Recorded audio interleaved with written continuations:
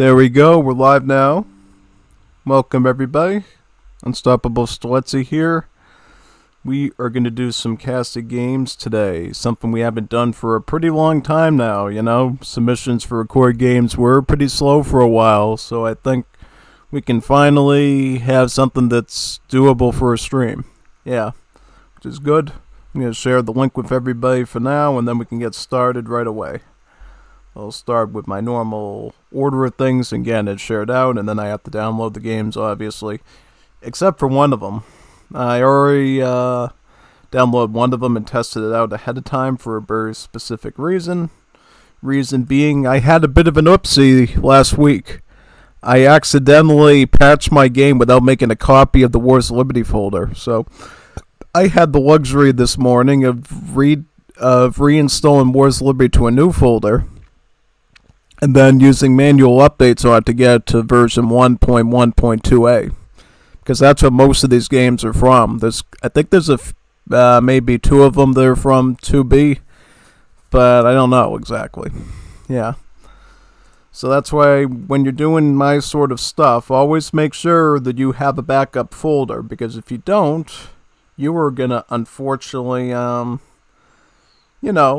have to do a lot of extra work at the end of the day, yeah, which isn't always fun. Yeah. So definitely make sure you do that.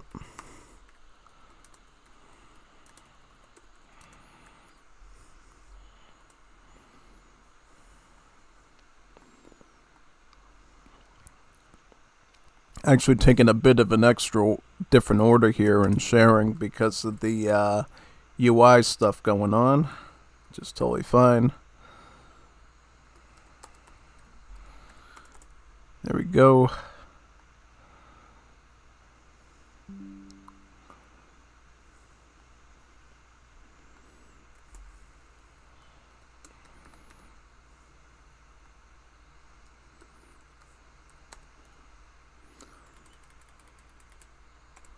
There we go.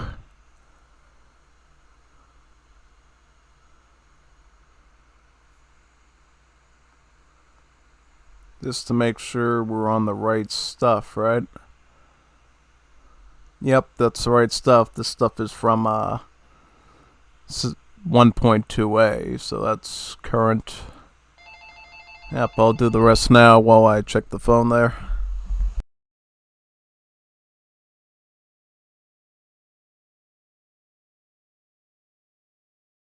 It's for somebody else, so I'll just let it go to voicemail or whatever.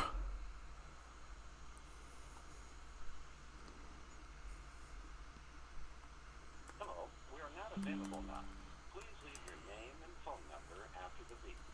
We will return your call. Yep, just exit that out. I don't think you want to hear all that stuff. Let me think where else we want to share to here, probably. Big time. Also, how are you all doing, by the way, today? You doing fine? I certainly am. I don't know what's going on with this UI. It's like super laggy and stuff. It's probably the CPU. Yeah. It's totally fine though, it's nothing weird, but it's just kind of funky how that works.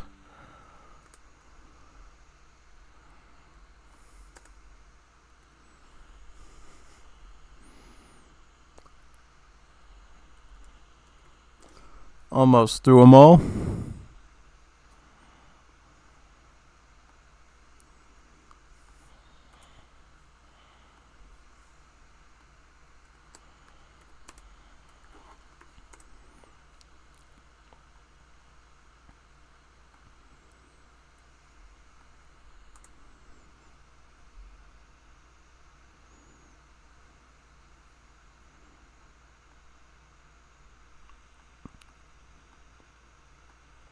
Do it the Sopranos server, maybe. Yeah.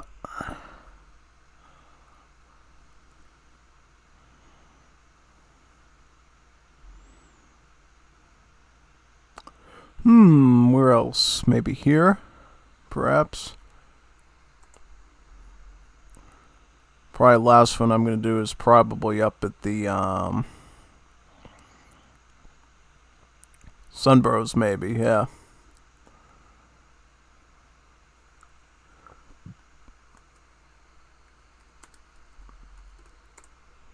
There we go. I think we're good for now, at least. If we want to share with some more servers after the fact, I'm more than happy to. I'm going to go download the games right now and count them off to you from top to bottom. Yeah. So, where did we last do it from? So, from here, Team Mex versus Team Rest of the World. That's the first one. So, we'll go 1 and 2 and 3. Where else? We got 4 and 5, and we got 6. That's the one I already downloaded, but I'll do it again. Actually, I could just skip that one. So we got, where are we at? 1, 2, 3, 4, 5, 6, 7. Alright, so we got 7 right now. Then I gotta get 8, 9, and 10. Ocho, nueve, and diez. Then we gotta get 11 and 12 and 13. And I think the last one is 14 here. Yeah, okay. So that should be them all right now. Yeah. So about 14 games in total. Not bad. Not bad at all. Should give us a pretty good stream overall, I would say. Yeah. Just gotta save this stuff to the save game folder. Right over here. Yeah. There we go. Very nice. I'll definitely make sure I pay attention to the players as well to make sure it's consistent with the civs that are listed there so we don't get anything old, because some people decide to name their record games Record Game 1, and that gets stuck into the pile with like 20 other ones named the same way. Yeah, so definitely name your stuff into something, you know. Even if you want to name your recording Juanita Muy Bonita or something, anything is better than Record Game 1. At least for organization and for finding it in game for you. So just keeping that out there, you know. Any name is better than no name at all, basically, when it comes to, yeah. Alright, so where are we at time-wise? We're at about 8 minutes. Any thoughts? Any comments about the most recent patch? Yeah. I'm certainly liking it so far. I mean, definitely on the waiting track for Middle East update to come, but for right now, they did some very good, I'd say really good quality of life stuff in this version, 1.1.2b. So much so that we're actually going to do a tier list probably this weekend. Yeah. I'd like to go over all that stuff with you, just so we can rate it all and compare it. Yeah. Really deserves it. Yeah, big time. Particularly the stuff they did to the Russians, the Bolivians, the Chileans, but also even this change of the Gallego stats has a big effect as well. I think personally for Uruguayans, it definitely helps having the Gallegos be a bit cheaper now. You know, it's a bit more of a massable enemy that you can use on the enemy, right? Because if you remember correctly, conscriptos cost about 30 coin. They cost 70 food. So these Jundi static Gallegos are indeed more spammable now, which is, I think, is pretty good. Yeah. And I do think for other civs too, they've performed pretty well, you know. One thing that they do have is a lot more range damage than the Gallego, which is based off of the Janissary. So you're losing a lot of that HP, but you're gaining a lot of damage. Yeah, which I think is quite good. Alright then, so if there's no other comments, we can start right now, actually. And wait for people to come in, you know, and enjoy these games with us today. We got a pretty good listing of them, honestly, so definitely check them out if you can. So what's the first one called? I'll check it up here at the top. It is called Team Mex versus Rest of the World. Right, so it's going to be a Germany and Dutch versus the Ottomans, Germans, and Italians. So it's a 2 versus 3. Okay, so there's a bit of a challenge to it now. Let's do that. Alright, so let's find that one. Team Mex. Should be over here, right? Team Mex versus the rest of the world. Maybe it is the whole world. Who knows? Yeah, would be kind of funny. Probably because the 2 people on that team are from Mexico, I'm assuming. I did confirm today with that new install that I set up that the recording did work on here, so we shouldn't have any sort of out of sync stuff occur, which is great. Oh, I see. It's Kazan and Cappy on Team 1. So they're both from Mexico. That's why they're Team Mex. In the rest of the world, you got Meadow, Omar, and Hishe. Hishe, fellow gringo like me. Omar, I don't know where Omar is from. I think Meadow, I can't remember. Is he from Egypt or something? I'm not too sure, but definitely a pretty international group there. In terms of the map, we appear to be on Tibet. This is the King of the Hill map of choice. But when you're not doing King of the Hill, it can also be a pretty okay team map, you know?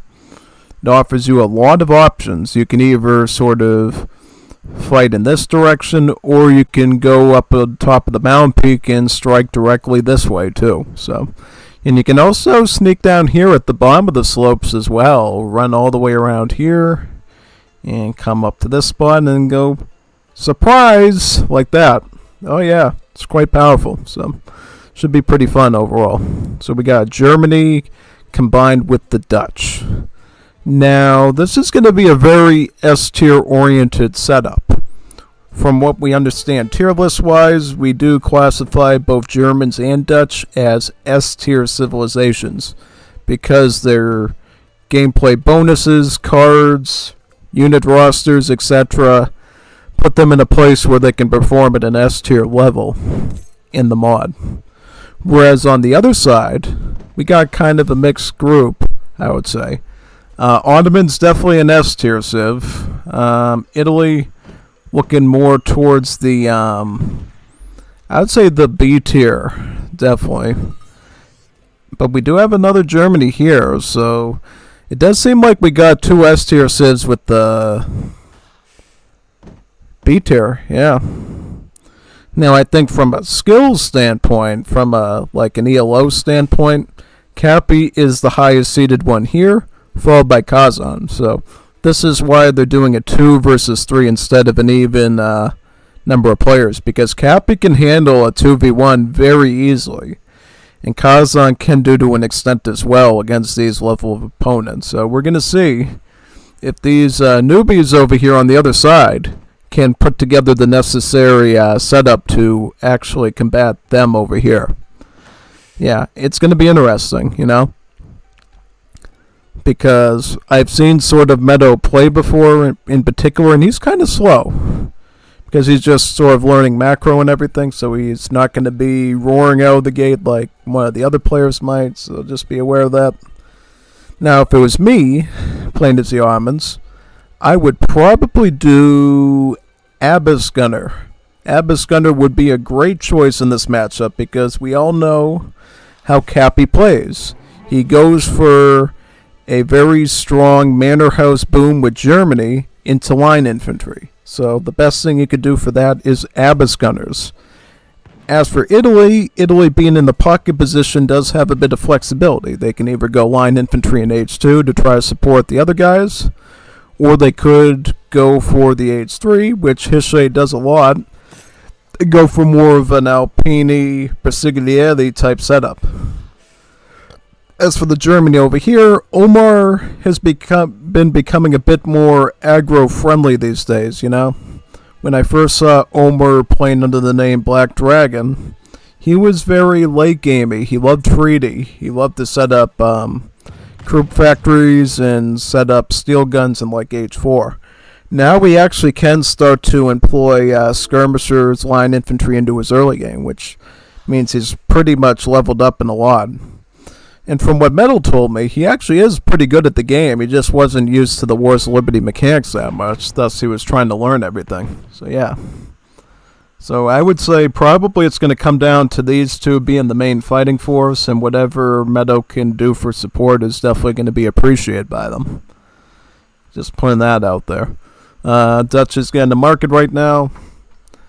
Now, in terms of economy, the Dutch Civ is a bit peculiar this time around in Wars of Liberty. You see, they don't have banks in this mod. What they do have is 3 different villagers. You got these over here, your lovely Indonesian villagers, and they gather wood faster, and they also cost wood too. About, well, actually not that cost, but if you switch to the Dutch themselves, you should see the exact cost here. So they actually cost about 80 wood. And then you got the regular settler here. I shouldn't say a regular settler. It's a Dutch settler, which means it's slightly more expensive in food, but it also has an increased gather rate from berries as well as mills. And then over here you got the slave villager, who has a bit of a better defensive combat ability, I believe. Does about 12 melee, as you can see here. And it actually has a risk of critical strike as well through its sort of martial arts abilities. But it also gathers bear from mines and plantations. Yeah. So, in general, what you should be doing is putting the villager that costs a certain resource on that resource. So if you're making the coin costing slave, put it onto a coin resource. If you're doing food settlers, put them onto food. If you're doing Japanese laborers, put them onto wood. And that generally leads to the best macro. It also means getting these market technologies will have an amplified effect on said villager with their boosted raids. So if you get a gang saw, Japanese laborers will do really well on these trees now. Very well, because their base gather rate is higher than that of another regular settler proto-unit. Which is quite good. Now, where did these coin crates come from? Why are these coin crates here? How did you get these? I don't know where these coin crates come from. How did those get up there? Really? Where did these come from? What are you doing, Cappy? What is this? What's the meaning of this, man? How did you get those? I don't know. I'm gonna have to ask him later. How did he get those coin crates up in that area? It's kind of funny, actually. Yeah. Very, very strange. Alright, so you see he is doing a bit of a forward base up here with the line infantry and the redoubt right here, it looks like. Dutch will also put their barracks in this area as well to likely do flank wars. Redoubt going up on the German side here, on the blue German side. Barracks, 2 barracks coming up from Omar to defend. Hishe, he's still in Age 1. He has kind of this later... Here's the thing that Hishe does. He likes to stick around Age 1 a bit longer and go more greedy with his resources, which sometimes acts in his benefit and sometimes not. In this case, he might run into some real issues, since it seems like Omar is holding the fort down all by himself, which means he's going to get a lot of pressure from Cappy line infantry, as well as these flankers from the Dutch. He's going to have a lot of musketeer issues. He couldn't even get 1 barracks down over here, you know. Only 1 here, and this one's likely going to get sieged pretty much immediately. Let's see, though. Can Meadow maybe do something? Meadow is actually set up over here, and he is doing Janissaries.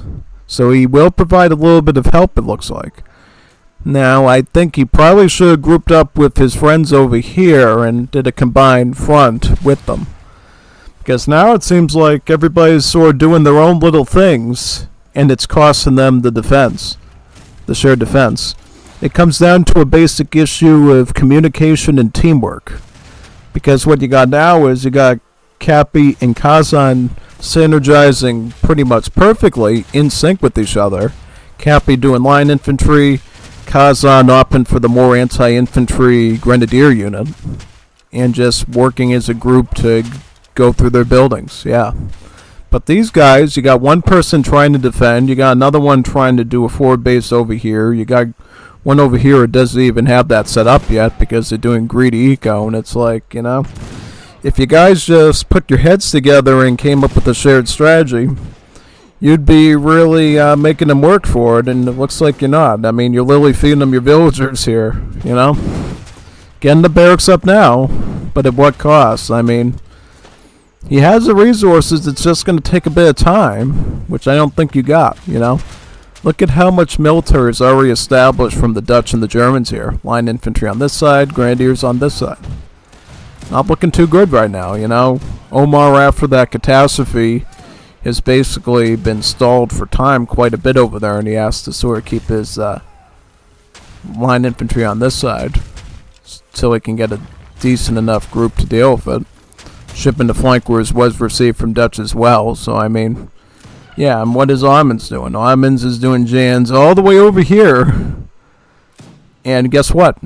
Just high in the town center. There you go.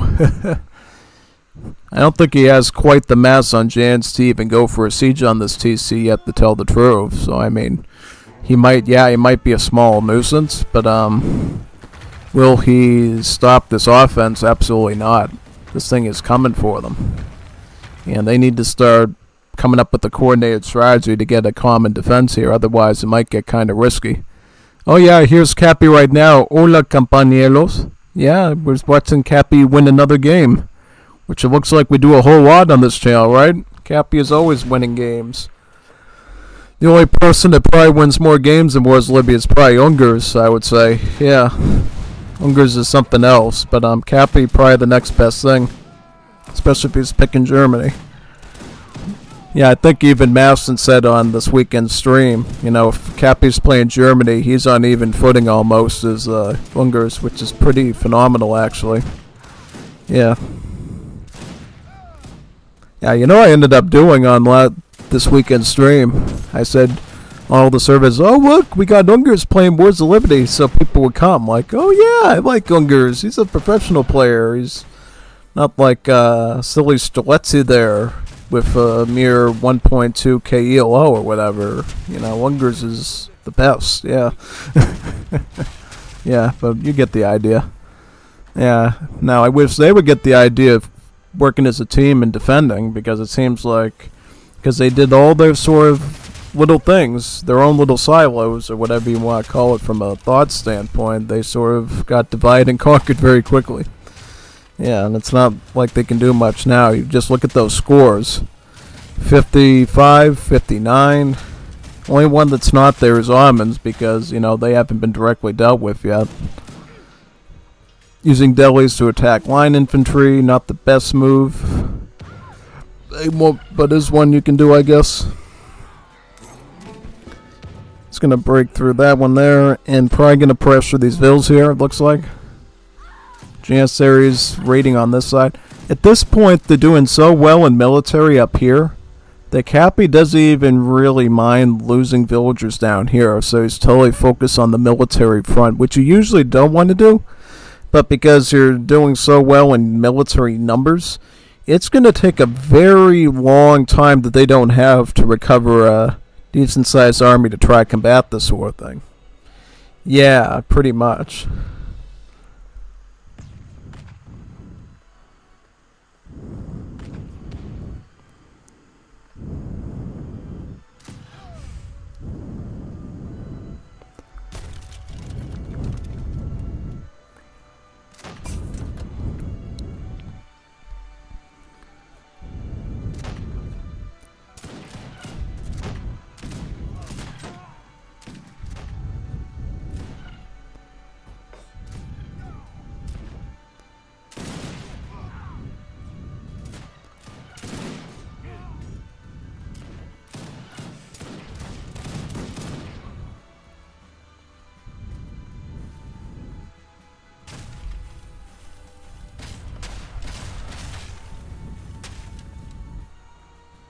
Barracks is going. Well, it's going to get the house down, then the barracks probably.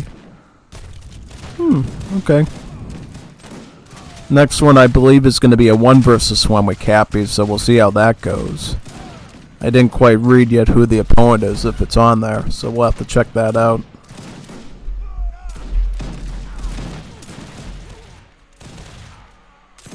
Yeah, I don't know how this would have went if the Ottomans had their barracks like over here with Omar providing these jans to this front on this side, you know? Might have been a totally different, well, maybe not a different game, because I think Cappy would have went into his final boss phase 2 where he starts doing skirms and stuff in Hussars, but he would have at least survived the first phase, I think.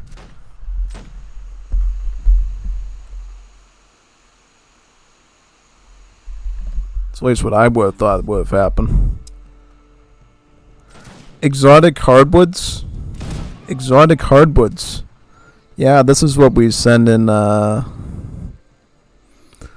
because he's out of housing space, yeah. Understandable. Well, this is why you gotta have at least 700 wood and 700 coin in your decks. Because of this, like, you really can't depend... See, this is another problem, too. Why did he send, sawmills before he sent exotic hardwoods? This thing gives you more gather rate than this. Why did this one come first before that? Why would you do that? Why? Why you voluntarily taking less gather rate? Why are you doing that? Can you really afford to be, yeah. No. Can't be doing that. Not at all. Not against Cappy. Not against Cappy, you can't do that. You gotta be top of your game against Cappy. Unless your name's Ungers or Jeff, you gotta be top of your game to do a Cappy. Or Alucard or something.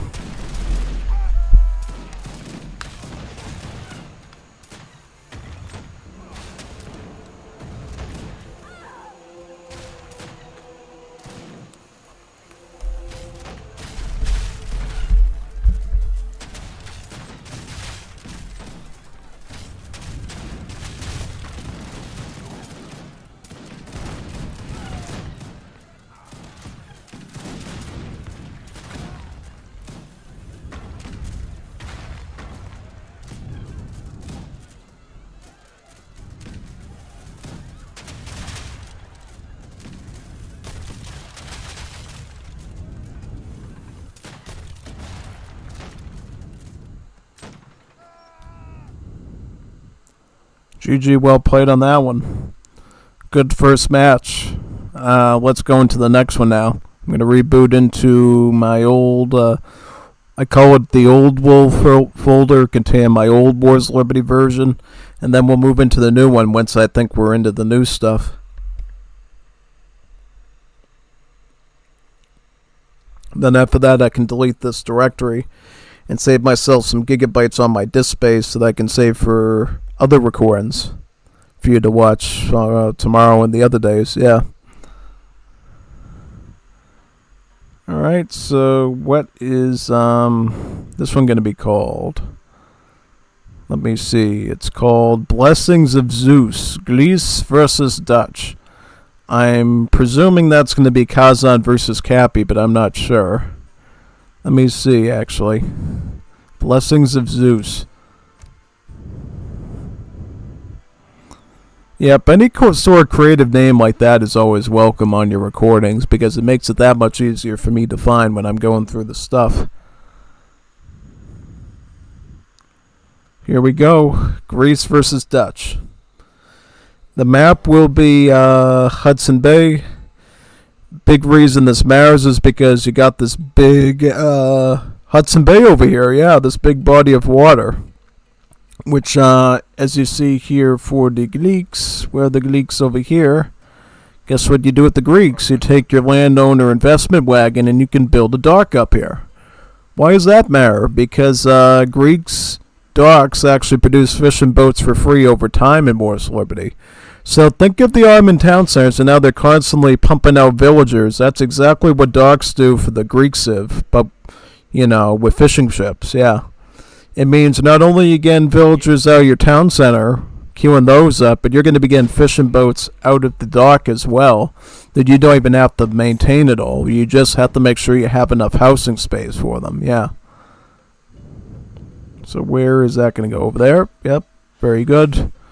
This will set up Cappy a really nice early and late game economy, particularly an early game economy, because once you get into the late game, you have to start moving on to fishing traps, which is something that the Greeks do offer for you, which are these basically like little mini farms where you can put 4 fishing boats on to gather food infinitely on. Yeah, no other civs currently get those, but I think at some point they might actually be added to a number of other civs too, so we'll have to see what happens with that.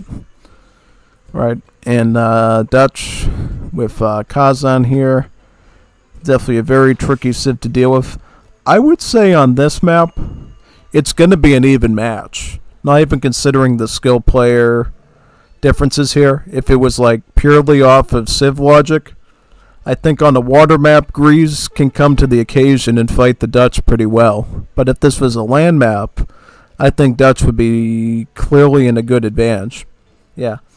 Yeah, that's basically what gives Greece really strong footing on any game, is when they play on a map that has some sort of fish economy ability, you know. Like this map, like Cascade.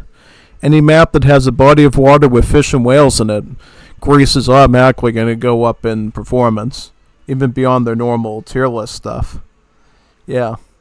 I think we currently have them listed as an A-tier civ, right? Just because I wanted to balance out the land map performance with the war map performance.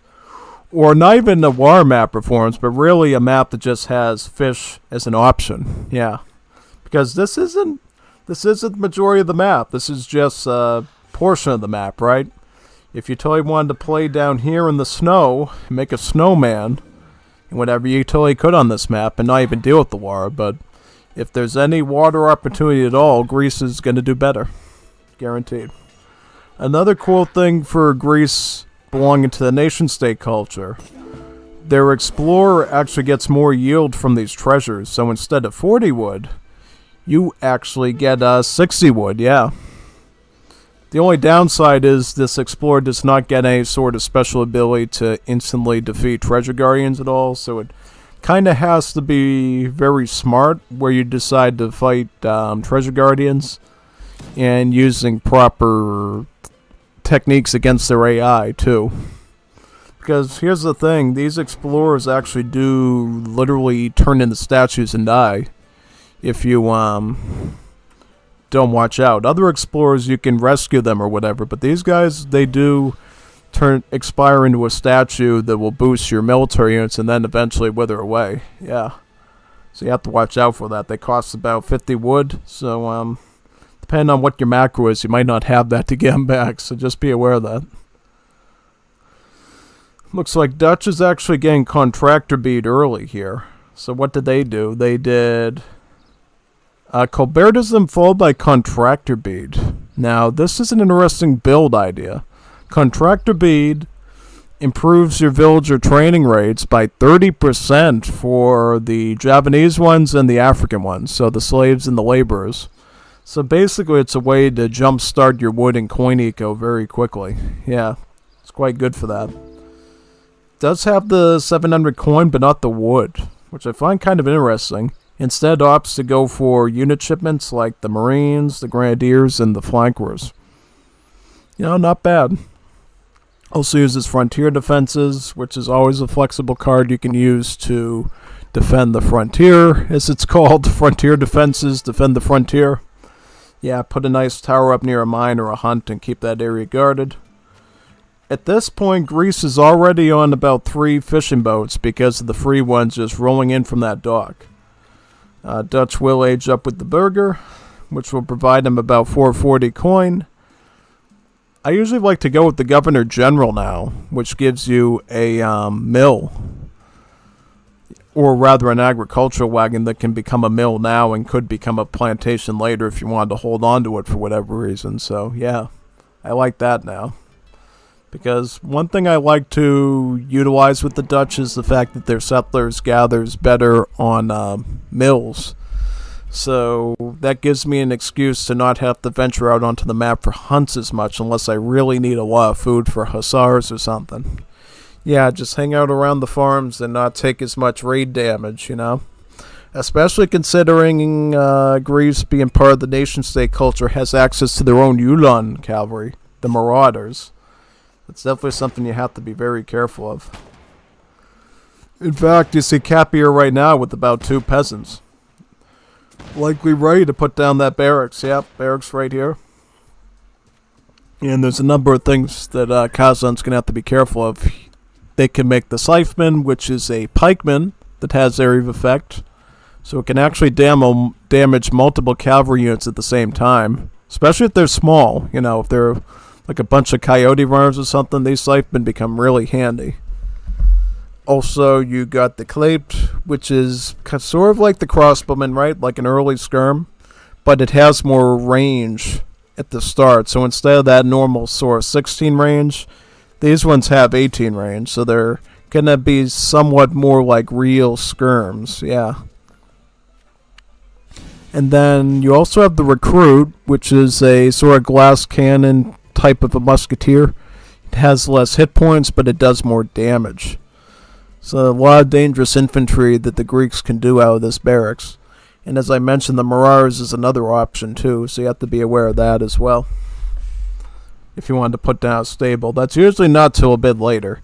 Cappy has the habit of starting out musketeer and then moving on to hand cavalry a bit later. But with Greece, though, he does tend to mix in Clapes with the recruits a little bit.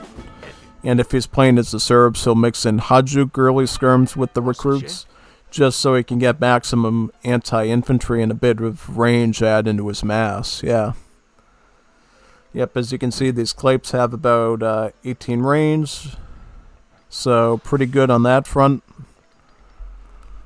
Yeah, well, that's definitely going to put him in a good advantage against these flankers, because believe it or not, these flankers here from the Dutch are actually a skirmisher and musketeer hybrid, which means they do have a bayonet attack that's good against cavalry, and they do have the heavy infantry tag, but they also get the skirmisher tag too, which means that they have 16 range, and they deal multipliers at range against dragoons. So, I mean, it's sort of like taking a musketeer and a crossbowman and trying to make some sort of weird hybrid of them. That's what they are.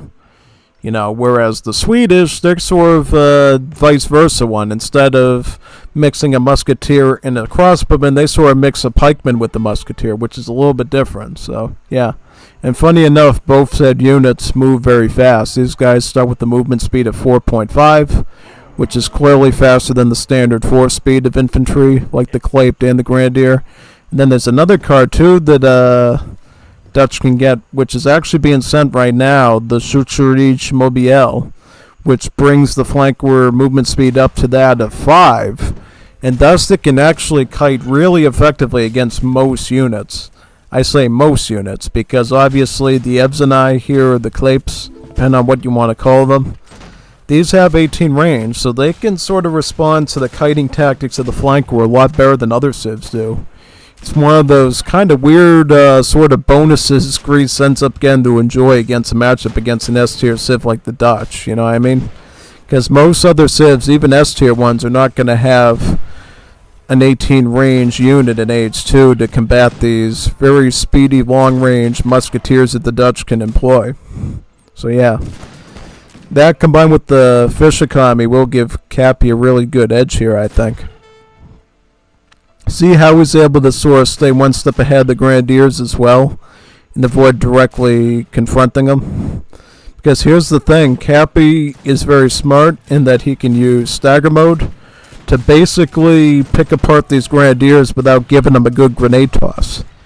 Because the way Grenadiers work in Wars of Liberty is Grenadiers were actually standard barracks infantry that throw a charged grenade throw, and then once they throw it, they have a 60-second cooldown period where they have to use their musket to fire for that time period. So right now, after those grenades are tossed, it basically turns into like a more anti-infantry oriented musketeer, if you will. Main difference is that the Grenadier has a different cost, And we'll have pierce armor instead of hand armor since it's more geared for anti-infantry stuff. Painted. Oh no, he triggered the bear. He triggered the bear. The bears are angry. He triggered the Coca-Cola bear. Not good. Avoid Mother Nature if possible. Yeah, big time. Yep. Don't throw peanuts at the animal at the zoo, and definitely don't throw a Dutch grenade within several inches of a polar bear, or else you won't like the results. Definitely not. It's not good. Absolutely not good. Picking up the team infantry hit points now.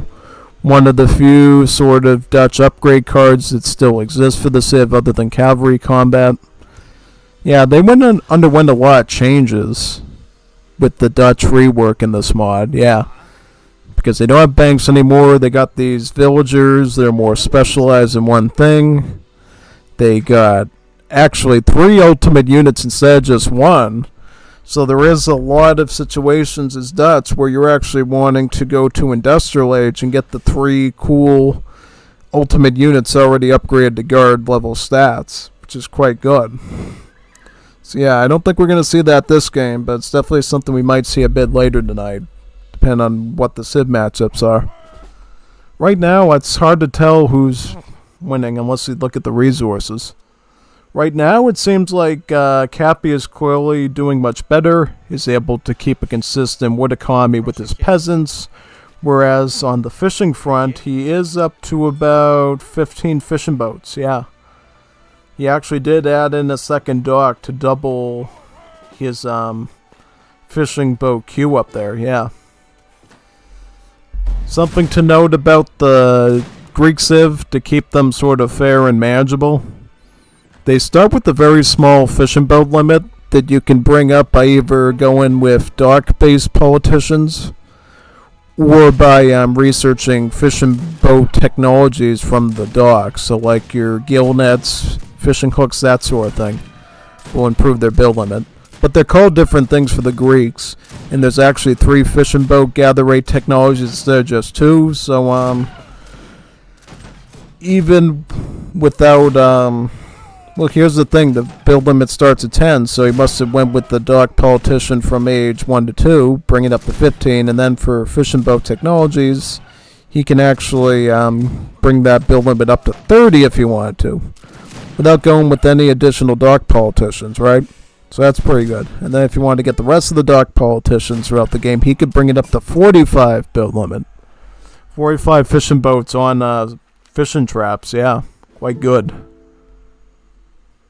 Quite an impactful mass. I guess another part of them doing that as well was because I guess some players were a bit annoyed that they had so many fishing boats and so many peasants, and they were wondering how they could sort of have a more clean, polished economy experience where it didn't feel like they had to delete peasants because of the fishing boats that were constantly pumping in and everything. So yeah, they decided, let's keep the fishing boat limit low so the peasants are still your main economy, but you can bring up the fishing boat eco by just picking certain politicians, you know, something like that. Is actually starting to age up right now with Constantine Canaris. So this is another dock-based politician. With the nation-state civs like Greece, Serbia, Romania, and Bulgaria, you do not age up at the town center. You age up from separate buildings.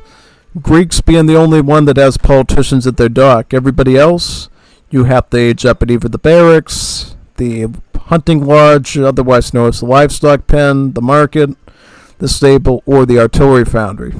But Greece gets the special option of aging up from the dock as well, giving them even more combinations, you know. And for Greece in particular, their age-up politicians really matter a lot, because the Greeks actually get these really interesting cards that have boosters on them like this down here that we'll probably see a bit better in Age 3, that depend on which politician you go with, they'll add a booster to that card, making it stronger. Yeah. And those can usually be outlined by a card border that's a combination of blue and, I guess, gray or silver. Yeah.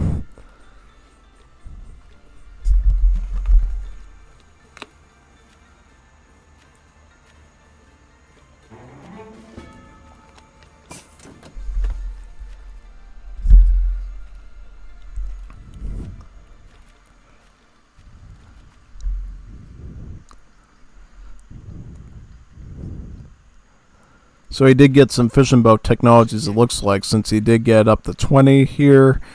Build limit will go up to 25 once this politician completes. Dutch is also going up to H3, so they're going with the merchant captain, it looks like. Also got some grenadiers here, some flankers. What shipments does he have? So he's got the 5 Hussar shipment, and then he's got some mercenaries. He's got the Bosniak Lancers here. Not to be confused with the ones in Definitive Edition. These are just statistically Stradiates. So basically just Imperial Hussars, right? Nothing too special. And then he's got a shipment of Ronin Samurai too. So we can get in about 6 Samurai here as well, which is pretty interesting. It's kind of funny because when they decided to set up the mercenary cards for Dutch, that was actually done before they reworked the Dutch Civ into this new villager system and removed the banks. But they ended up keeping the old mercenaries with them that they designed, you know. Basically Bosniaks, Ronin Samurai, I think African Boers from South Africa, and a few other things like that show up there. And also some African native musketeer as well. So with this politician here, you basically get some wood. And you get a boat, and I believe it's called an aviso to actually combat Cappy's water. I wonder if Cappy will actually make some boats on the water to try to counteract this aviso here, attacking his fishing boats there. Because if he doesn't, he might lose them all, which could be pretty obnoxious. Yeah. Looks like he's using the Piropocos. Look at this. This is a cool thing you can do with fishing boats with grease only, is you can turn your fishing boats into, I think they're called Pyropocos or something, which is basically a fire ship, yeah. And what they do is they can ram into a boat or dock and blow up, yeah. Yep, see, this is, nope, he hasn't made one yet. I think is he going to make one up here or not? That's what I'm trying to figure out. So I'm trying to see what he's doing down here too. So he's upgraded all his barrack stuff to veteran, it looks like. Both his Scytheman and his Knapes. I think he just... we'll see. We'll see if he uses an Arwen up there. So he's going sort of pike and shot against his Dutch comp, it looks like. Now, one thing maybe Dutch should have considered is, let's have an 8 skirmisher shipment in there to maybe deal with the Scytheman a bit better. But, you know, that's just me, you know. 8 skirm seems to be a very reliable shipment for whatever civ that gets it usually. So, yeah, it's typically a normal one to go with. I would have honestly removed these, looking at the Dutch over here, I would have removed the Bosniaks and put 8 skirmishers in, honestly, because I feel like the skirms would have been a little bit more helpful to you, particularly because you already have 5 Hussars in the deck. So it's like you're overextending on hand cavalry without having an option for musketeers at all, which is kind of dangerous, you know. The Ronin aren't going to be able to deal with that. Oh, he got the torpedo boats.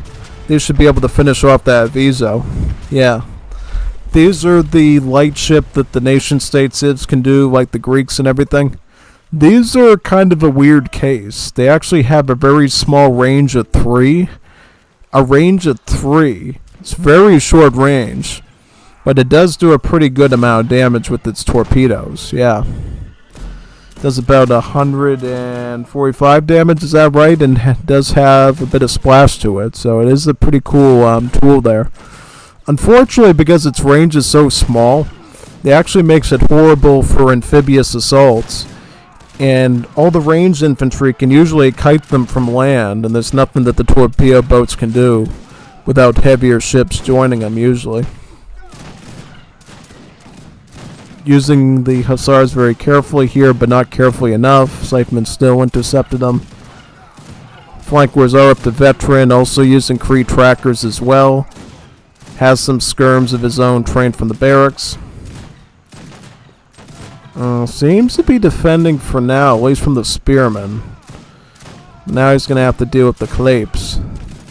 I think Kazan can still technically defend this from the looks of it, but I'm not too sure. Yeah, he definitely needs to regroup though and target a bit better there, I think. That might be one issue. Yeah, he's kind of just lacking the numbers right now. Like, I would go to your market right away and just, like, trade a bunch of this food for coin. Yeah, because that's one thing you can do. You know, you should never be floating one resource like food or wood. If you're floating a resource, trade some of that thing at the market and get some more units down. Like, he could be training a hussar out of here or two. He could begin skirms out here. He could, you know, have another barracks doing another thing of skirms. Just, you know, being optimal. Because he could potentially win on this front and pressure Cappy, you know. The man did lose some fishing boats up there, so you got a bit of that little window to do something. You're just losing by not doing that. Either way, though, I think Cappy has clinched this one.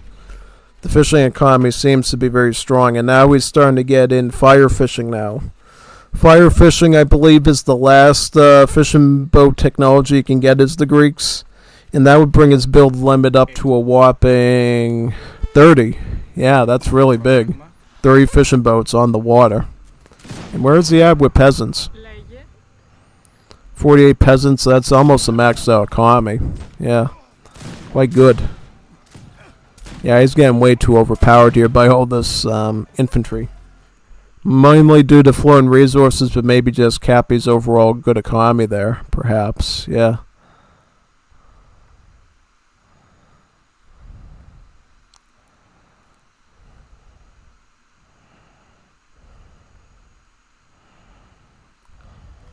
Alright, let's go into the next one now.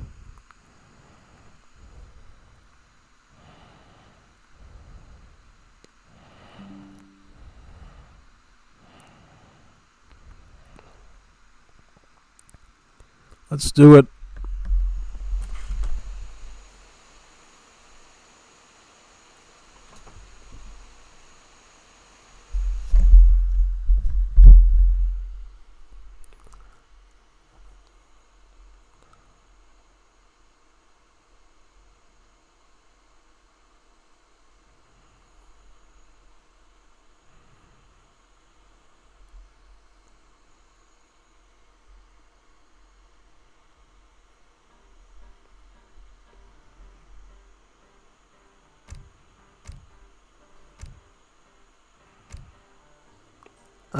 Right here, record games.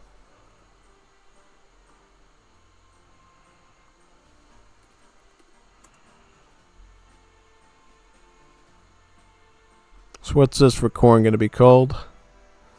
Putala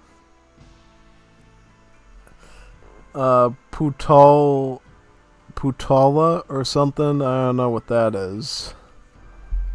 Should be interesting. So it's going to be Paraguay and Serbs versus Mexico and Koreans. Sounds pretty interesting.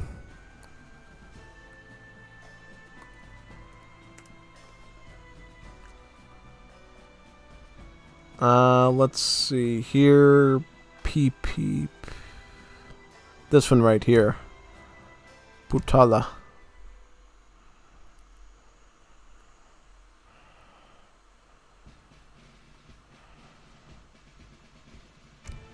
Let me check that recording. Something might be wrong with that recording file. It might be able to repair it. Let me see. Just gotta go into save game and see what I can do with that thing.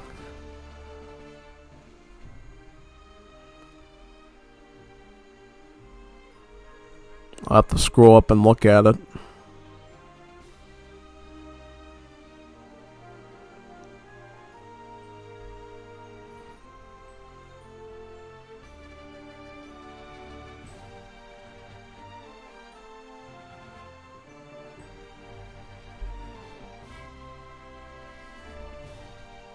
This is what I'm going to do. Let me give this a try.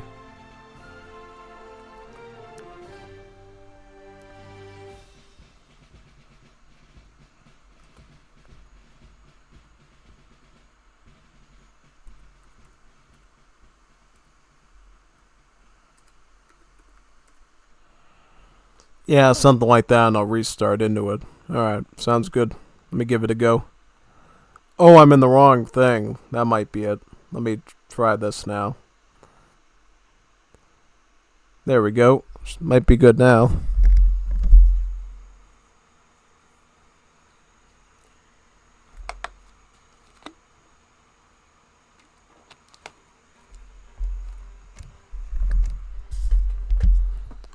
File.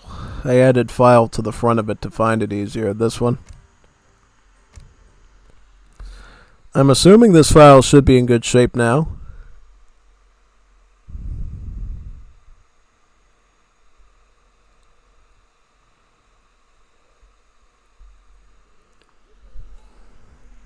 So, yep, we got Paraguayans and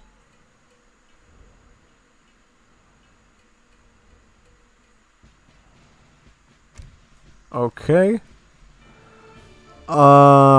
Maybe it is on the... Let me check that out. Maybe something is wrong with that file. I just want to check one more time to make sure that we're not looking at any issues on there. Alright, we'll see if it's working or not.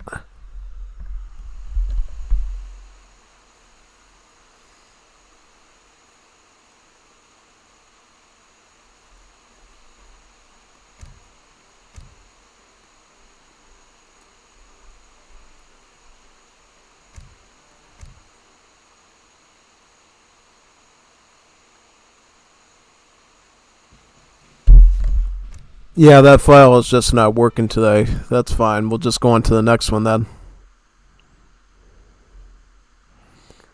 Alright, I'll boot into the game again now. And we'll go on to record number 4.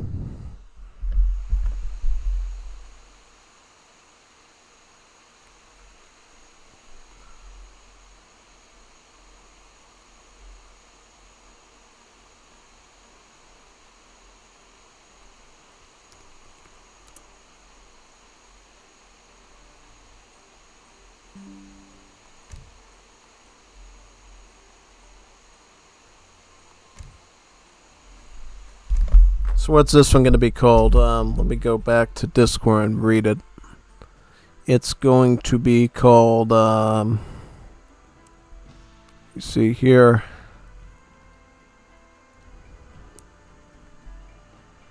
Ooh, 2v1 just for fun. Fun 1 and 2v1 just for fun 2. So Cappy, because Cappy is Cappy and super OP, Cappy can actually handle 2 versus 1s with ease. Yeah. And you've seen it on stream, so I'm not even joking about. He can handle a 2 versus 1 very effectively. So he's going to do one against Omar and Meadow, it looks like, on Jebel Musa.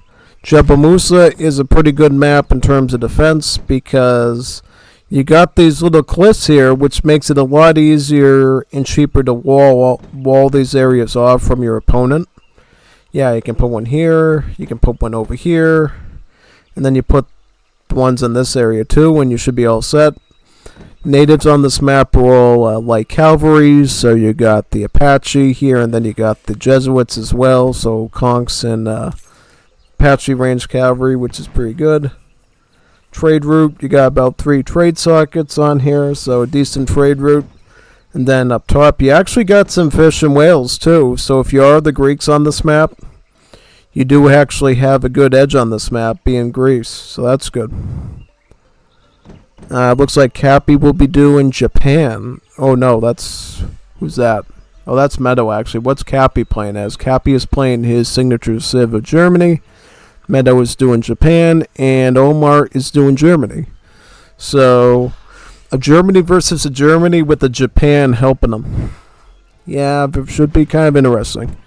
Now, if these were high or low opponents, I would say I'd be a little bit scared for Cappy because he would obviously be dealing with an equally sized army of musketeers, and then Japan would be doing sort of their own thing to make it really impossible. So yeah, but thankfully these players are on the lower seed, so Cappy can actually do super performance in this matchup. Yeah,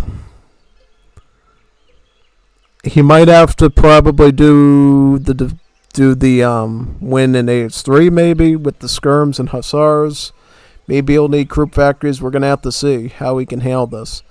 I think out of the gate, though, Cappy's not going to want to engage them right away. Because if he just goes in with a bunch of line infantry, I think Omar will be able to mass up enough line infantry of his own, combined with Meadows' Shigumas, and then he'll run into an issue where he'll start getting pounded by both of them, and that wouldn't be good. So what Cappy might do to be tactical is actually to focus on an H3, ship in some skirms, maybe even get some cuirassiers and go for anti-heavy infantry. That might be the best play, you know? Because I don't think Omar and Meadow, at least from the start, are actually going to go for any quick H3 to get maneuver class. So, I mean, if you can get assault class with skirmish class early on as Germany against these two, you're going to have a really strong advantage against them. And then you can eventually get your group factories as well to start pumping in free artillery too. Yeah, that'd be the good idea, I think, to handle it.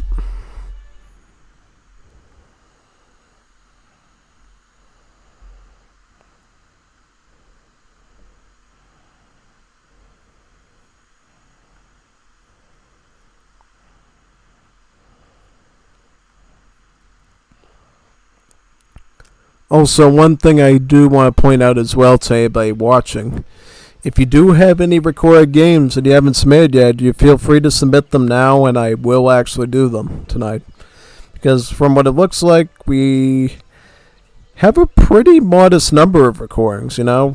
Enough for a stream, but definitely not a mountain load of them. We're already on number 4 right now. And basically, we have like 2 more bites of this many games to do left, and then we'll be done. Yeah. So if you have anything to give me, send it now so we can go through those as well. Yeah.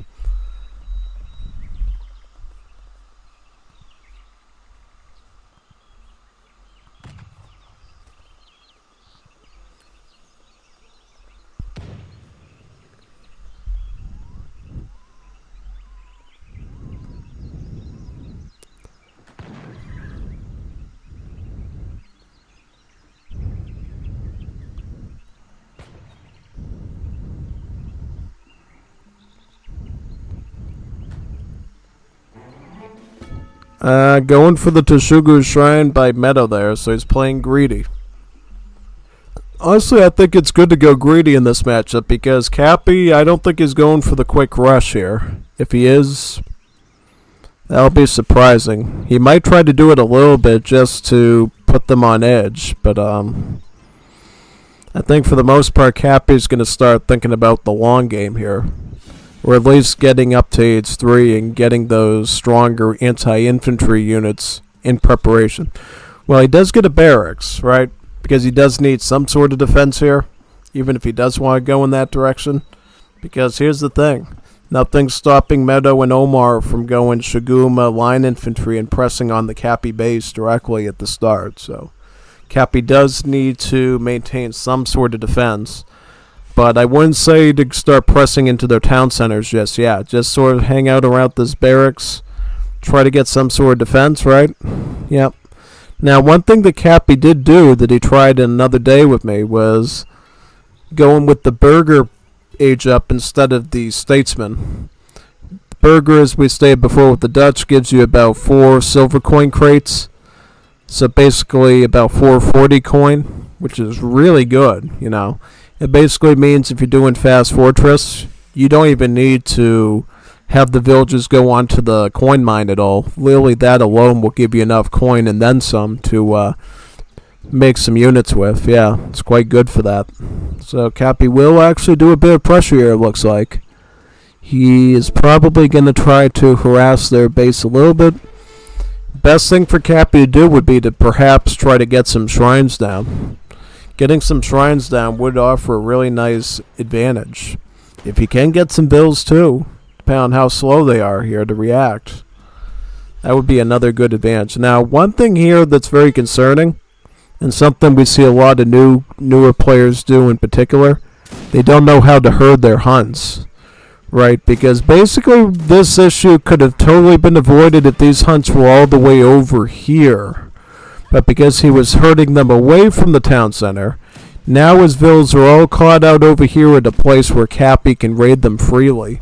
And because his ally is kind of slow and not the quickest with his macro, yeah, he's not going to be able to provide the necessary defense for you, which is why you need to do that. Because in situations like this, where you're sort of leaving your villagers out to dry pretty much, now Cappy can actually handle an age 2 all-in rush now, because you're making it super easy for him to eat the villagers, you know, when you could have just kept them near the base, and then, you know, Cappy would probably have to think twice about that and start thinking about age 3 or whatever. But no, if you're going to let him disrupt your macro this early on, yeah, now this makes it somewhat more manageable for him to do, you know? Yeah, because right now all he's doing is having to deal with these emergency units, which takes like 1 second to clean up, and then he's back on to pressuring the Torsugo Shrine again, yeah. Barracks 1 and Barracks 2 it looks like, yep.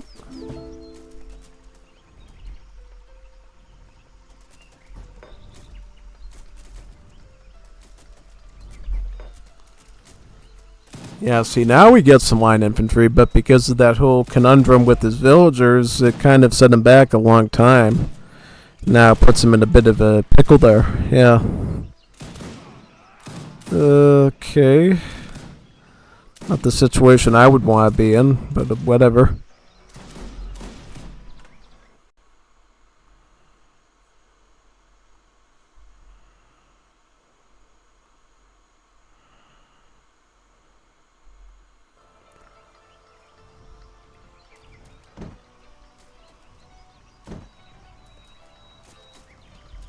Sieging the Torsugo Shrine down, it looks like.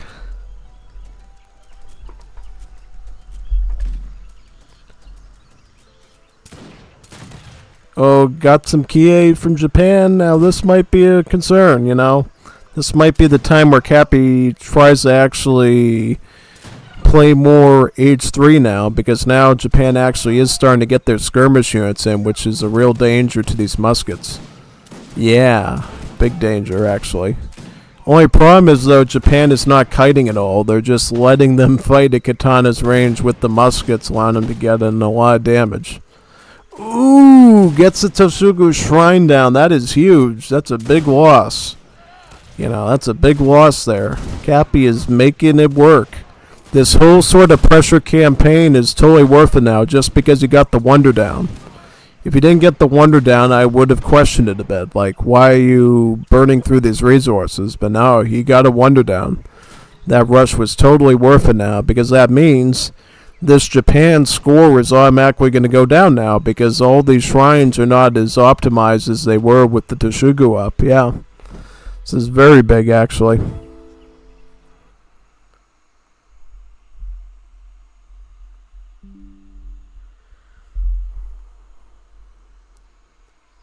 Yeah, and it looks like Omar is getting some Hussars, trying to return the favor with a bit of a raid. Looks like he might actually be able to raid up here if he's smart and does a bit of scouting work. This is his explorer, alright. Let's see if he can find the villagers up here. He can get 2 free settlers up there. Seems to be going more in the direction of the TC, I guess. What's his fog of war right now? Right now, he seems to only see this area over here, yeah. And he knows about the barracks at this point over here, so he does know about that. Right now, their armies, though, are pretty small and underdeveloped at this point, so yeah, they can't actually deal with Cappy head-on just yet, so they need just a little bit more stuff, and maybe to ship them in, perhaps. Oh, he's found his villagers. Maybe he can do something with those. Yeah. Going into melee, I don't know about that. I'd rather just go into range, because the thing is, villagers have hand armor, so that's really not good for going at katana range with them. Definitely not. Let's get a bill over here. Okay. It's better than nothing. It's better than nothing. Did you get any bill over here? Yep. Yep. It's barely survived, though. Oh, the hussars come in over there now. Oh, very nice. Now, this could be dangerous for Cappy. This is going to be kind of a loss there. They're just trying to lower down Cappy's Ville count, which is actually pretty smart. Now, I don't think they're doing it very effectively. That's the problem. Like, they should have a lot more units here and sort of just be surrounding everything and pressuring hard. But at the same time, Cappy is pressuring on the blue Germany here with the whole line of line infantry, yeah. That's what they call them, line infantry. They fight in a line, yeah. It's like when you go to the line at McDonald's to get your burger or whatever. Yeah, same thing with line infantry. Instead of getting a hamburger, they're just trying to siege the building down, pretty much. Yep.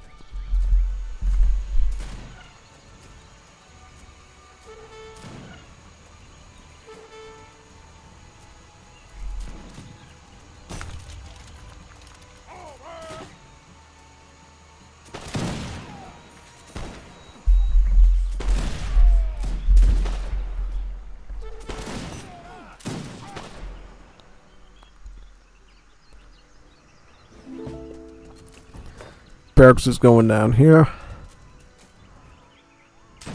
Ooh, gets a Ville down, yeah.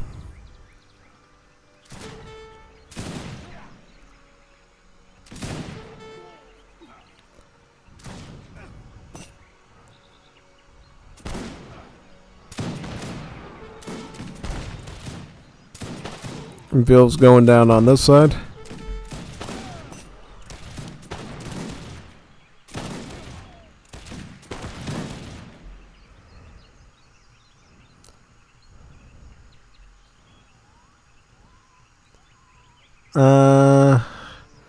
Only on 10 Kies though.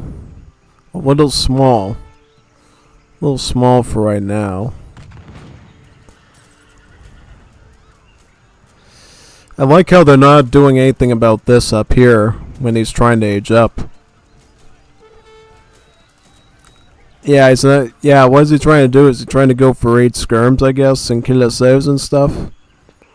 Understandable, but I wouldn't be doing it if my town center was under siege like that. This is literally a waste of time, you know? Like, yeah, wait till Meadow comes back with the skirms before you attempt that sort of thing, yeah. Well, the TC is still going to go down. He's probably going to take a big Ville loss, too. He actually resigns right then and there. Wow. Very interesting. Very interesting. At this point, Meadow has to try to clean up as much as he can here, because now he's got 2 large armies of line infantry lined up in his base. One coming in on that side and the other one coming in from that side, and now they're going to converge and it's going to be a huge mass there.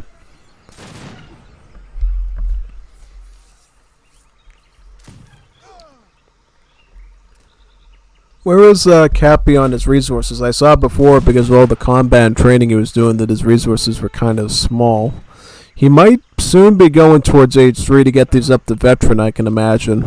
Because he does have, I think, the wiggle room to do so with the other Germany gone now.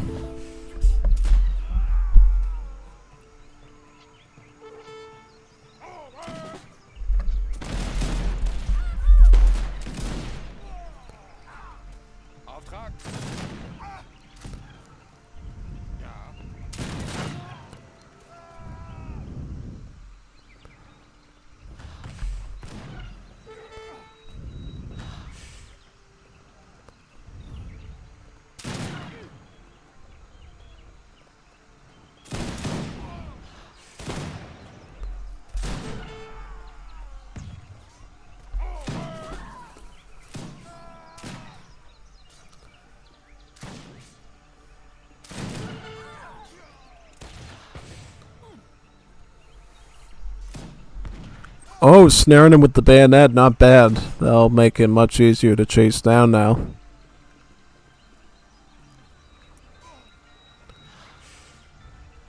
Ooh, look at that. He was going to try to wall him in, too. That's such a Viper or Leary Age of Empires 2 type thing, yeah. You rarely ever see that sort of thing in AoE 3 where you're using walls to try to force units and try to corral them like cows. That was actually a really neat little trick there by him. Big time. Federico Ruani. Hi, sorry this mod doesn't seem to work when I download it. Same thing happened to me when trying to watch it. This is not the only one. Bolivia. Indeed, after these matches, I think expert AIs are hard to defeat. No offense to Omar Meadow, but they asked to 2v1, so I crushed them. That sounds like a very Cappy thing to say. Ooh, they wanted to challenge me to a 5 versus 1, and I still won anyhow. Yeah, Cappy should try to do a 3v1. You know, have like Meadow, Omar, and Lars in like a 3v1. I think Cappy would still win the 3v1. Yeah. Yeah, we gotta get Cappy to do a 3v1 next, and then a 4v1, a 5v1, a 6v1, and a 7v1. Yeah. If we put the right types of players in there, he probably could handle it, honestly. Wouldn't surprise me one bit if Cappy could handle that type of pressure, honestly. No. Now, is the next one going to be with the same people or somebody different? Because I know if, like, for instance, if you took Meadow or whatever out and put me in there instead, it'd probably be much more of a challenge. Because I'd probably be doing Gallegos or whatever, and Cappy be like, Vamos, vamos, gotta get out there, the gringo's coming, like that. Yeah, but if you have, like, these guys here, they're kind of a bit slower in their age at times, and it's a bit trickier. Yeah. Well, you know, that's what happened the other day. It was like me and, Gilder on the same team, and we were clapping Cappy because his teammates were kind of at Lars level and they weren't producing stuff very quickly, similar to these guys. Kind of remember that now. I actually put one of those up last night just to showcase the Chilean features, because I felt like it was a good showcase of how Chile can use the sapper coolies now from their artillery foundry to initiate sieges now, which is quite good. I haven't tested the full extent of it yet. I've only done it in like sort of an early game experiment where I train artisanal cannons with the sappers, and then I ship in Gallegos to make sort of a musketeer, siege trooper, artillery comp. But I wonder if it can be useful in some other situations too to run the coolies in. Probably is.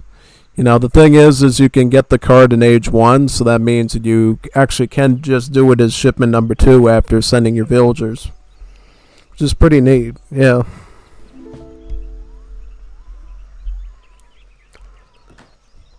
He's trying to put up... oh, Cappy putting the town... He's doing the town center drop. Look at that, he's doing the Persian, you know what. Yeah, exactly. Very good.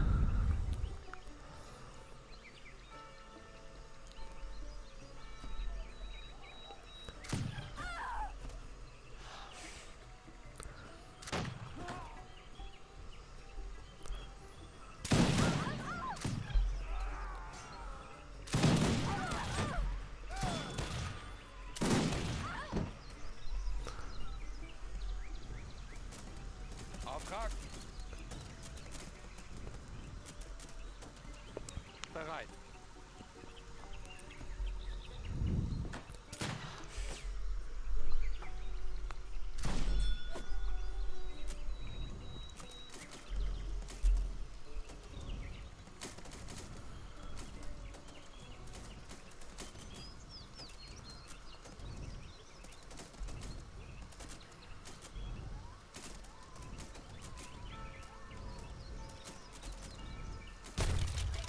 Auftrag.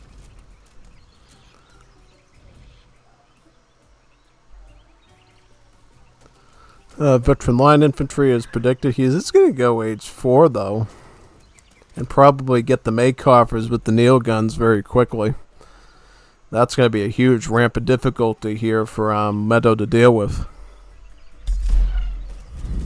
I don't think it's going to come down to it, though. I think he should be defeated long before that's needed, but definitely has that in his back pocket now.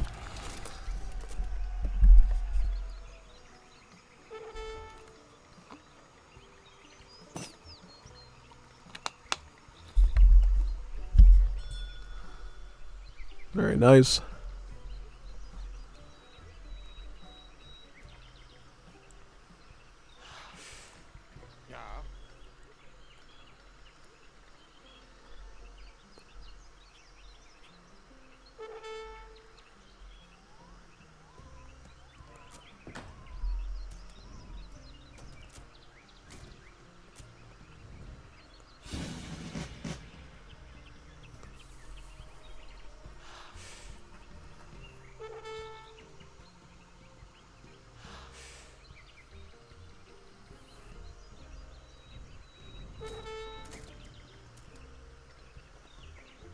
Verstanden.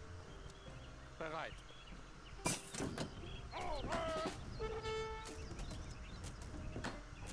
Ja.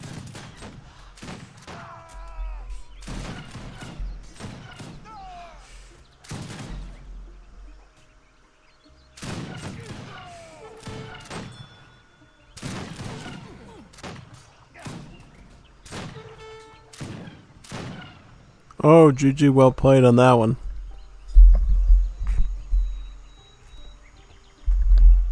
Let's see how they do on the next one now.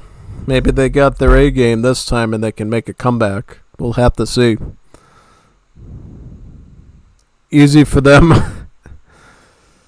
For sure. Oh, yeah.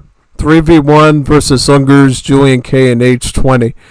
Easy for them, for sure, yeah. Imagine subjecting Cappy that type of... Oh, yeah, that'd be pretty bad.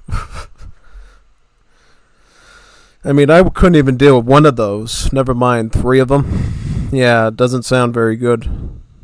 Because I've seen Julian K and Ungers do millions of matches before, both on this game as well as in the 5th edition. I can tell you don't want to deal with them. Very dangerous opponents.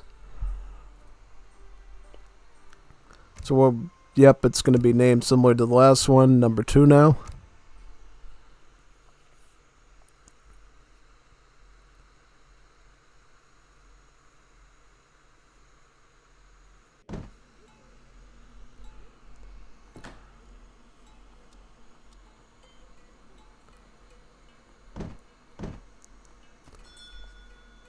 So Japan again and British. Tea and Crumpets. He thinks Tea and Crumpets are going to win him the game here. What do you think? I mean, technically in this case, if Omar wanted to be really tactical here, he could just go full skirmy with Japan and throw Cappy off guard here. And then throw in a few redcoats in the middle. And that would actually be a real problem. Oh, big time. Yeah. Definitely. Big time.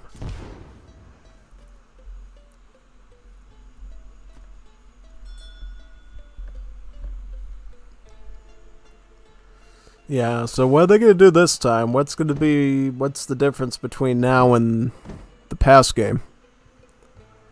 I think, honestly, it's going to come down to what Omar decides to do with his military.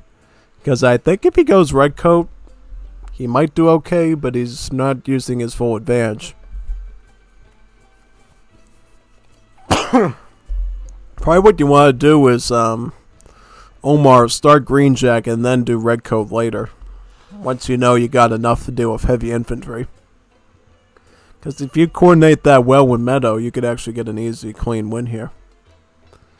Just saying. Same thing with Meadow. You could start Kie Skirmisher and then do Shigumas midway through as soon as you know Cappy's going to try to get a stable down. Yeah. All it would take is basic coordination like that and they could do an easy win there. Yeah, basically. Just a little bit of tactics and communication can win you a match. Yeah. That's what we said during the first game, too, because remember, it was a 2 versus 3.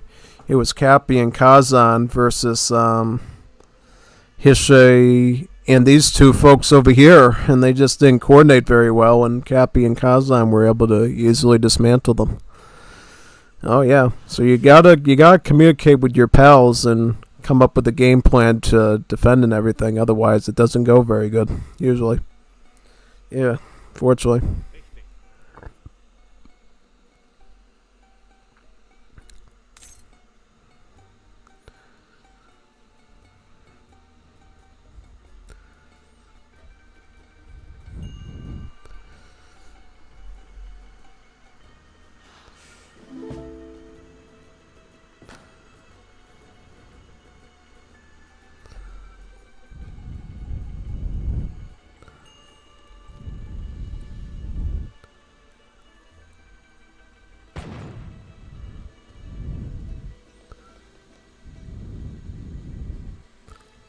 So what's the deck this time? It's the same deck, right? Same Cappy deck as usual. Now this is interesting. He's got a Spice Trade in here, which I find kind of interesting. Yeah. Spice Trade is usually a sign that you're going to do a lot of early game, typically, because that means that you're focused mainly on hunts and not so worried about mills in the late game. But though his mill economy would not be bad by any means, because he does have refridge and he does have eco theory, so he does have that. Yeah. 2 shipments of skirms, Yulons here. This is a Yulon shipment, by the way. This upgrades him to veteran and gives you about 10 of them, which is quite good. Because remember, New Germany doesn't have Yulons anymore, they have Hussars, so this is actually a pretty novelty shipment for you. Cappy is going with the clergyman. That's kind of interesting, you know. I don't think a lot of people go with the clergyman usually. Clergyman politician gives you crates of food in a church wagon. So not only do you get some food, but you can construct a church that will trickle you XP for the rest of the match as long as the church is up, obviously. Yeah, so a bit of late gamey potential there, at least in terms of your shipment timing, yeah. So a very interesting experiment by Cappy. I think at this point Cappy knew that he sort of had in the bag, so he was like, you know what? Let's try to do the clergyman today and see if it's worth it, you know? Because you never know. Could really help you with the crate and unit shipment timings that could actually give you a really good performance, you know? I think in particular you'd probably want to maybe do that sort of thing in a team game environment, but definitely here I think the 1v1 environment might actually be pretty okay, yeah. Wouldn't be too bad. Definitely not.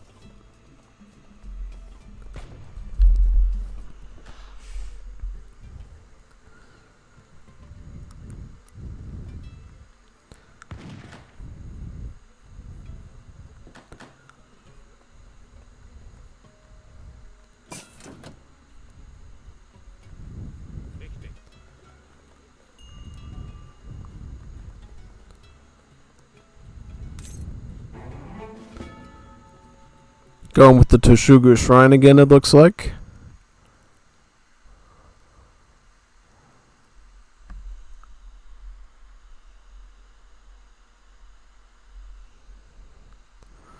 What's that cool Fiero doing here? He's trying to ping me to join a multiplayer game while I'm trying to cast. That silly goose. What are you doing, man? Trying to show this game to the wonderful people of Wars of Liberty in the world here. Can do that sort of stuff any time of the week, except Tuesday, Thursday, and weekends because I'm streaming, yeah. Yeah, I don't know.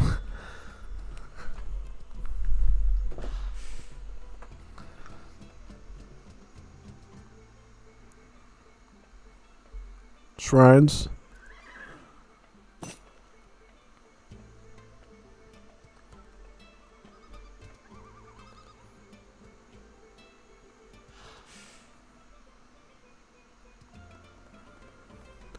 Barracks going up now.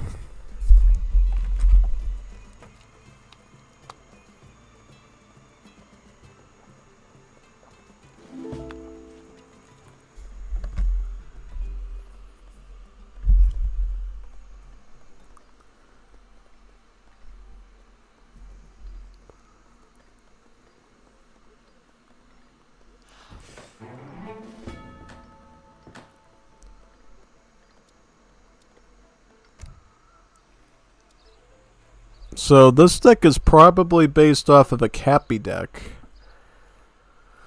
Almost. Does it not have the Moritaru shipments for some weird reason? Yeah. Also, why the 3 Canal Now shipments? You know you got a 4 Canal Now shipment, right? Yeah, these weird card ideas coming to the surface. Also, dojos are not that good. They're really not.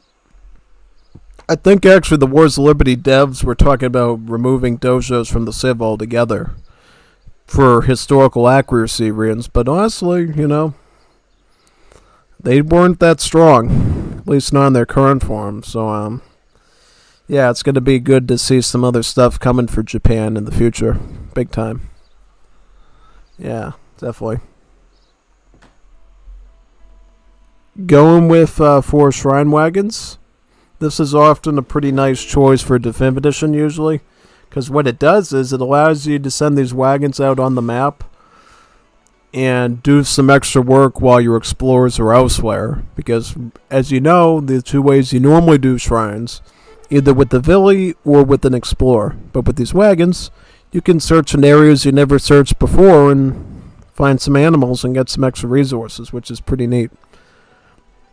In particular, it's better in Definitive Edition, I believe, because they have another card, too, that gives you Shrine Wagons in Age 2, but also improves the Shrine Gather rate as well. So you're double dipping the chip there, and it's really nice.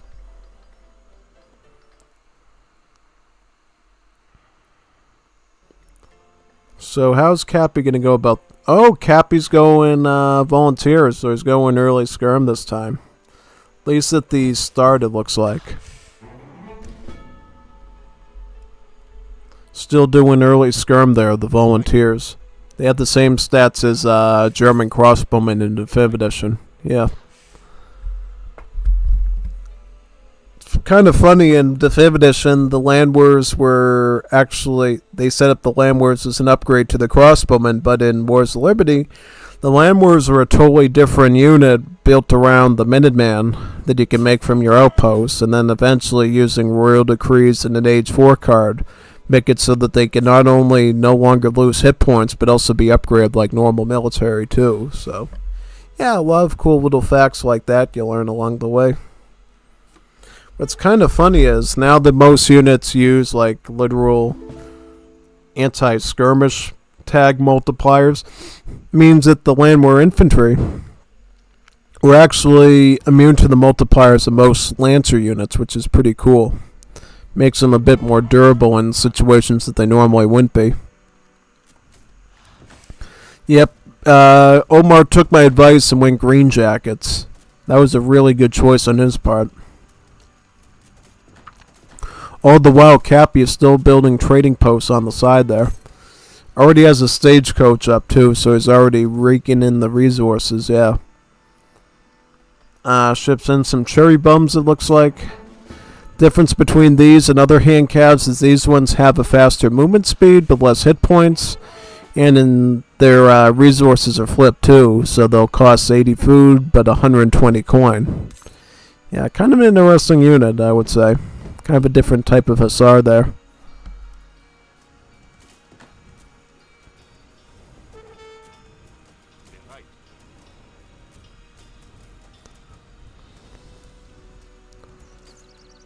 Looks like the train post is going down now.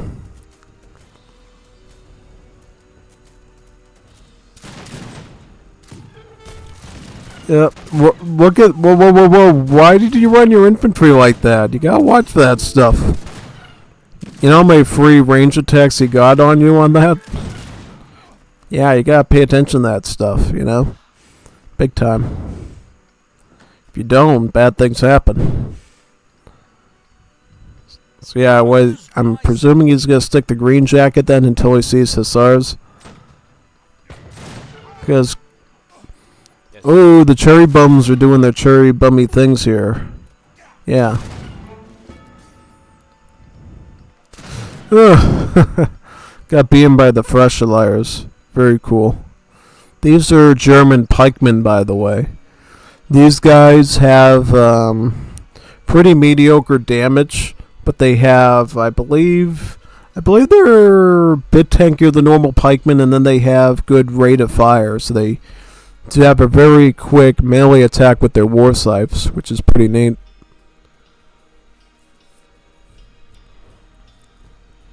Sadly, we can't upgrade them beyond veteran level, which is pretty sad, because I like the sword, the way they look and stuff.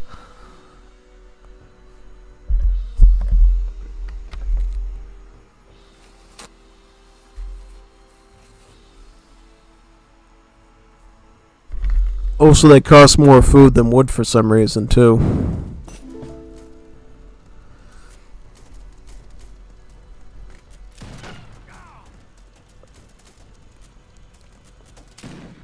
British is aging up right now.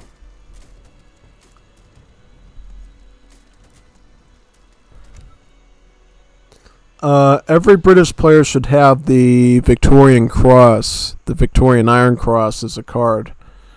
That way you can pay one shipment and you get 2 shipments back. That can go into Falks, as well as probably these Household Blues, which will really help you out in this matchup, I think. Yeah, but it's not doing that, so it's a bit concerning. Quite a bit concerning, actually.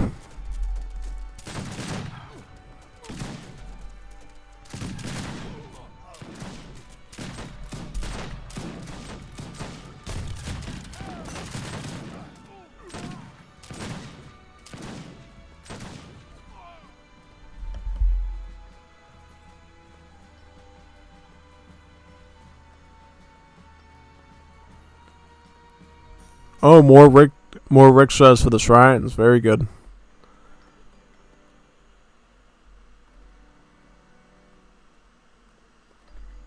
What is your command?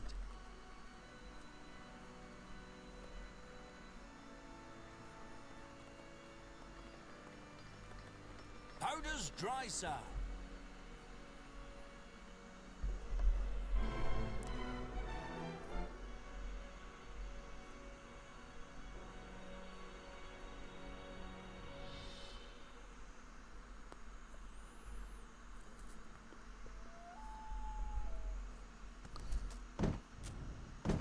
Nice siege over there.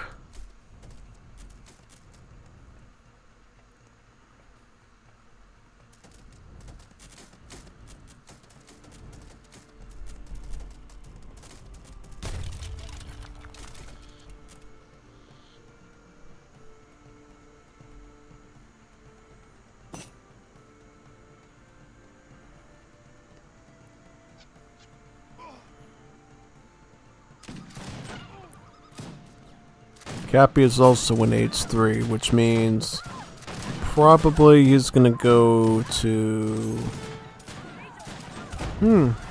Does he do more military, or does he just go H4? Get some A coffers or something.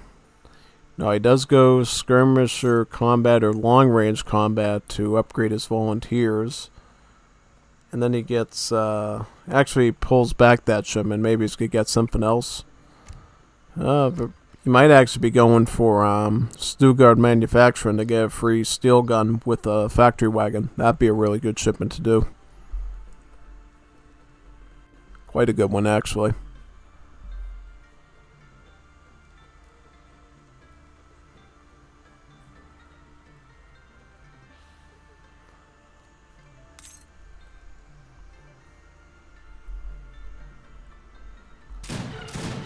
Oh, nice.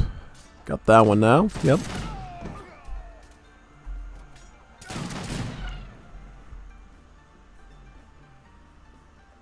Halfway to H4. Social Light gives you about, I believe, 800 coin. So it's really good for setting up a Royal Guard upgrade. Or even just a guard upgrade like Guard Skirm or something, depending on what he's looking for here.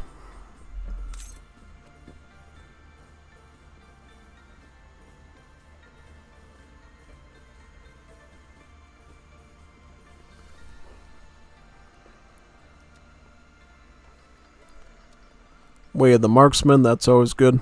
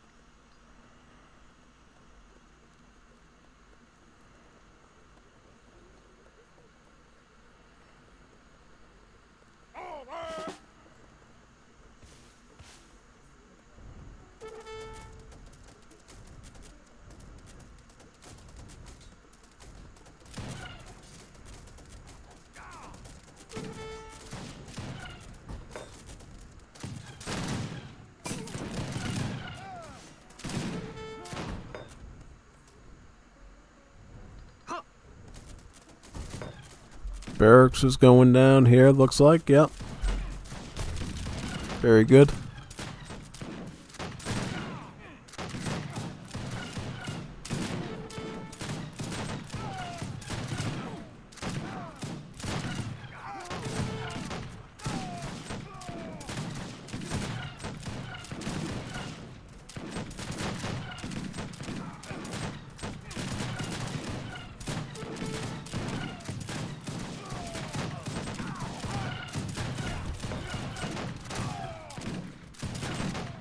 Oh, going full guard skirm, not bad. It's probably going to use these flashlights and go around here to see if we can siege anything real quick. So, one more stuff is up to veteran. How about meadow? No, these are still dry skirms, so that's going to be an issue there.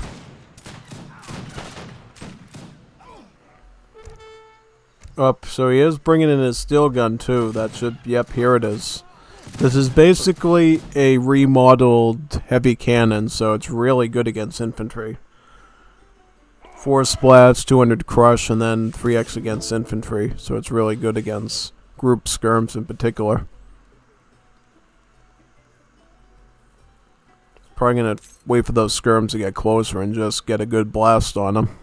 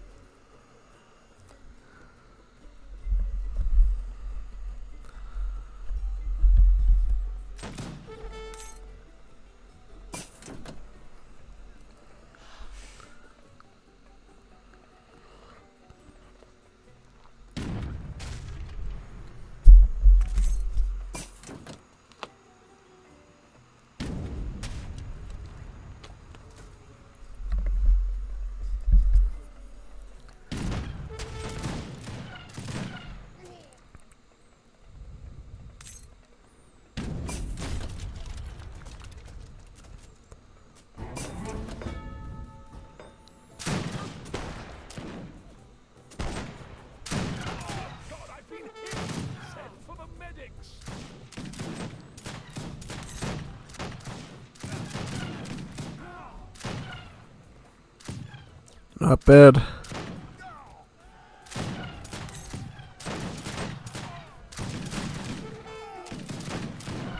Ich bin verwundet. Ich kann mich nicht bewegen. Very nice.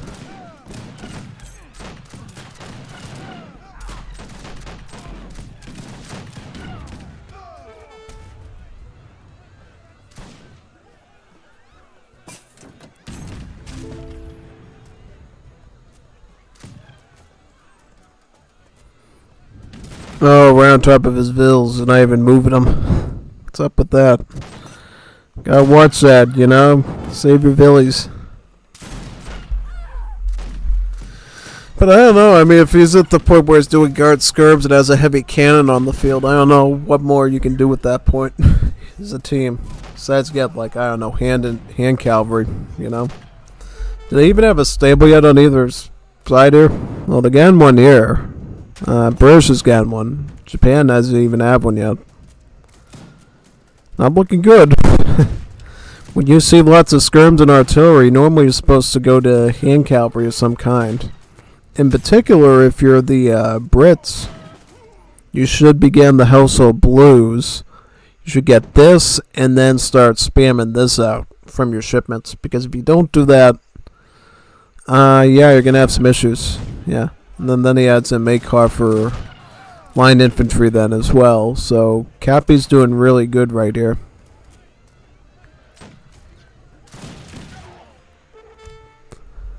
He's going to get Spandau Arsenal prize so he can upgrade both the line infantry and the skirms as well in terms of their HP and attack.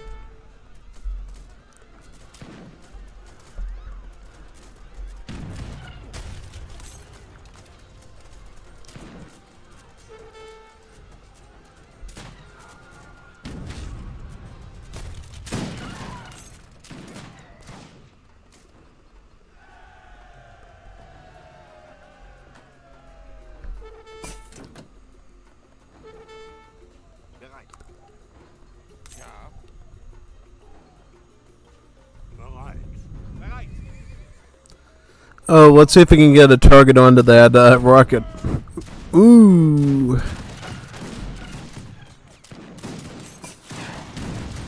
Ooh, good target there. That was good. Very nice.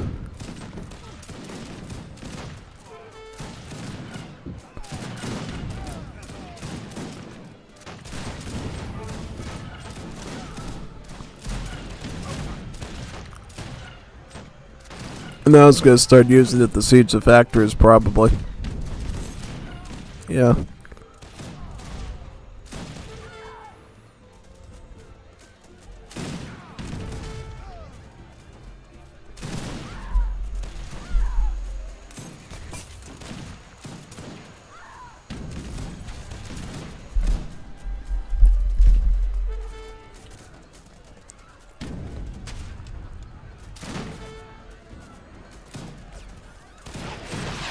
Oh, yeah.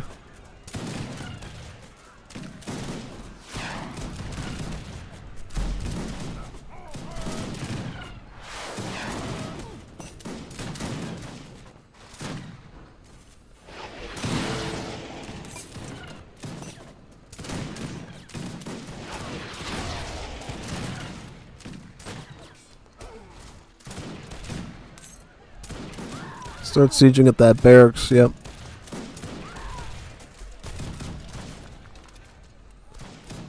Now he's got the field guns too, even better.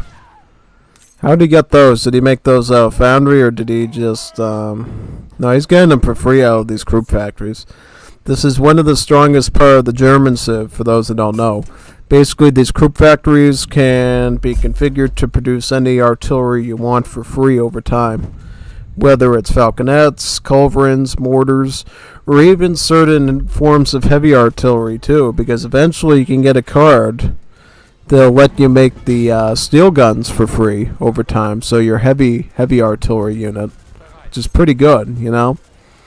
Also, another heavy artillery unit, the Farpanzer, which you can normally only get with nation-state civs like the Greeks, the Serbs, and the Romanians too, so it's a really powerful feature. Just getting counter-infantry rifle now? Oh, I see. Very good.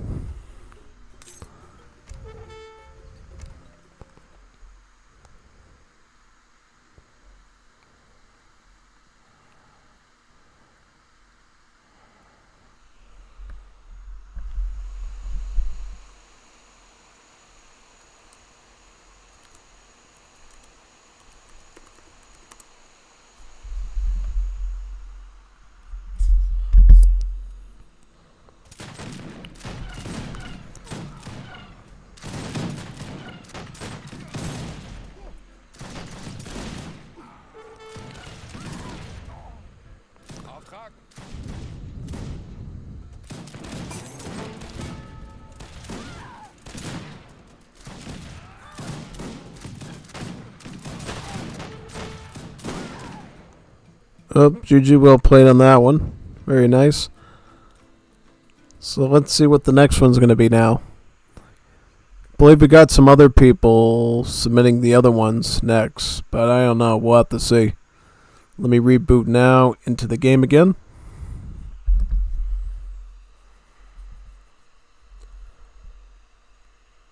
So what's this one going to be called?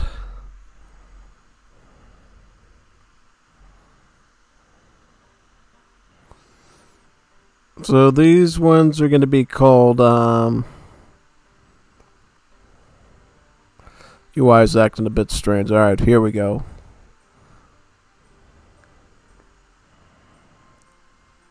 Tierra de Mambises. Haiti and Peru versus France and Romania. Ah, that should be fun. Let me do that one now. Tierra de Mambises. So these people actually named their files, so it's going to be easier to do and everything, which is good.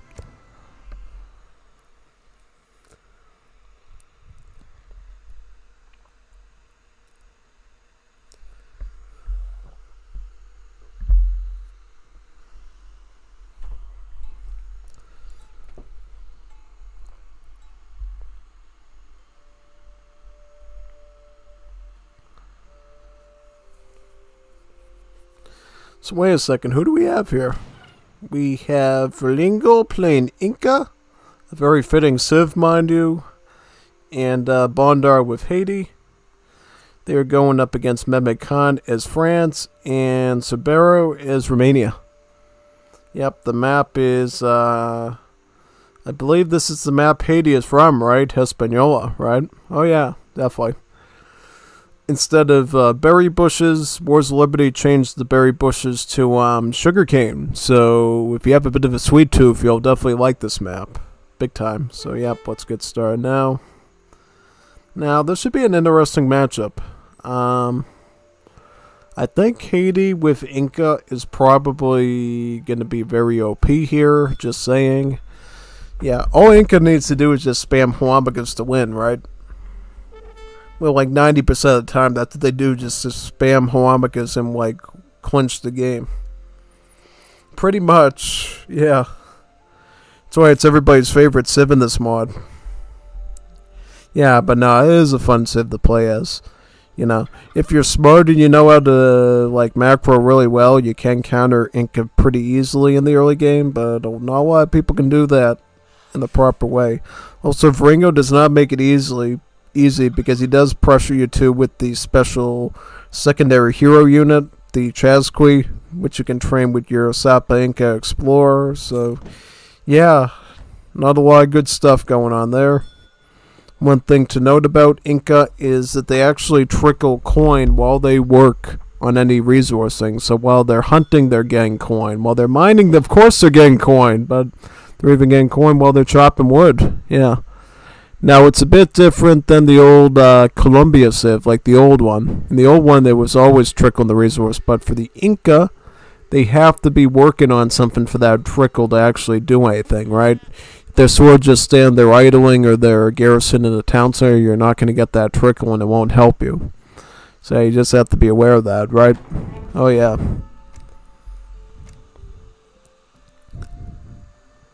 Now, Romania with France, there's a bit of things they could do here.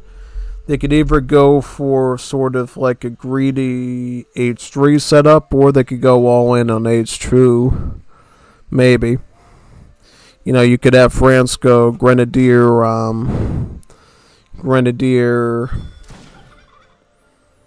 Musketeer, or Line Infantry.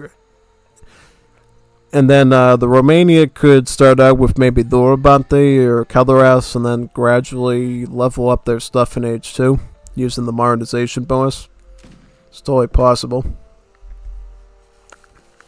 The interesting thing with Romania in every game is the fact that they don't have to do everything in the normal order, right?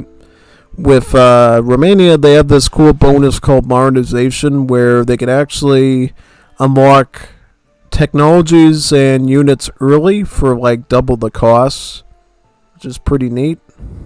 Well, not necessarily double the cost, but more expensive the farther you are from the actual age you would normally get in, right? So to get like a guard upgrade, it would be really expensive, or to get like an H4 unit in H2, you have to pay a pretty penny for that. But getting an H3 unit in H2 costs like 400 wood and 400 coin.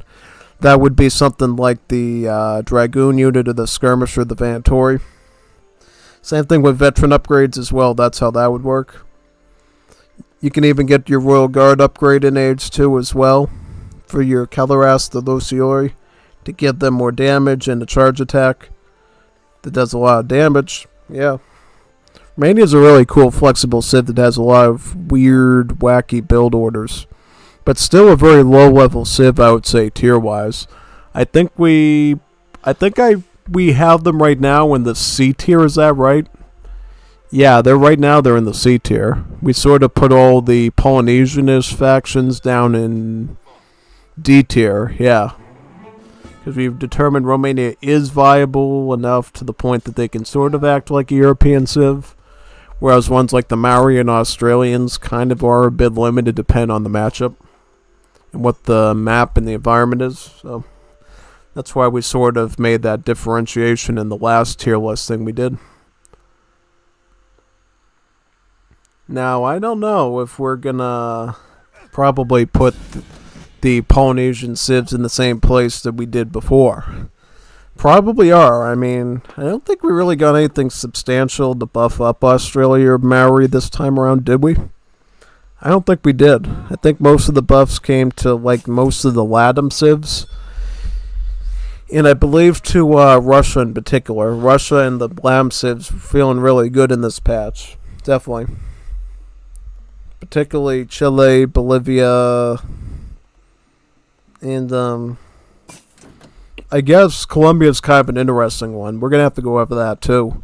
Because, as you know, the Voltagero stats were changed from what they were before, which was sort of a skirmisher that uses a charge range attack instead of a normal one, and then goes into machete mode for melee for a number of seconds, and then does another range attack. And yeah, now it does that, but now it has totally different stats. Its multipliers were reduced. It's a 2-pop unit now. It's more expensive. But instead of what it was before, now it does area of effect damage.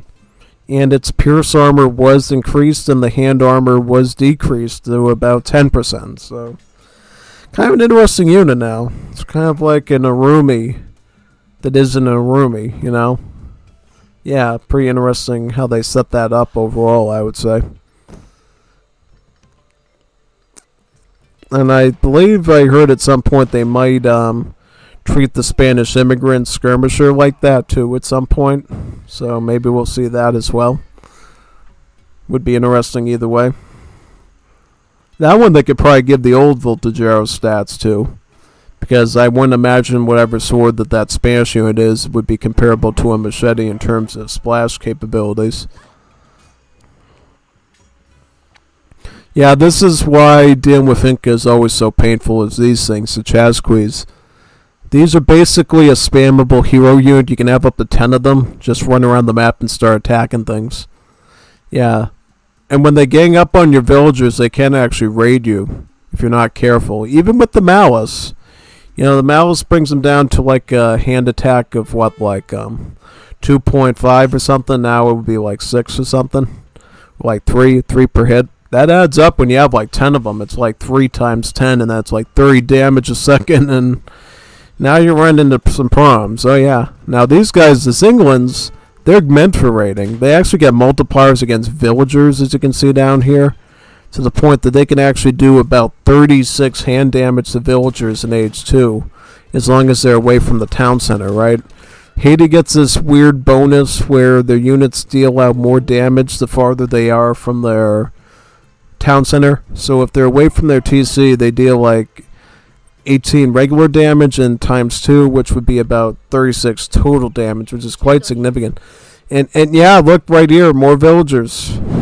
He actually ignored those ones, which you shouldn't have done, but I don't know. Yeah, imagine if you got these ones, that would have been pretty bad actually. Yeah, that's why you gotta pay attention to your mini map, right? Your main map. So that way you can see what's going on. You know, you see the little color on there, like, oh yeah, I could drop down my Zinglins and get a few free villies there. Perhaps, yep. Because now I don't know if he's going to find any more villagers on the track that he's going on. Yeah, it's right. He might be able to get these Sanskalates over there if he's really smart. And if Mehmed Khan isn't paying attention, but we'll see though. Should be an interesting watch. Kind of want to see what these Zinglins do here. The Romania is getting geese, which is pretty interesting. That's a herdable you can get from your hunting lodge. They're relatively cheap. I think even cheaper than sheep are, but they don't have a lot of food in them. So you have to constantly be clicking for them if you want to make it a regular part of your eco, basically. He does move the Sanskalias except for one away from there because he probably knew what was coming for him, and he did lose that one. So very lucky for Mehmed Khan that he saw that coming, you know what I mean? Oh, he did try to get them there too. Oh, yeah. So now Varingo's going to have to formulate some sort of defense here to try to guard against all this, I can imagine. Yeah.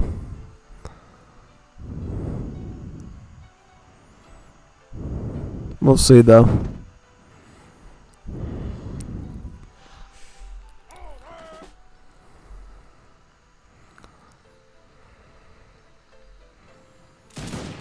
Does Ringo have any Huamacas? Yep. He has a few Bolas warriors here, but not a whole lot. Oh, Ringo went for a fast fortress. Very interesting choice there. Does he have any shipments? He probably will have one now from that Tombo construction, yeah.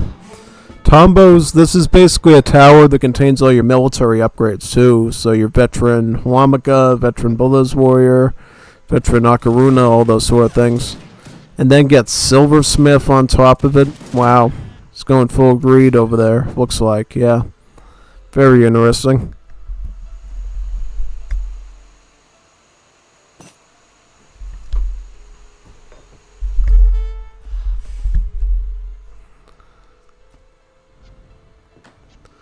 Oh, siege and right on top of Ringo's base. This is good coordination here between Mehmed and Subaru. They're working pretty well together here. And then Subaru has his mule artillery too, adding in extra siege. I like this coordination here. See, if Mehmed Khan and Subaru were teamed up against Cappy, I think they'd do a lot better. But yeah. Oh no, he's not watching the artillery though. That's unfortunate. Yeah, I mean, it should make a huge difference now, though. I think the Dorabants will be particularly good against these Zinglins. What makes the Dorabants a bit different than other musketeers is that they actually have more hand armor than HP. So yeah, basically they're better for tanking stuff, really, at melee range. Because their hand armor is almost like 50%, it's at like 40, so... Yeah, they don't take a lot of damage from stuff in melee. But when it comes to range combat, not that good if you don't want to use them. Yeah.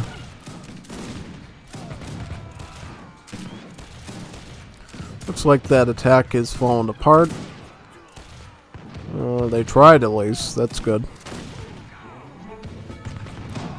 The question is, what will Ringo do now to try to recover here? Here's another batch of Dorabantes, though. So what is he going to do, retreat, or... You could try to kite at least, and maybe get some of these... Well, the Zinglins are going to make them all die if he doesn't get rid of that snare that he's dealing with. Yeah. Very big concern there. Yep, well, he gets the last one, so now he can actually retreat formally out of that area, which is great.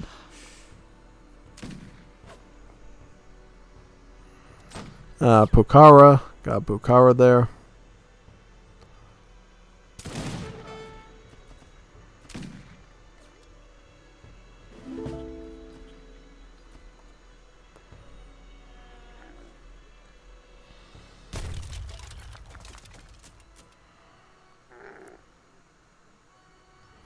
Oh, he's building a Pokhara here. This is a fort. An Incan fort. It's pretty rare seeing Native American civs that can actually do forts, right? Yeah. You'll find that the South American natives, the Tupi, but in particular the Inca and Mapuche, behave a lot more like Europeans than their northern counterparts do. Not only being able to build forts and stuff, but they have an artillery foundry, they can do siege, they can get all sorts of European type eco upgrades. It's pretty nice for them.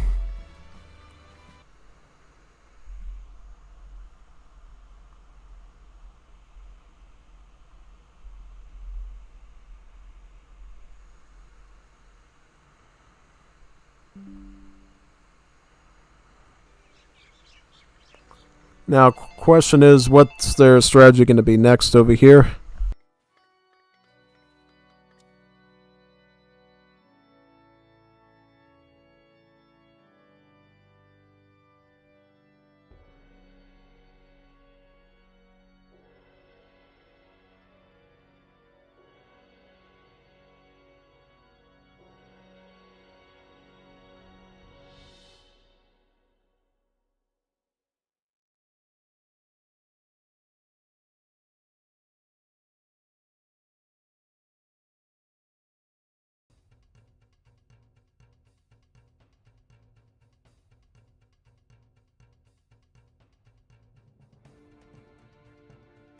Some delivery thing outside, and then we should be able to continue from there. Alright. In the meantime, try to check out, let me see. What deck here would be good? I don't know, any deck, I guess. So, yeah, try to figure out what these cards do if you haven't seen them before and try to guess what they do.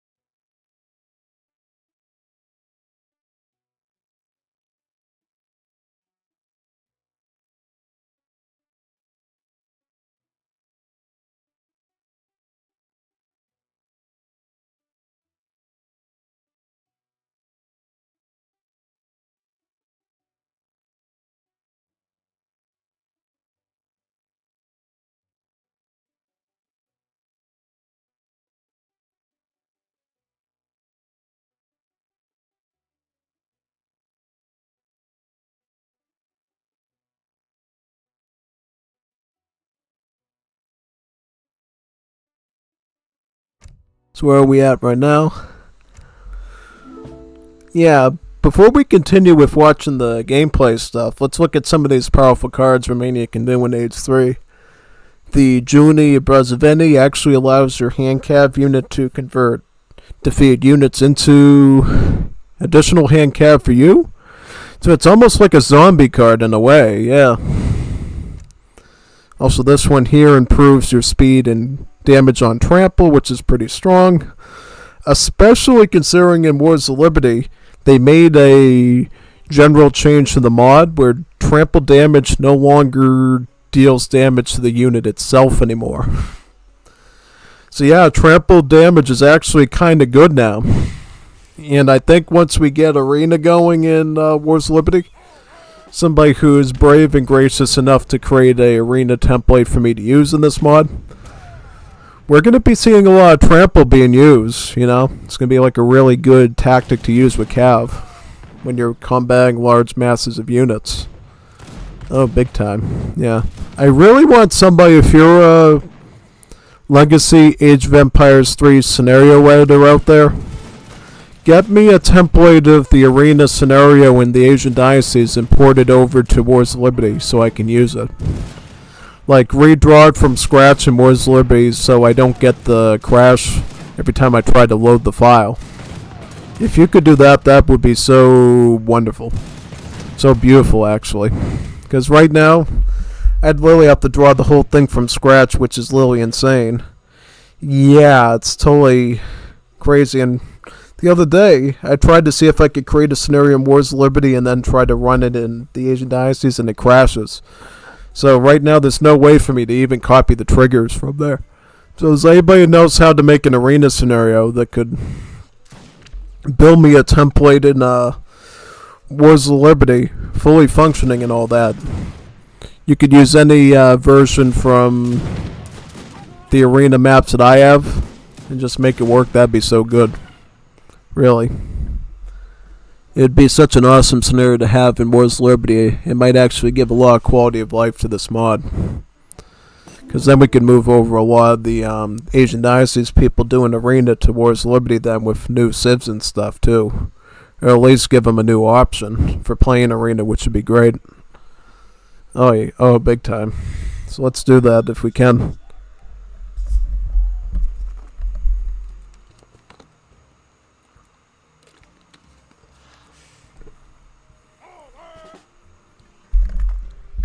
I know I think in Definitive Edition it's a bit simpler since you can basically load your home cities from anywhere, I guess. So it's a bit more basic there, but I know in the old game, because of the whole unhardcode thing, it's a little bit complicated being able to add everything in. Yeah, it's kind of messy.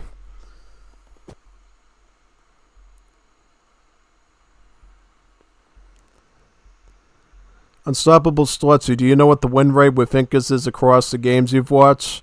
Es lo que Incas recibió nerf en la liga. It depends on who lot is using the Incas. Generally, Incas are... I consider Incas to be middle of the road.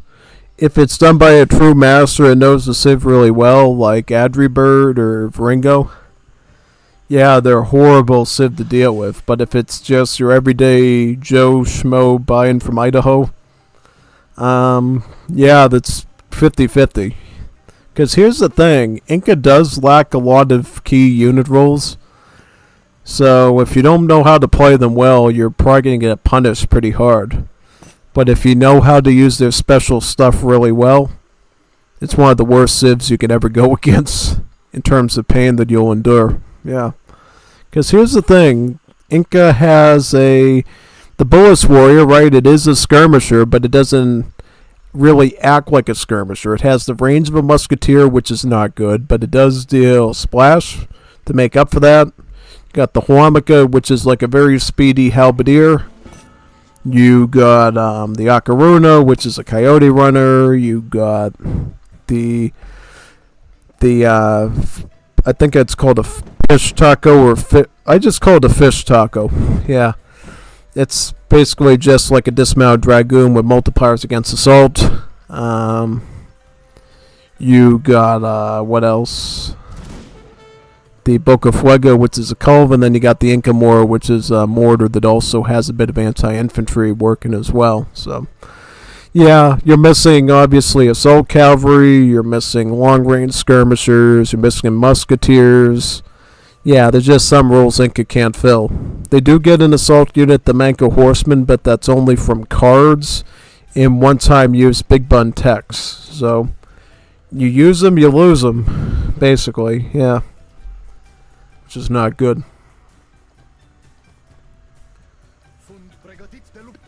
Looks like Sabero and Mehmet are playing very carefully here, which is good.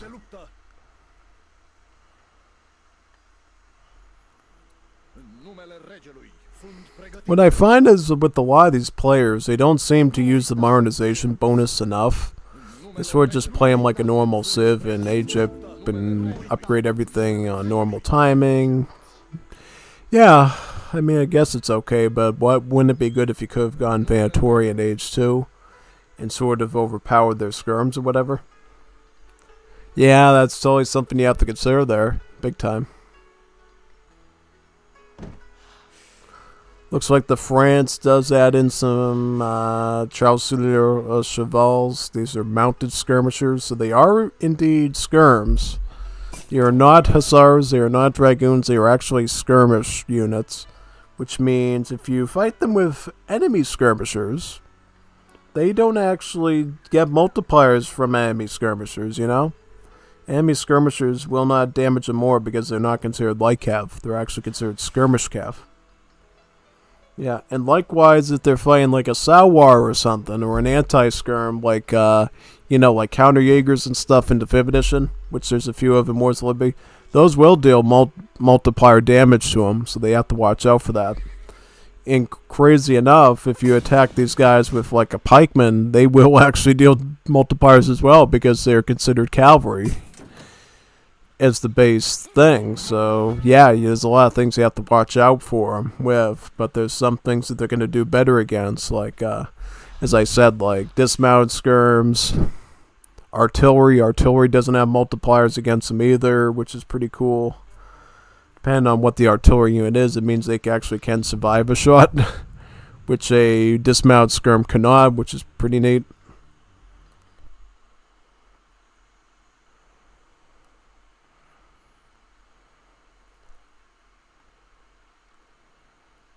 Yeah, I call them fish tacos. That's why I call those Incan gunpowder units. Instead of pish tacos or whatever they are, I call them fish tacos. It's a lot easier to pronounce. Yeah, Incan fish tacos, basically. Also, because I like fish tacos, you know. I haven't had fish tacos in over a year, so I would like to have a fish taco if I could. If you want to ship them to me from Mexico or whatever, Multigo, that would be great. Would love to have fish tacos. Who wouldn't like a fish taco, actually? You know, it's fish and a taco. Tacos are great, fish is great. When you put them two together, then you got something really tasty. Yeah. I guess the way where I am, how they do fish tacos is they fry up the fish, either haddock or tilapia, and then they stick it in batter, and then they stick that in the tortilla, and then they'll stick the cheese and usually some cream sauce with it, and usually cabbage for a vegetable, and it's really good. It's really tasty, actually. Though cheaper sort of bar places will put it with lettuce and say cabbage. It really depends on where you go. It's really nice.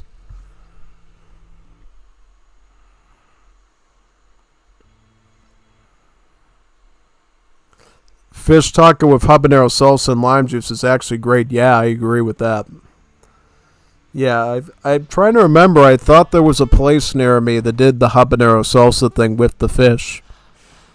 And the lime, too. Can't remember what place it is. Yeah, it was really good. Used to get it like every few months or something. It was really nice. And they also made a good guacamole there, too. So you get a big container of that.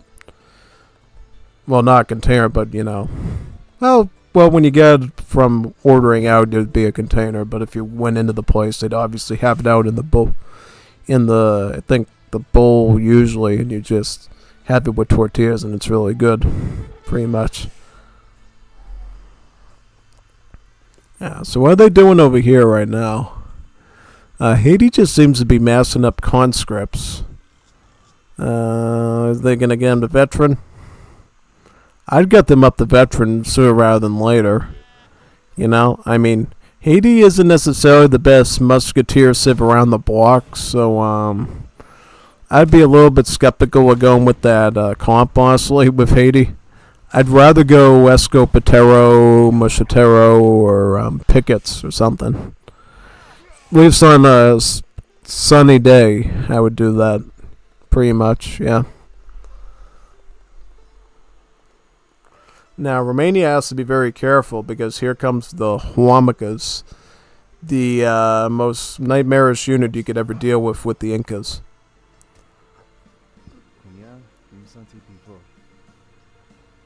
I like how France is trying to surround them a bit here and flank them.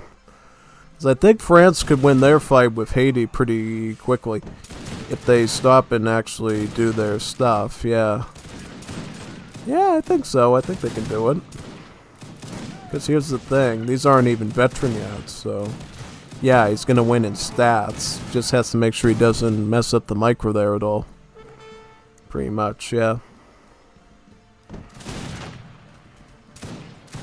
He does beat that group of conscripts. Does he beat this one out? Maybe. Maybe he can get these conscriptos as well. Nah, way too much units there. I think the trade was pretty okay, though, considering everything.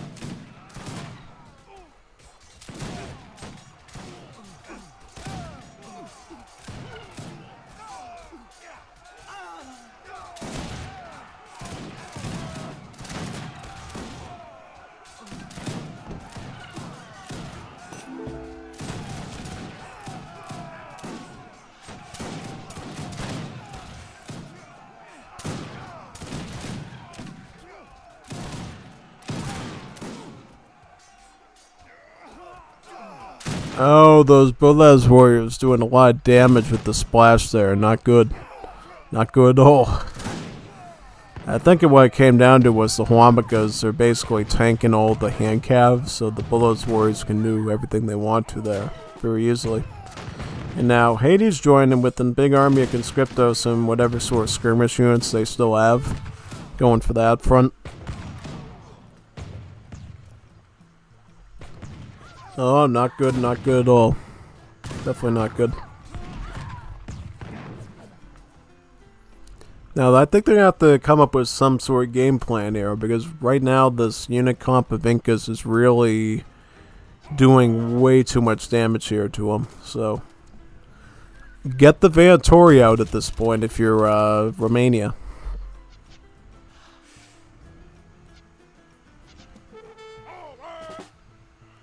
Problem is the man can't afford them. No, he can only afford the door bounty, which I think is going to make him suffer even more, yeah.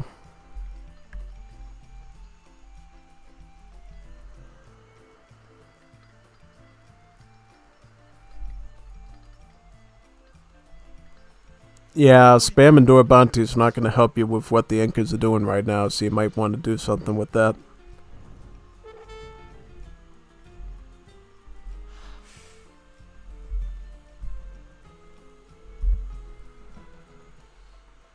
Yeah, more line infantry for France, some more chevals.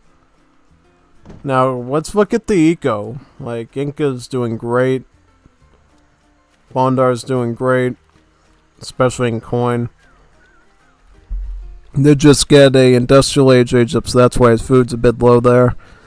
But Mehmet Khan looking kind of low. Sabero kind of the same. I mean, his coin definitely is a bit better than his ally there, but still I'd be a bit concerned. Is getting the flintlock holsters. This does increase skirmisher range by 2, which brings these Vantori from a range of 18 up to 20. Yeah.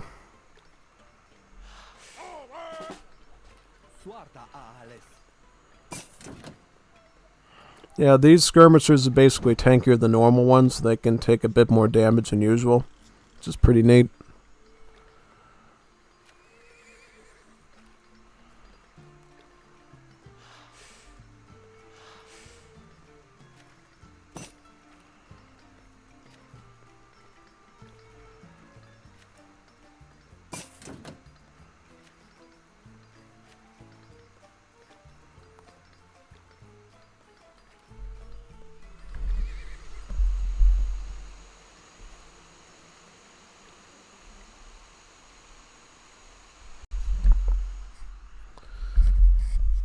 Oh yeah, avocado with fish tacos as well. Yeah, I could definitely see that.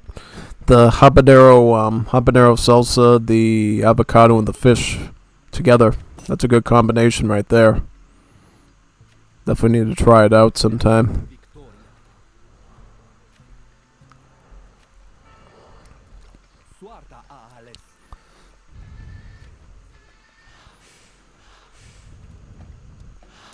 Now he's getting Juni Brezovini here.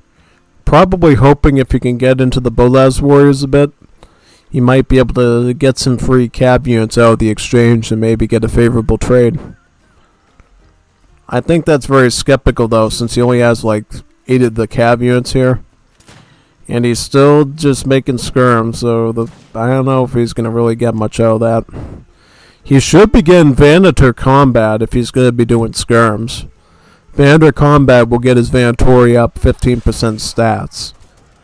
Yeah, he needs to probably change his gear there a little bit. Otherwise he's going to have some issues on this side.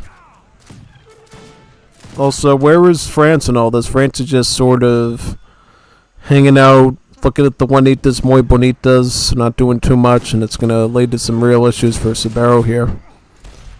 Big issues, actually. Yeah. So now he's got the Huamagas right up against him, and that's the last thing you want for any infantry. Yeah, these things attack really fast. At least it seems like they do, and they do quite a bit of damage as well. Very dangerous units overall, I would say.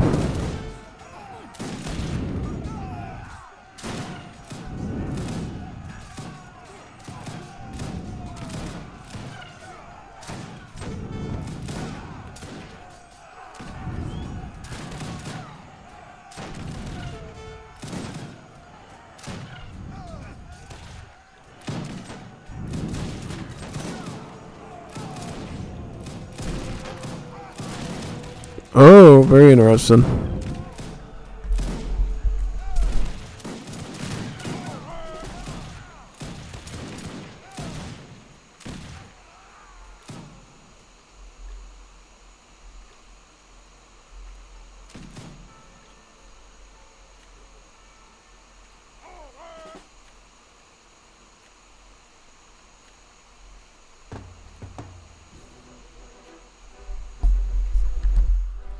Wow, going for Revolt. That's why he didn't upgrade his conscripts, folks, because he was going for the Revolution, which will actually give him the Veteran Guard and Imperial upgrades on the conscripts for free. Thus, basically, he's running into his base with fully upgraded Musketeers now, which is pretty strong, actually. Oh, it definitely is. Definitely is. Yeah, there's not much that Mehmet Khan can do here, honestly. I mean, he can try to retreat to his base with a bunch of veteran line infantry. But, yeah, even if he gets the Chausuars here, no guarantee how long he's going to survive this. Yeah, big time.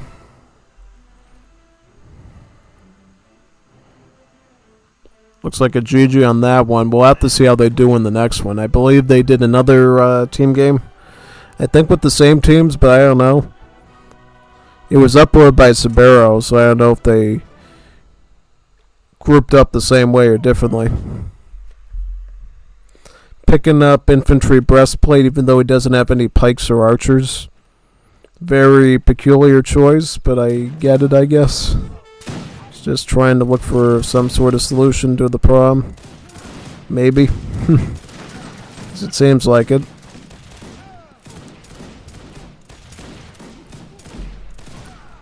Yep. GG, well played on that one.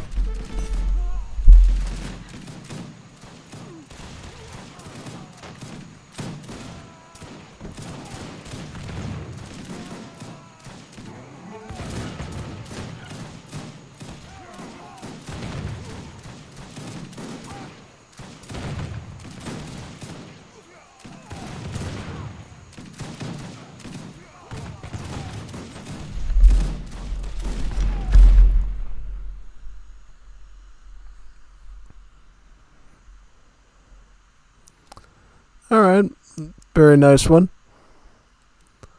Let's go into the next one now.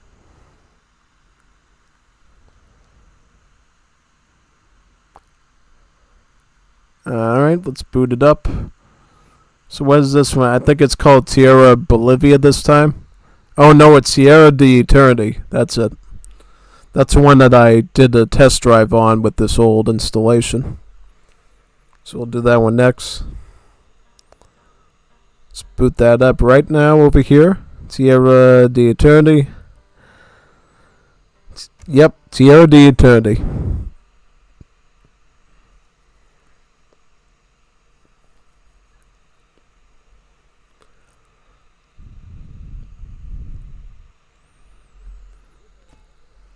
Oh, it's Goimistan and Sabero versus Kaiser and Varingo. Now, this is going to be a very fair, balanced game. You got a sort of a pro on each side, and you got sort of a medium on each side, so that should be good. So, Sabero's using Danish, Goimistan is using the Tupi. On the other side, we got Varingo with the Incas, and we got Kaiser with the Paraguayans. So, some pretty interesting ones here, to say the least. Who would I put the... good question. An Inca and Paraguay or a Tupi and Danish? I do think the Danish are a bit underwhelming at times, but in the right hands, they can be very powerful and a great support ally, big time. So, I mean, I really think it comes down to how good the Danish is going to be as an ally. And can they provide really good, effective team cards to the Tupi here? Because one thing you can do with the Danish that you can't do with any other civ is get Falconets in Age 2 using the Team Early Artillery card. It basically unlocks the Artillery Foundry in Age 2 so that they can actually start constructing Falconets in Age 2. About 25% stats are deducted from them. No, not 25, but I think about 20% stats are deducted from them until they go to Age 3, and then they're regained again, sort of to negate the veteran stats on the Falconets in Age 2 to a more Age 2 appropriate stat. So it's not too OP. Yeah, basically. Yeah, but in general, if you got a Tupi spamming out warriors, and then you got a Danish with Falconets in the back, that should be a really neat one, to say the least. But we'll see what they got in mind. Looks like Tupi do build a longhouse here.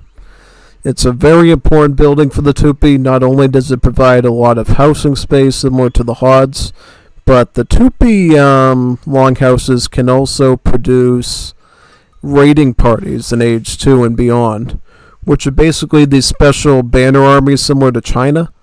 They give you 2 of each of the primary war hut units, so about 2 spearmen, 2 archers, and 2 coyote runners.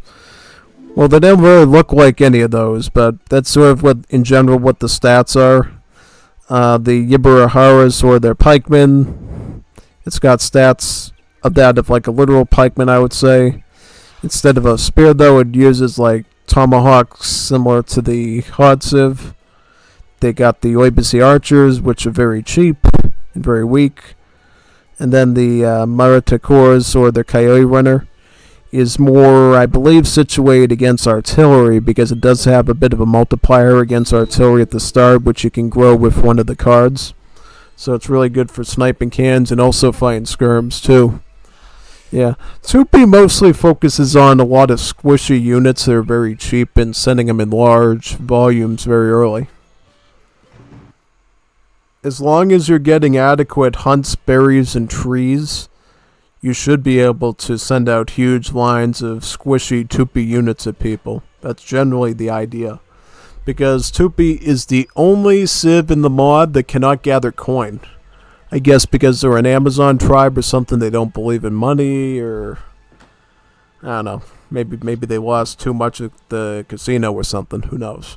But in general, Tupi can only gather food and wood. And then once they go Great War Age, of course, they can do oil as well. So yeah, all you have to worry about is food and wood, which makes your macro a lot simpler as a Tupi, you know. They have techs for wood chopping, techs for hunting, and then technologies to benefit berries. I believe berries farming and fish gathering or something like that. Yeah, and then they have techs just for the farming, since you don't have to worry about plantation eco at all for a civ it doesn't have coin, right? Yeah, basically.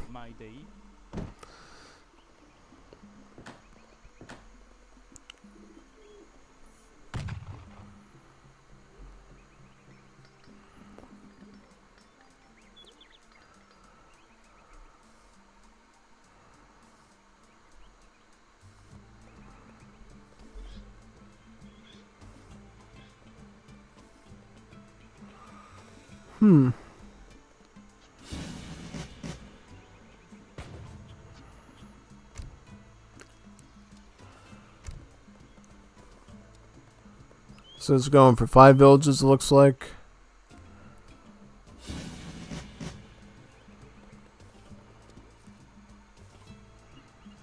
Paraguay will be doing... Looks to be, Oh, okay. So Paraguay's kind of playing pretty basic here, it looks like. Does have the option of Protocolo Lopez to allow sailors to be made at the barracks and to upgrade them there as well. This is mainly good if you're dealing with a lot of artillery or grenadiers usually. Just saying.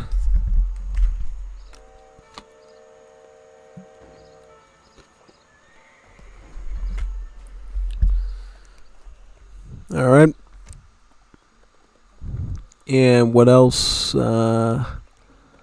Has 1 food work and 1 woodwork, so he's sticking to sort of my recipe for Paraguay. Get the food work first, get the woodwork next. Reason why the explorers in this particular spot is he actually boosts the trickle of these works when he stands near them. So if you can, try to keep your explorer in the base basically to get the most trickle out here and get the most trickle out there as well. Yeah. Again, Industria Nacional now, this makes the works much cheaper to the point that you can literally start spamming the construction of them right away, which is great. Paraguay is mostly going stable, looks like, and then we'll get the barracks done after that. Paraguayan stables and barracks are unique in that they produce a unit for free over time. So the stable produces the Akayabatai, which is a very cheap but weak Sawar, so has multipliers against skirmishers. And then from the barracks, they get a free Primero de Linea AQ, which are basically similar to the Mosquitero, so it is an assault unit, but very cheap one. Yeah, pretty much.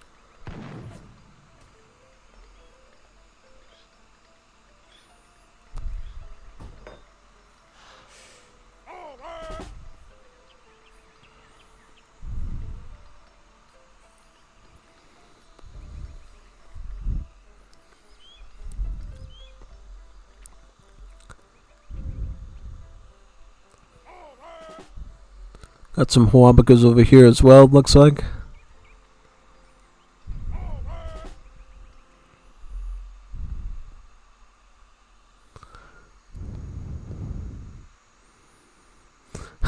Tupi do not get money because, oh yeah. I've heard that from some people before, so I'm going to assume it's true. Yeah. Dígame, Mariscal. A sus órdenes. Dígame, Mariscal. Yep, you might want to take out that Primero there so he doesn't snare or anything. The most dangerous part of the Primero de Linea is the fact that in numbers they are going to deal a lot of splash damage to you since they do 1 area of effect damage. Also, the Coiguas do splash too as part of their shotgun style splash attack, yeah. So you have to be careful with those units in particular.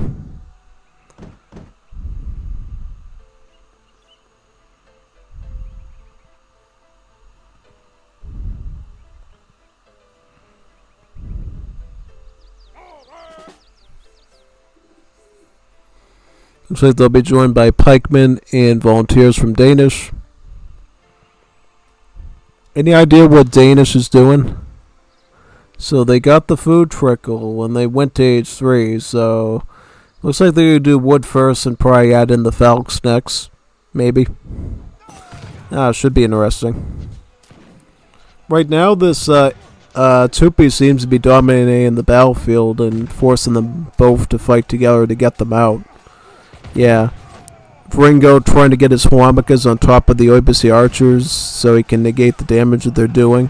Because Oibisi archers in melee are not great, but at range they can be a bit dangerous in numbers. So you want to get into melee with them as soon as possible to negate the danger that they pose.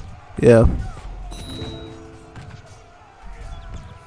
Yep, it looks like Huambacas are indeed going to be dealt with, it looks like. Yep, very good. Very good setup there, pretty much, yep.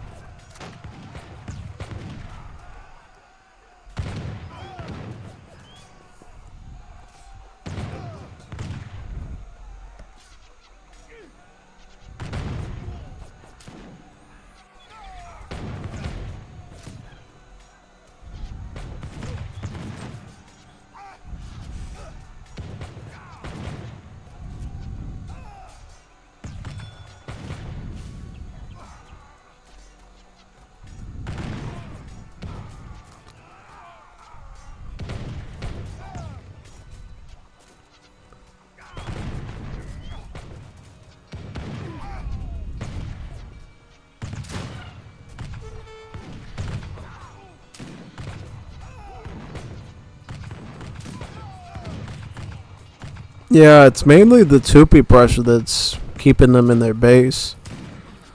Still a few volunteers there from Danish.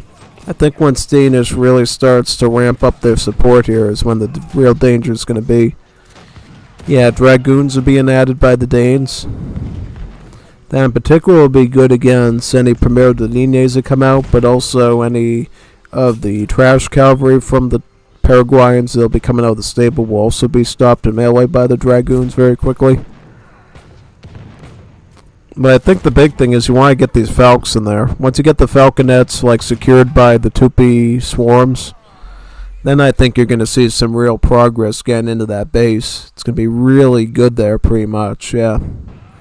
100%. So we'll see very shortly if that ends up happening or not. Yeah. Very good.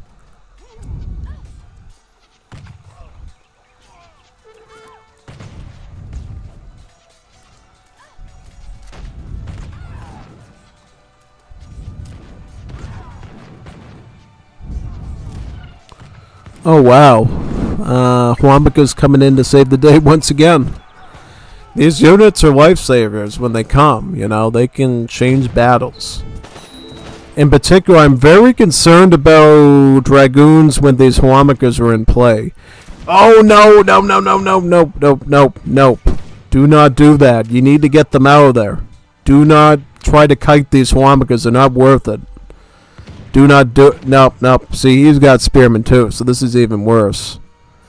You need to swap into something else than Dragoons, my friend. Go to Skirmisher or something. Anything. Because here's the thing. The Yakayo Battalions are not the strongest hand cav on the block. You can go Skirmisher. Just saying. It is an option. Yeah. Because the problem is, when you go Dragoon or any sword maneuver unit against Huamakas, if you look at these stats, they have a movement speed of about 5. So they can actually catch up to the Dragoons in such a way that if you kite the wrong way, all it takes is one Huamaka to do damage, and then you're snared, and then the rest of the Dragoons are jeopardized by it. It's very dangerous. It's very risky to do, so...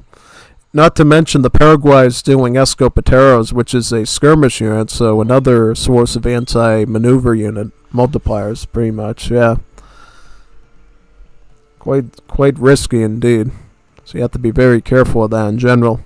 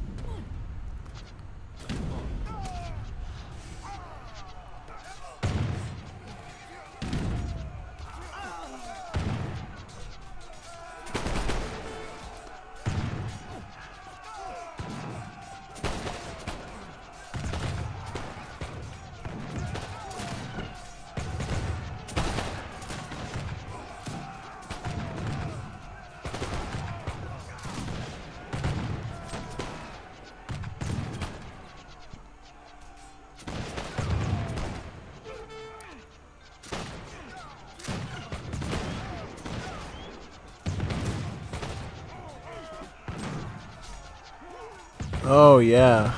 Ooh, this is what I was warned about. I was warned about this.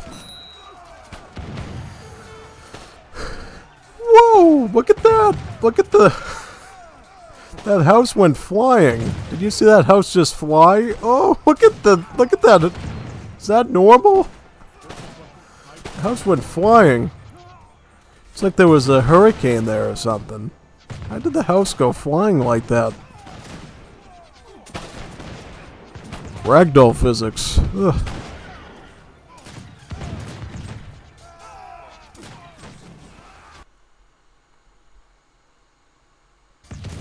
Oh yeah, I mean at least Danish is taking my advice on the skirmisher thing. I think that's gonna go a lot better now. Yeah, I mean even with these hand cav coming in from Paraguay, I still think the skirm is gonna be the better option here. Even Grenadiers. I mean Grenadiers is still gonna be better than Dragoons by a long shot because at least they're doing some splash damage or something. So yeah, big time. Definitely a much better progression there in units, I think, for the Danish ally. Yep, grenades coming in, yep.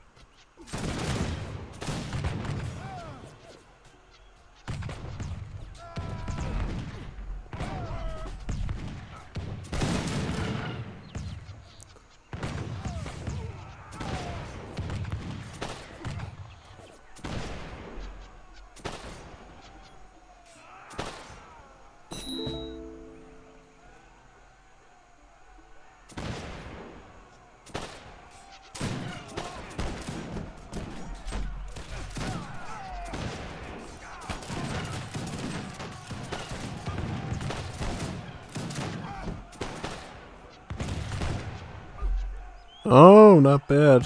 Not bad. I think they're finally turning the tide here now.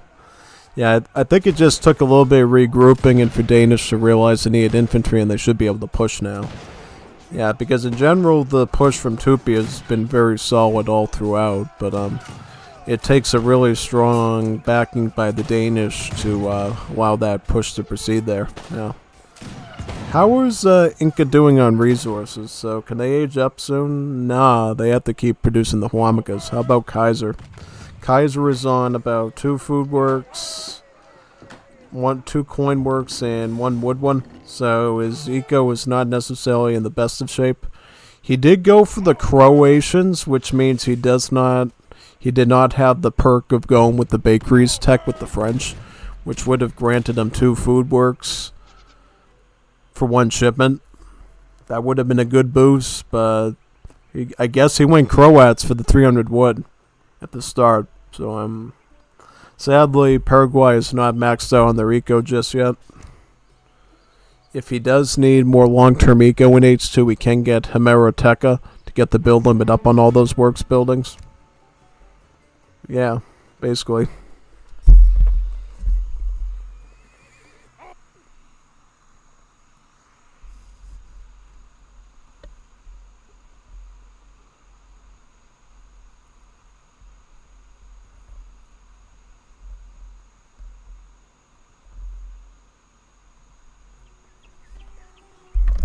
Paraguay is now getting infantry attack. That mainly affects the Escopetero, the Vivandera, and the Pardo. So their spearmen, their early skirm, and their late game skirm. But for Paraguay, they get Royal Guard Escopeteros, so really, these are really considered to be late game skirms as well. It's just that the Vivanderas are going to have more range and help with healing and cost coin. These guys are going to cost food and wood and have better splash. Be able to hit multiple opponents without as much precise targeting, yeah.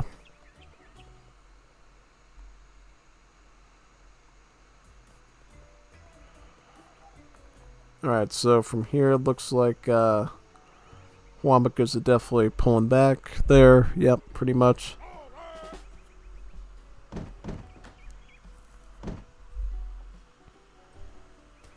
Dragoons. Oh, whoa, whoa, whoa, whoa. Look at that. Very tricky. Dragoons sitting right on the foundation of the Tombo. Now that was some good RNG there. Interesting, he's using the defensive mode too to keep the Dragoons close together. I don't know if that's a good thing or bad thing. I mean, I guess you can try to kite the Huamacas now because they're in such small numbers. I would just keep them there and just... Yep. Alright. You know, sadly, you're not going to be able to do that for much longer because he did get Tombo number 1 there, and number 2 is coming up very soon. Yeah. Paraguay is starting to acquire their works technologies. You can upgrade these 3 times. For food works, it's pottery, and then 2 other ones. Same thing with the coin ones, and same with the wood ones too. Yeah. Do note that works buildings do cost population space of 3, and then once you get I think it's the turn clock technology in Age 4, you bring it down to a pop cost of about 2, so you save a bit on there. Yeah, which is pretty neat.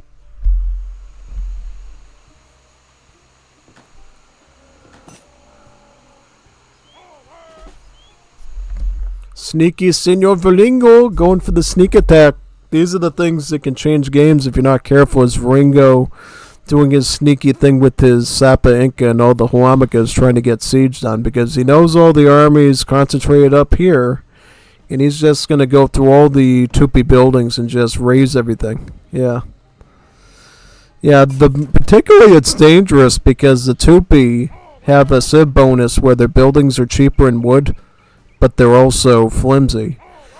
This town center only has about 2.6k HP, whereas a normal town center would have hit points of about 6.5, so it's actually less than half the hit points of a normal town center, which is very big actually, really big.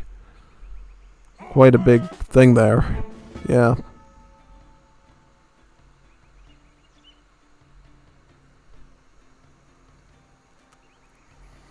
Yeah, see, he is going to go for that town center, too. This is going to be very devastating. Oh, he's got some blowgunners now. Ooh, blowgunners. That might help a bit. Oh, no, he's positioning them wrong. No. But it did alert him. He does know now. He does know. Yeah. Yeah, see, that kind of went good for Goimistan because that did alert him to the threat that's coming. And that means that he can prepare his defenses now and actually get some reinforcements down there to deal with that. Yeah. See, if he didn't get the blowgunners, I think he would have only found out what was going on when the town center started getting siege, and he might not be able to get all the villas out of there alive. Yeah, because now he can get some of these villas out of there at least, which would be good. Yeah. Much better, actually.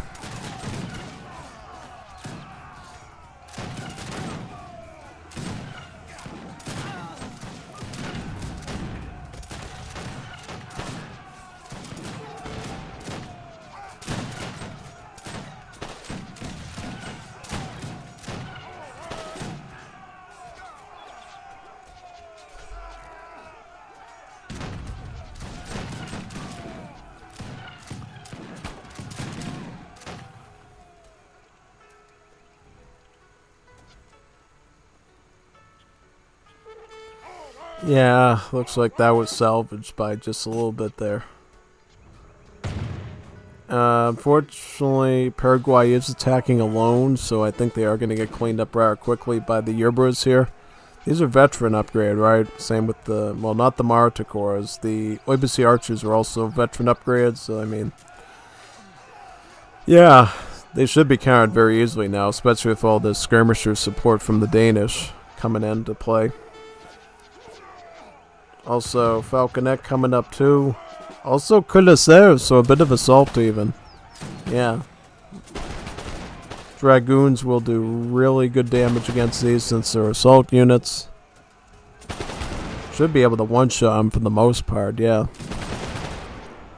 Be an easy one to do, yep. Oh yeah, I think it's over now. Especially once the Cuirassiers start chomping on those Escopeteros now. Big time. 100% on that one.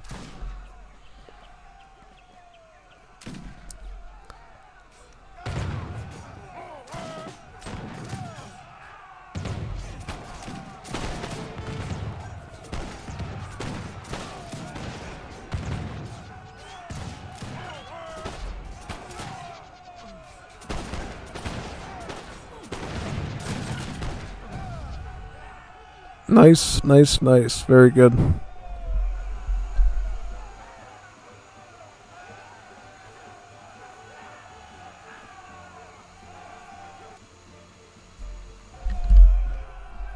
Alright, we'll go on to the next one now. Next match. Let me restart. I also wonder at one point, Inca threw hard. Yeah, I know. Inca should definitely did a bit better for the team there. 100%. Yeah, so what's this next game going to be called? Let me find out while we load up. Alright. The game is called...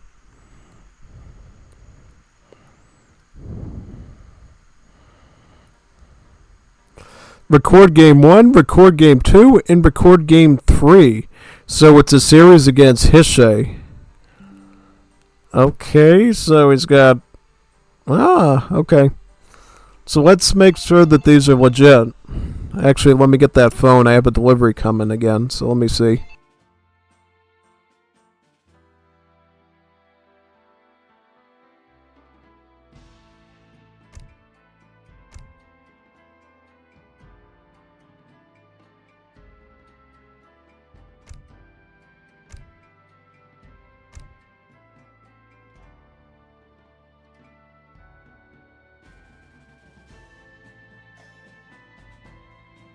Be this Record Game 111, by the way, so we'll do this one.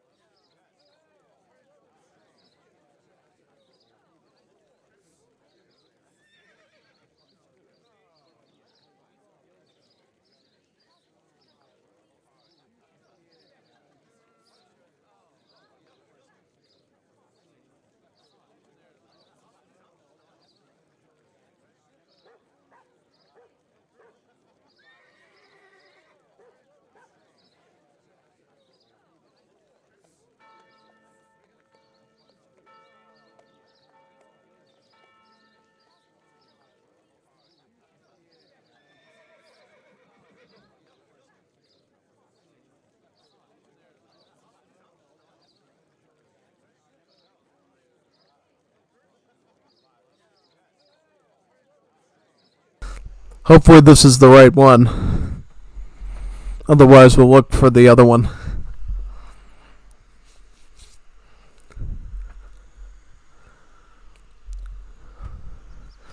It is the right one, so it's Hiche versus Cappy. Map is Alaska, it looks like, so fish potential here. Hiche's been making an interesting transition lately. He's gone from doing mainly Italians and Americans to doing the Romanians. So it's been an interesting change for him, I think. Trying to something new out, which I always appreciate. Because there is a lot of really cool civs in this mod, so you should change it up every now and then and see if you can do a new one, perhaps. Yeah, definitely. So, yeah. Definitely appreciate him making the change to that one. As for Cappy, Cappy is doing the Armins. Armins is one of Cappy's strongest civs because Cappy knows how to do Janissary rushes, Jan Abbas rushes, as well as do both Fast Fortress and Fast Industrials with the Armins. So, Hiche's going to have to be really careful here about how he deals with Cappy.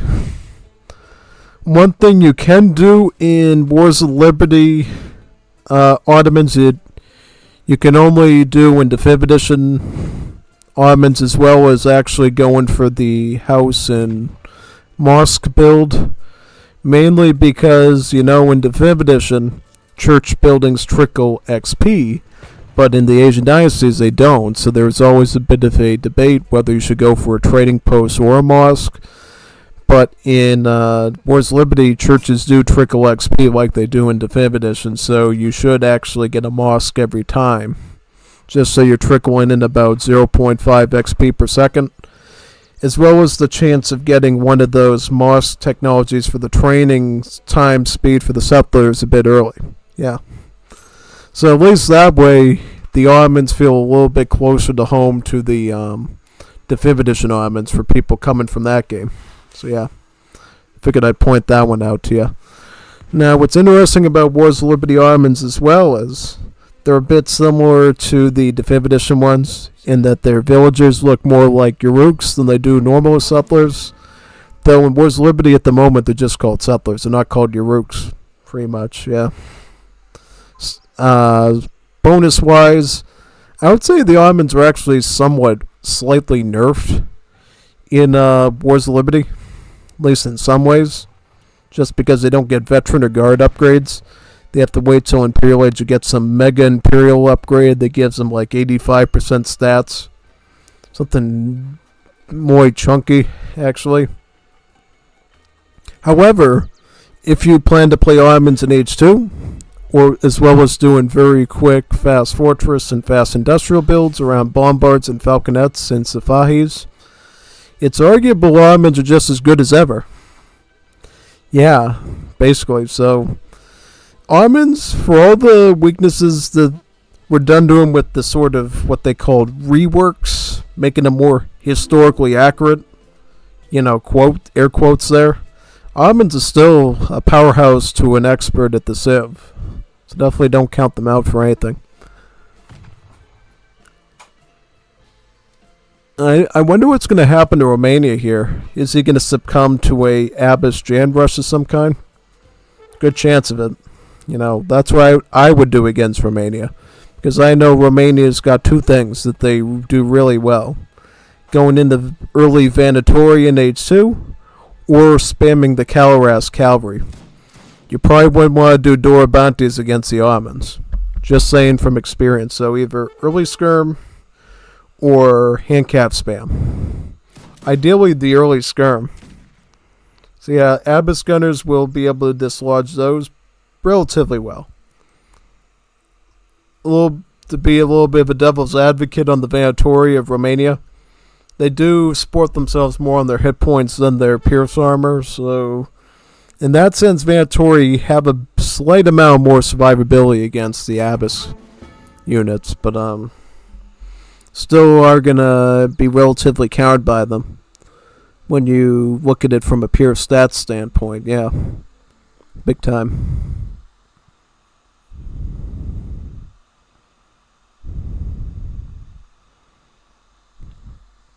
So what tier is John Black's Mercenary Civ from the campaign?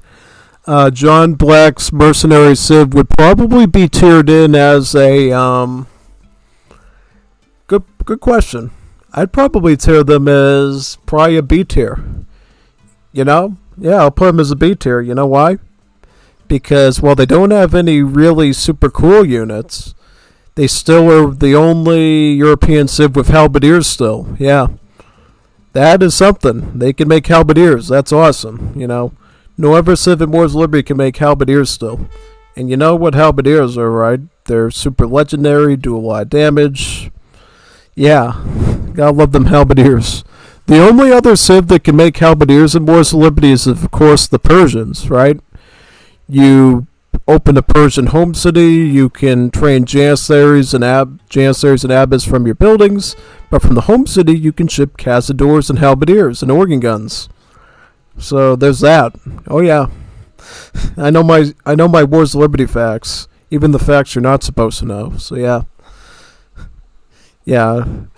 I guess the Persian situation was the result of Tehaddus coding in the Persians before the release of Wars of Liberty about 10 years ago, so you actually can select a Persian home city right now.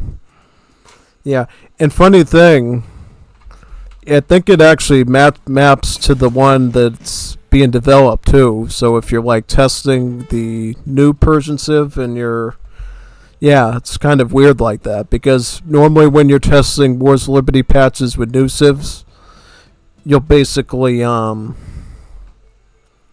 into this situation. If you forget to change it to a normal civ, you'll have to build a new home city, but in the case of the Persians, you don't. So that's something I always do when I'm looking at that stuff, basically. Yeah, big time.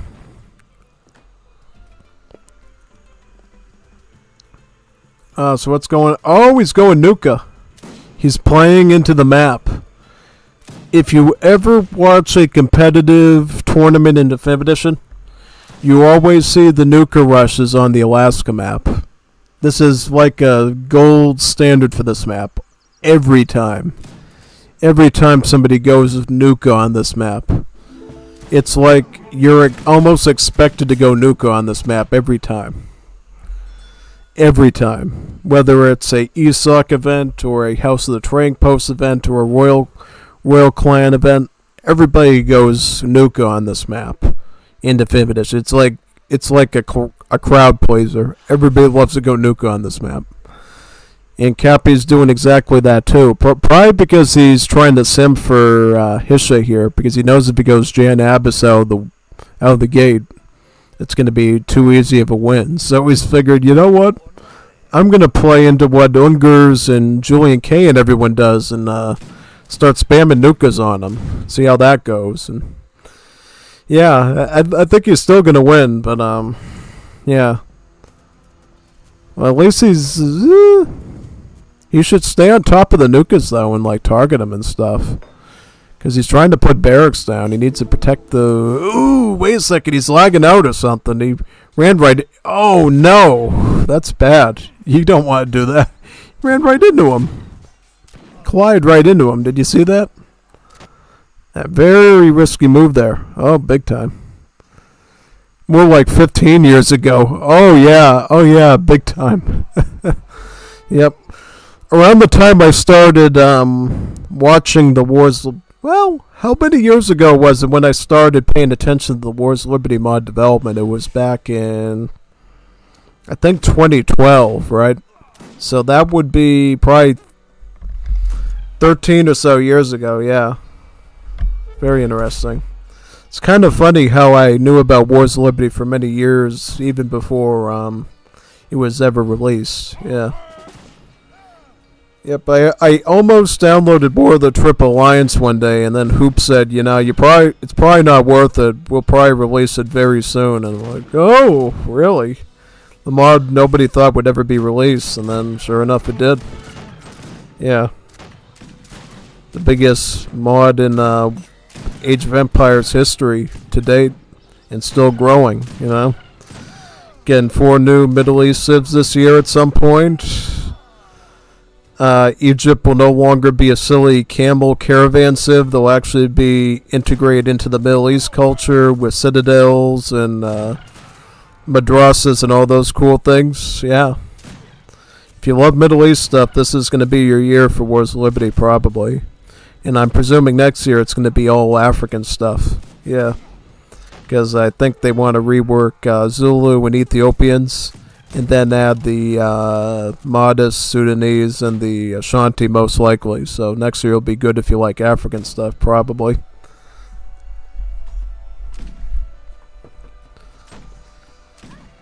Yeah, it's good to see so much good mod development in both Legacy and Definitive Edition after the unfortunate news a number of weeks ago. Yeah. But hey, if the official devs can't release a simple Danish civ to Definitive Edition, we can add Afghans, Persians, Uzbeks, and Saudis, no problem, right? Like that, like a snap, basically. No problem. Yeah. Kazakhs should be the silly caravan civ anyways. Yeah, that'd be kind of interesting if they did that. Funny, wait a minute, I loaded up the wrong one. I'll have to restart. Funny fact about the Kazakhs, they're right now using the civ design that was supposed to go for the Uzbeks years ago. If for those people who Well, actually, funny enough, about a month ago, I did some searching around on the web on the Wayback Machine to see how much of the old Wars of Liberty forum was still reachable, because I actually wanted to start using the old Middle East thumbnails, or at least the old Middle East graphics as part of my thumbnails when I start to do Middle East Civ previews in how many months from now. And I couldn't find them, but what I did find, which was what I remembered, which was pretty cool back then, was that when the Uzbeks were playing back then, they were using the same exact Civ design that the Kazakhs are going to use now when they're released in so many years. So, yeah, funny thing how those designs always change. Yeah. I can tell you from what I know, the Uzbeks are going to be a very interesting Civ from what I've seen so far from them. So, yeah, definitely look forward to that.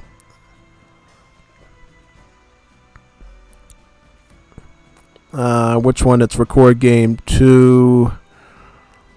Which one? I think it's this one, I believe. Should be this one. I have record games spanning probably over 2 years at this point. Not 2 years, but probably at least a year and a half. So just be aware of that. Map is still Alaska. Cappy's using Japan. And Hishe is still Romania. Is Cappy going to troll again with the Nukas, or is he going to go into the Kie and the Shigumas? We'll have to find out on this episode of Cappy vs. Hishe.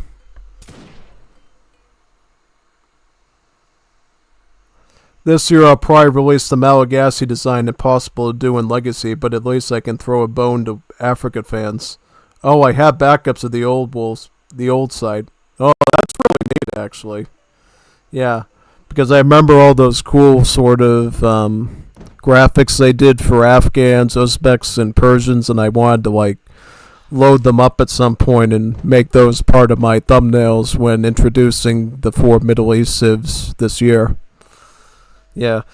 The only ones I probably wouldn't be able to use are the Oman ones, right? Because this Arab civ will be the Saudis and not the Omani, so that part will be a bit different, I guess.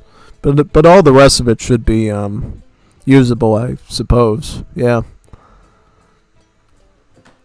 Definitely. That's going to be an interesting project for me because it's going to be the first time in Wars of Liberty history that I actually did YouTube overviews of new civs.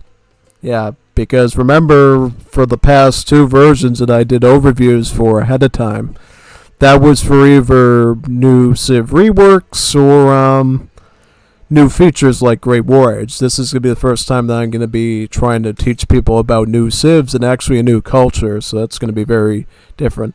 What I might do is I might do the Civs individually and then I'll do one on the culture, if people want that. Yeah.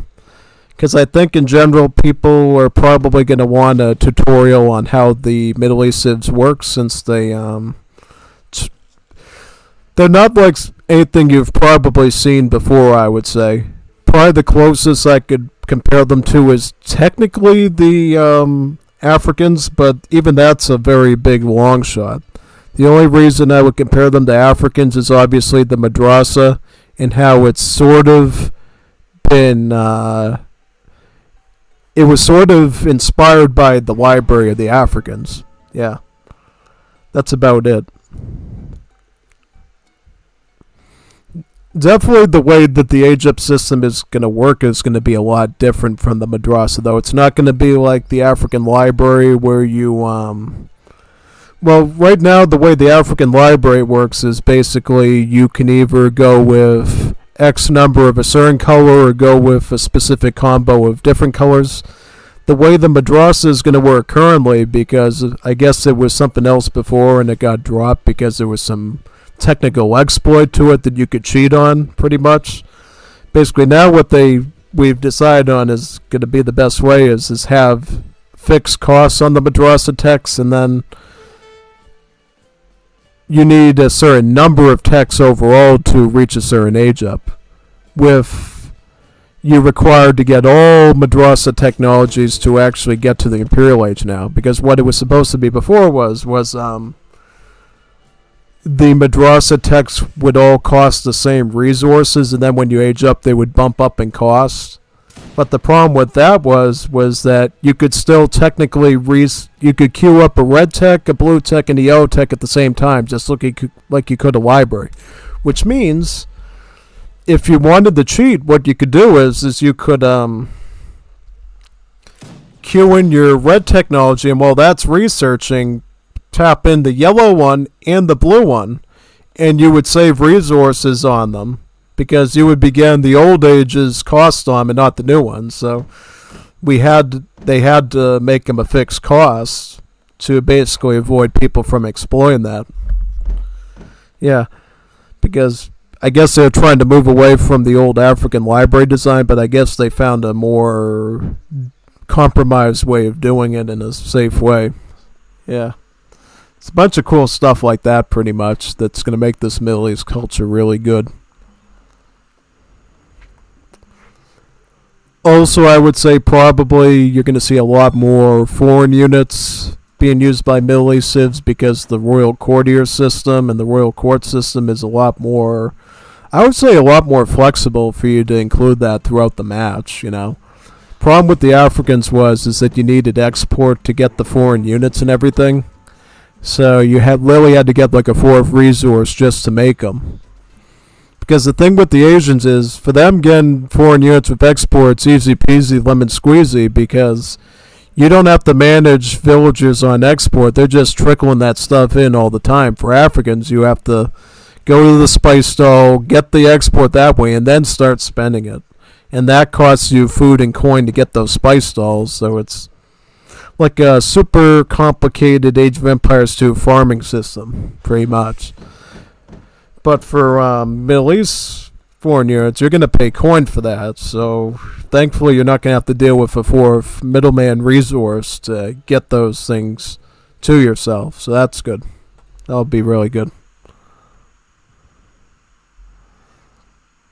My spitball designs for Middle East would be Kazakhs using the everything caravan idea.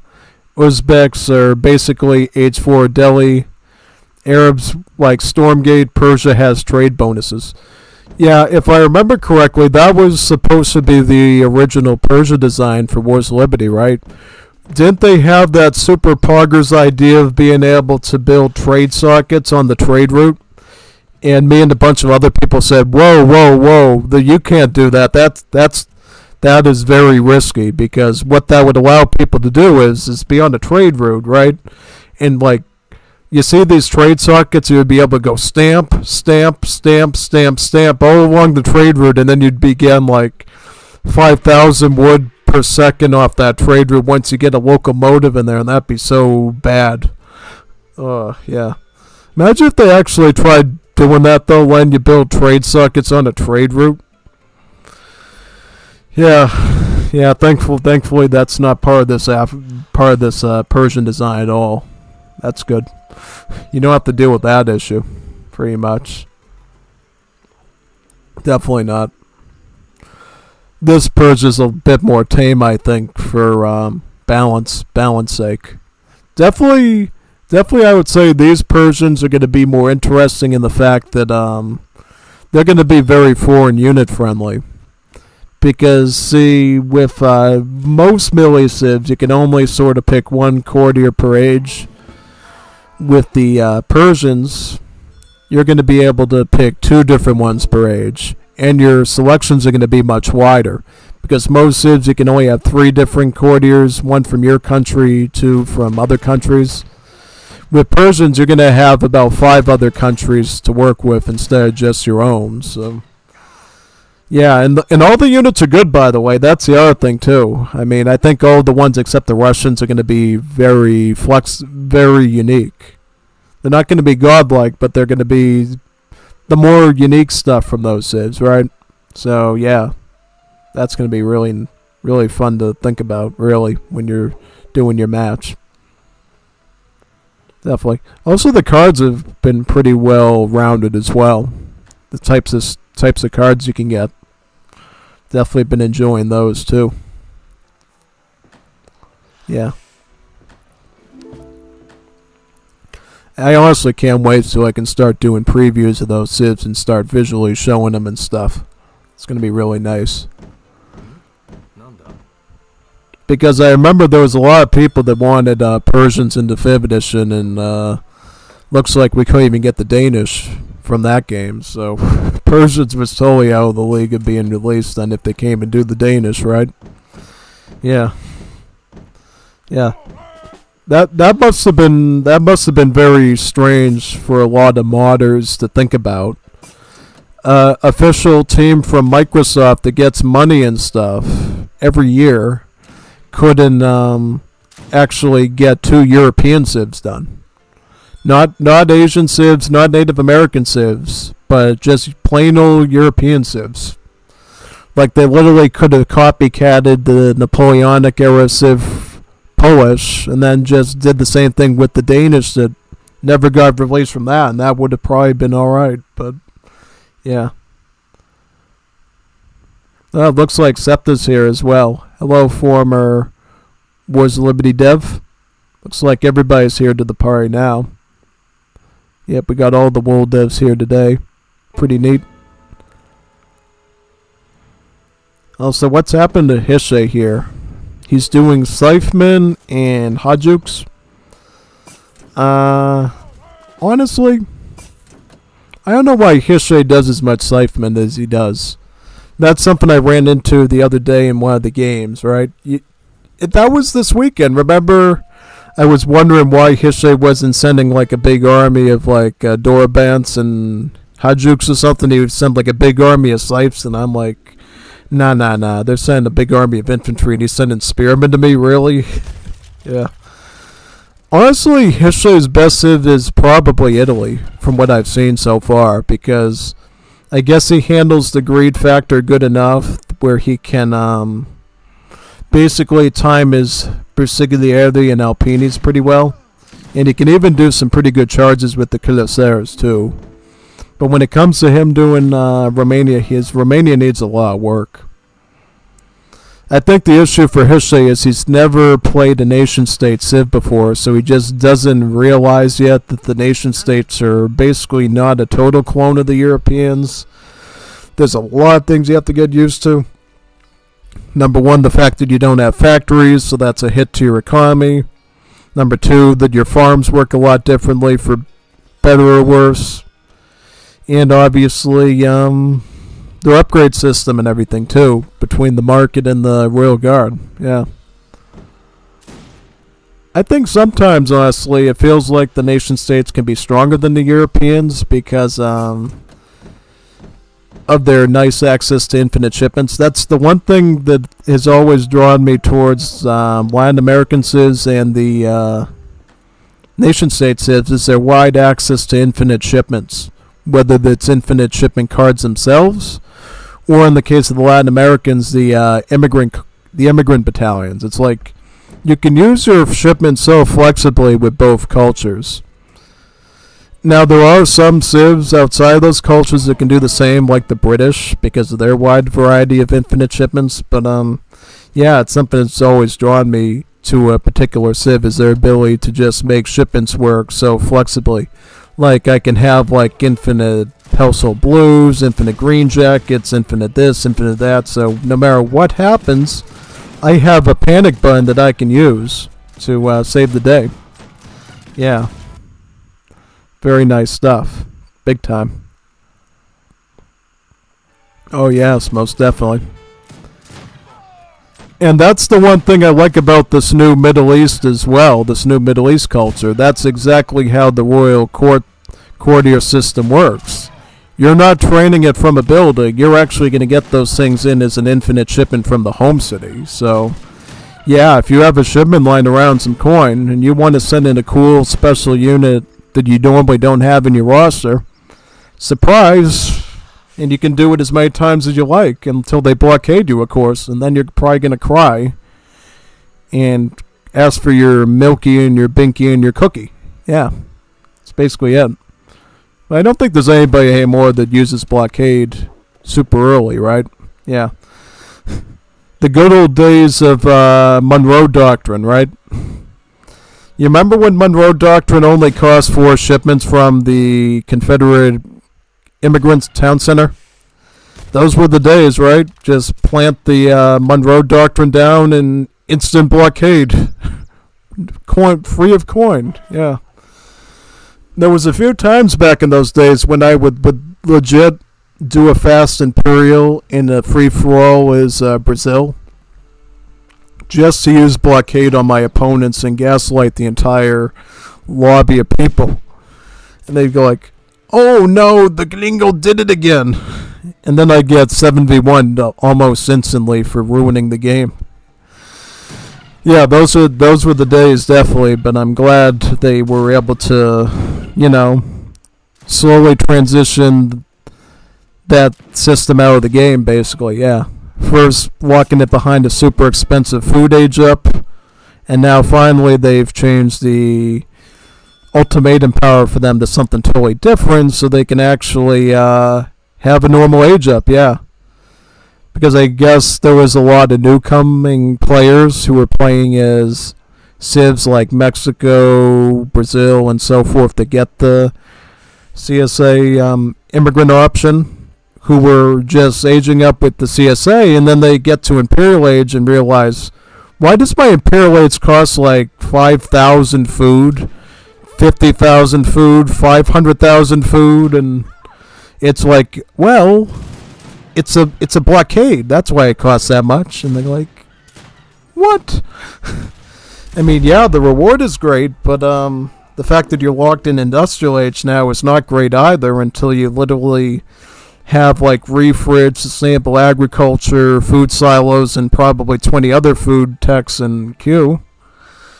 Yeah, that's why they had to change that. Yeah, definitely it's going to make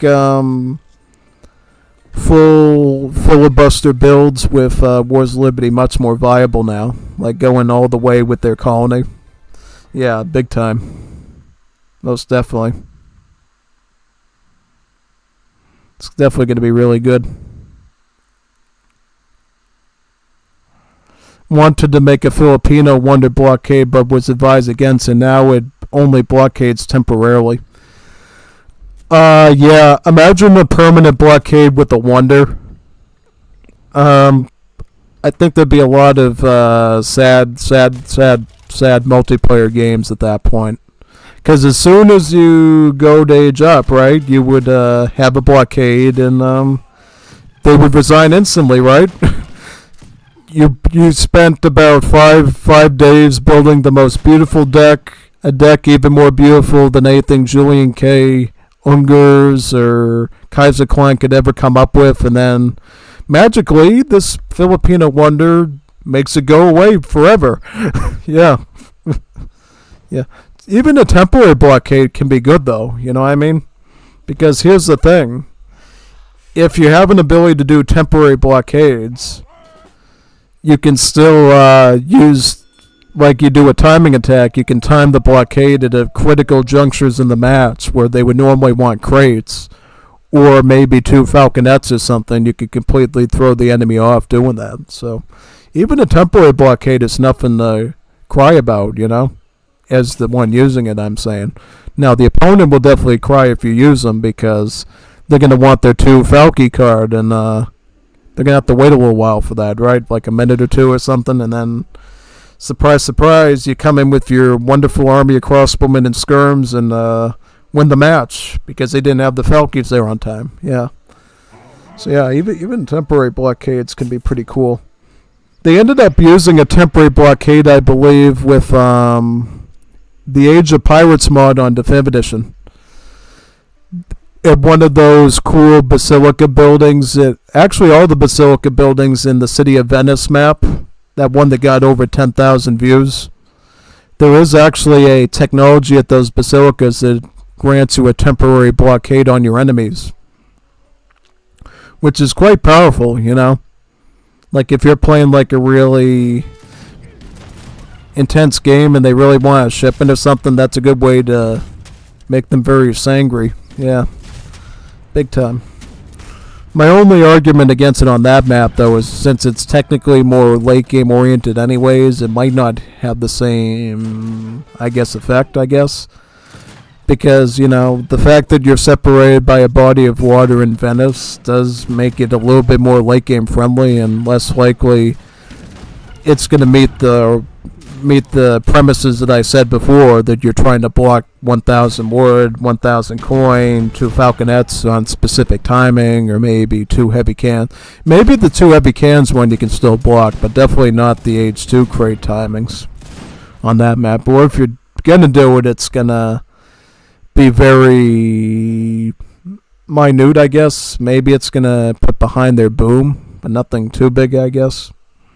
Guess you could say. Yeah, probably.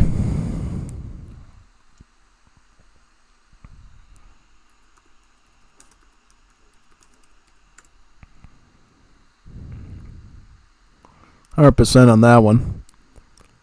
Yeah, definitely. I'm definitely curious to see what sort of Civ ideas Kato has for Age of the World, now that he's basically literally the future of Age of Empires 3 Definitive Edition development at this point. Imagine one day just making a really big mod with a lot of civs, and then you indirectly become the legacy of the game, because the little devs decided that coding in Danish and pull a civ into the official game as a DLC would be too hard to do with money. Oh yeah, it's gotta be a weird feeling. Kato's already showed his design for that Polish building already, so he's already getting ready to save the day for the AoE3 community, I bet, It'd be kind of funny if he changed gears for his next patch and he just did Polish and Danish, or he worked them in with what other civs he was already doing. Because I think the patch he was going to do, it was going to be all Asian tribes, I guess he was going to call it, so the Javanese and various other Asian ethnic groups. If he can link that with Polish and Danish, he's going to have a huge update, and people are really going to like it, I think. Oh, yeah. Yeah, I would love to have a Kato's Age of the World preview that gets as much views as the Venice map did for Age of Pirates. That'd be really cool. Because then we could start getting a large player base for it, Feels like right now the main player base for Age of the World is mostly Wars of Liberty players when they want to do something different with different graphics, I guess. But yeah, it would be good to see a lot more big-time AoE 3D people going over the Age of the World and just having like a Wars of Liberty 1 and a Wars of Liberty 2 to go back and forth between. One with the more modern software and one with the older one. That would be pretty fun. Yeah, definitely. I will say, though, Age of the World definitely needs to look at its balance stuff a little bit more, because it feels like when you see Wars of Liberty games like this, at least you understand where the balance is coming from. It's either based off of legacy or it's based off of stuff from public updates on Definitive Edition, so you know the logic is there. But for Age of the World, it's sort of like he just takes random stats on a unit and magically gives it Veteran Guard and Imperial upgrades and calls it macaroni at that point, which sometimes works okay, and other times you got like a thing that has like the stats of like 3 Zapotec warriors and 1 and just eats up entire armies. Yeah, big time. 100% there. Yeah, exactly.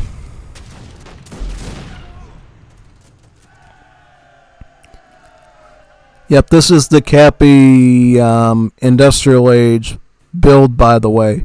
The main idea is you basically spam out the Moritarus for the siege, and then you can back it up with these right afterwards, and possibly even this as well. It's a really powerful build you can do with Japan, both I believe in the Definitive Edition game as well, but mainly here Cappy uses it a lot, so definitely, if you like Japan, definitely consider using your Daimyo Shogun in Age 4 so you can line it up with these really good artillery shipments. It's good advice, yeah. He literally did that, redirected all his efforts to release Polish and Danish ASAP. Now that's a true martyr right there. That he gets again ovation for that. You know, first day those civs come out, I'm going to cover those things. You know that, right? Yeah, I'm covering those.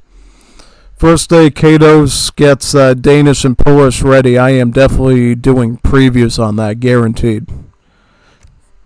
Not only do the wool arrows need it, not only do the Age of the World people need it, but everybody needs it. You know, they need to know that somebody actually knows how to code a Danish and Polish civ for free. For free, mind you. You know? For free, mind you. That's probably going to make the World's Edge and Microsoft people save so much seeing that, because they're going to be like, you know, for them, they have to put in like thousands of dollars into a DLC when this modder did all their work for them for free and probably made a better product in the end. Or at least something that visually is better, you know? Oh yeah, big time. Especially the Polish. I've seen the buildings he was doing for Polish. Those things are really good. So, don't be surprised if these civs come out better than they would have under a DLC. An official one, that is. Because the thing is, I have enough experience playing Napoleonic era to know what a decent Polish civ looks like, so I'll be able to compare the two and go like, okay, this is good, this is good, this is good. Because that's going to be the best comparison, I think, is Napoleonic era Polish.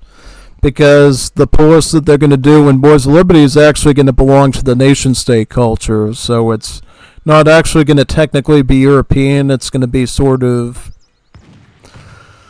Well, here's the funky thing about it.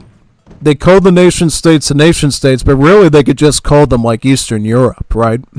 Because the only sort of quasi-Western Europe power in the nation-state culture is probably the Greeks, I guess. That's about it. They're literally all Eastern Europe, you know, Bulgarians, Romanians, Serbs, Poles, Albanians. That's like the eastern half of Europe. That's not the western half. So, yeah, and then what are they going to do? Put the Georgians in as well, even? So, yeah. In the back of my mind, I always consider nation states just to be like Eastern Europe bloc, basically, and Europeans' culture to be sort of like Central and Western Europe bloc, pretty much, yeah. I guess sort of that's going to be shooken up a little bit when they add sort of nation... Oh yeah, that's right. Aren't they dissolving the Anglophone culture at some point?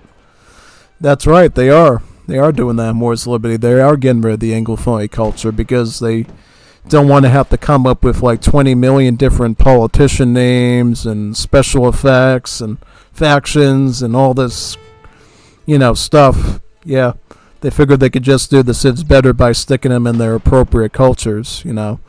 Sticking America and Canada in the American cultures, so it's literally congruent with what the Definitive Edition team did, which will be pretty nice. That means USA and Canada will get their immigrant wagons, all that cool stuff. So that should be really fun. Oh yeah. So yeah, definitely look forward to that. And then Australia will be part of the Polynesian culture. That one should be a bit interesting. Like, how is that going to work with Australia, though? You know, because how do you represent the colonials in the Civ then, right? Because you begin rid of all the sort of European starting infantry and stuff to have a Polynesian Civ, right? So what basically happens? All these white Australian prisoners magically turn into Polynesian spearmen and club warriors and marksmen with their slings all of a sudden or something. Yeah, that one's going to be pretty fun. But I think I can already sort of predict, at least from my brain, what the upgrades are going to be if Polynesians are still Polynesians when that comes around some point in the future. I would assume Rum Corpsman, Bushranger could be made into upgrades. Maybe the Tracker can too. Definitely the Fire Stick would be an okay upgrade. Boomerang, I don't know. Maybe the Boomerang could be an upgrade. I think it probably could. Don't know about the rest though. Like, I think they might, like, would they literally be able to turn the fighter into a cavalry unit or something, maybe? Turn them into native police. Very strange idea.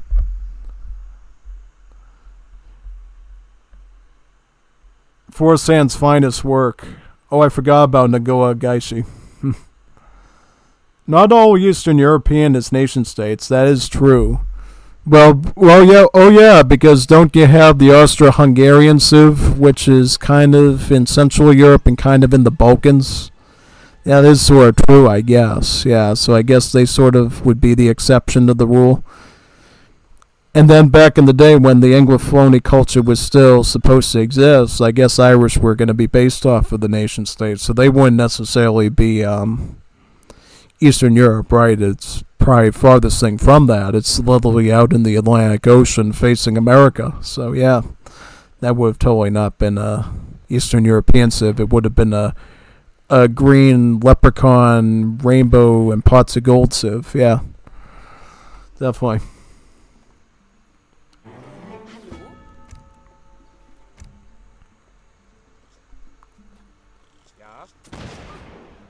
Big time. So what's Cap's doing his signature Civ now? He's doing Germany. The man Cappy can't give the poor kid a break. It looks like it was bad enough he used his Ottomans and his Japan on him. Now he's literally using his best Civ on them. That is very bonkers. That's very OP actually. I wanted to check the Discord too because he wrote some text there about the whole thing. So basically, Cappy was very shocked because I guess they did random ESOC maps and every time it just happened to land on Alaska. That's what he was saying. Oh yeah, that's pretty rare when you just get nothing but Alaska. That's like RNGesus type stuff. Big time. That's happened before though, I think. Because there's particular maps when we're playing with Ringo that always seem to be the same. We always get wetlands for some reason when playing with Ringo. It's like wetlands. It's like we get that every time, that South African map, wetlands. And I'm like, didn't we just do wetlands yesterday? And it's like we see wetlands every day or every other day. And it's like whenever Ringo hosts, we get wetlands. Oh yeah. Very strange. Strange that we always get wetlands when we're playing with Ringo. Either when I'm doing an individual record or a stream or something, it's always wetlands. Which I don't mind. I mean, wetlands is a fun map. It's just kind of annoying because the treasures are really hard to get. Even for villagers that have special abilities to target the guardians, it can be really hard. Yeah, that's my only argument against wetlands is make the treasures a little bit more accessible, please. The ones with the chimps can be targeted pretty easily because the chimps have a slow movement speed, so you can just sort of kite them very easily. But any of the ones with the ruggas or the mandrills or anything, those things you can't get usually. Unless you have a really special case like the new Russians, yeah. Russians spamming Plastunis out of their Explorer. Yeah. Yeah, that was an interesting idea. Changing the Plastuni from a blockhouse unit to a anti-treasure guardian thing that the Explorer can train. That was pretty interesting. Almost like a bodyguard for the officer. That's pretty neat. It's kind of good that they finally decided to change the European hero to the officer instead of the Explorer. Yeah, definitely officer is a lot more 19th, 20th century than Explorer. You know, if you're playing on Alaska, you know what? Well, let's put it this way. If you're playing on New England, right? You're not an explorer anymore. You're an officer. You're not exploring New Hampshire anymore. You already know what New Hampshire looks like at that point, you know? You already know what Vermont looks like. You already know what Rhode Island looks like. You're not an explorer anymore. This isn't the 16th, 17th century, 18th century. You know what Rhode Island, Vermont, anything looks like. So you're only really an explorer if you're on like a map like Alaska, probably in the West Coast. But even that depends on timeline, right? Because maybe you already know what those maps look like depending on how far in the world timeline you are. If you're obviously closer towards World War I, you know what that land is at that point, right? So not a lot of exploring anymore. You already have the world carved up at that point. So yeah, it's good that they changed that to officer. Makes a lot more rational sense naming it that way.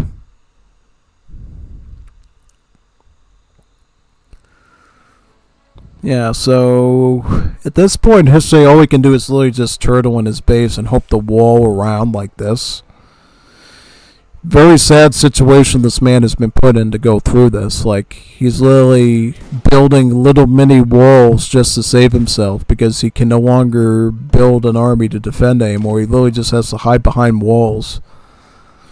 Like this. Literally a turtle. A Romanian turtle. Yeah, yep, he's got his Verdun there. I guess this is the one situation where being Romania is nice, is you can literally take your Verdun out onto the map and hopefully bring the Ville somewhere where the main attack isn't happening. Whereas with normal village shipments, they have to do that on foot, and yeah. So, that's good. That's definitely a good thing. It kind of makes you feel like Egypt in a way, yeah. I guess this will be the legacy of old Egypt. You know, when Egypt is no longer African and they're part of the Middle East culture. This will be the last remnant we have of training villagers out of a caravan is through the Verdun wagons in Romania.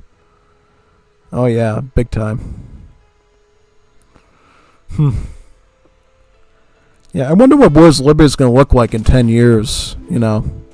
We sort of seen from release to present what 10 years of Wars of Liberty has looked like. What is Wars of Liberty going to look like in 10 years from now? Or even 20 years from now, or 30 years from now? Yeah, because believe it or not, I'm probably still going to be streaming Wars of Liberty casted games in my 90s and 100s and 110s. As long as I'm still breathing, obviously. As long as I still can reach a PC somewhere and still hold a microphone up to my mouth or whatever. Hopefully then I'll have some sort of contraption so I don't have to do that. Just rolling the little mechanized wheelchair into the table and... Oh, it's time to do Casted Wars of Liberty games and patch 9.685. Yeah. EGAB. Yeah. That'll be fun. At that point, they added World War II, the Cold War, the 2000s, 2100s, and even DLCs adding the Spartans, Athenians, and Achaemenids called Chronicles. Oh, yeah. Be a crazy time for Wars of Liberty then. Big time.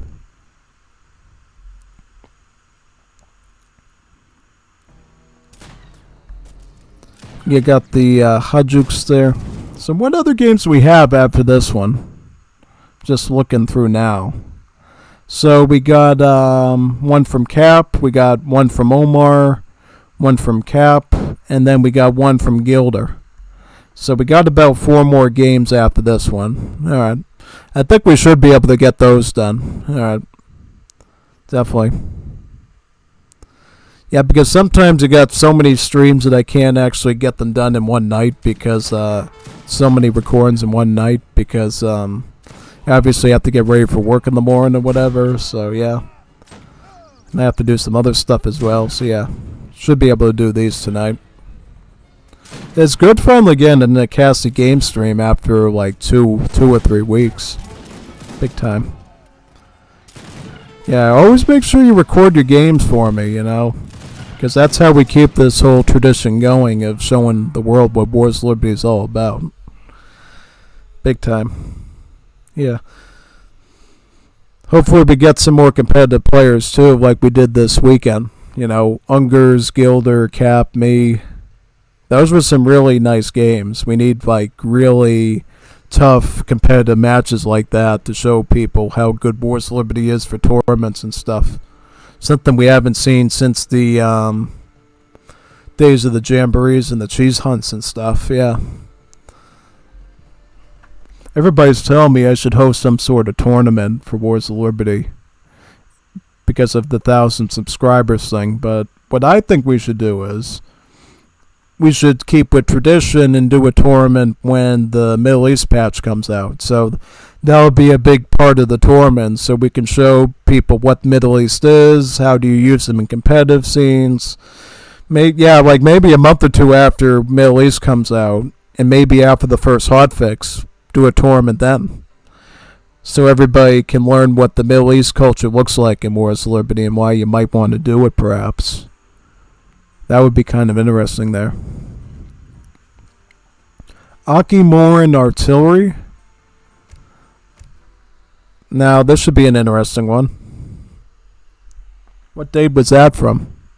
The 6th? The 6th was back on Thursday.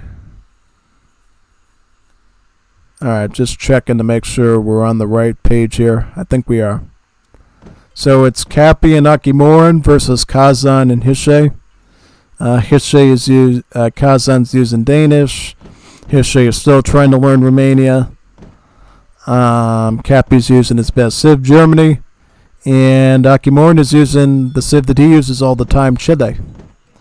Yeah. Now, this is the patch 1.1.2a Chile. Not the new Chile that has the new card. So we won't be seeing any of that artillery, right? That artillery. Even though it's not really artillery, it's some Chinese guy with a shovel that's good at taking down buildings, yeah. Yeah. Hope that'd be kind of funny if we got record a game this week during the stream where somebody actually uses the Principio Rojo card. That would be kind of neat. Yeah, because I sort of got it working in that upload I put up last night where I sort of combine artisanal cannons, the Jundi muskets with the sappers or the coolies. That was pretty fun. You definitely can't do it every game if you're playing on the Hishe map that's the size of Large Carolina. It's probably not going to work, but yeah, it was definitely worth giving it a shot, and I finally got to do something.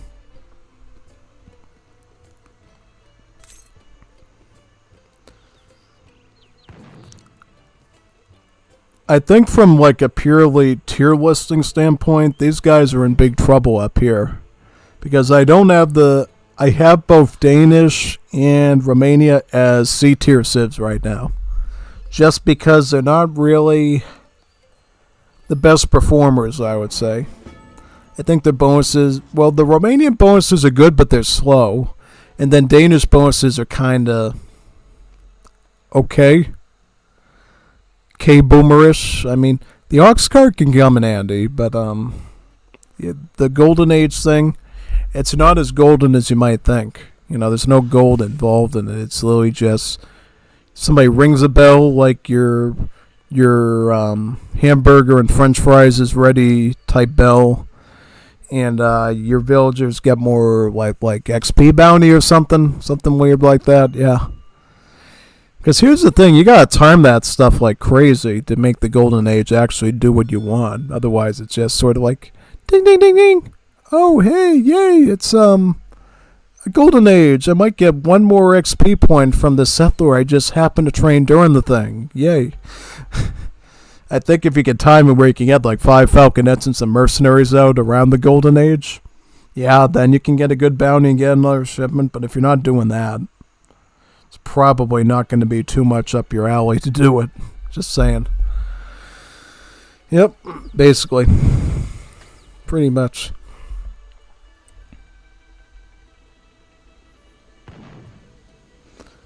At this point, it looks like... Let's look at the decks. I want to check the decks out. I mean, I know what Cappy's running. He's going to be running his standard. He calls it test, but is it really a test? I don't think so. It looks pretty basic if you ask me. Well, basically the way his deck works here is focus on having the flexibility to either go infantry or boom in Age 2. Yeah.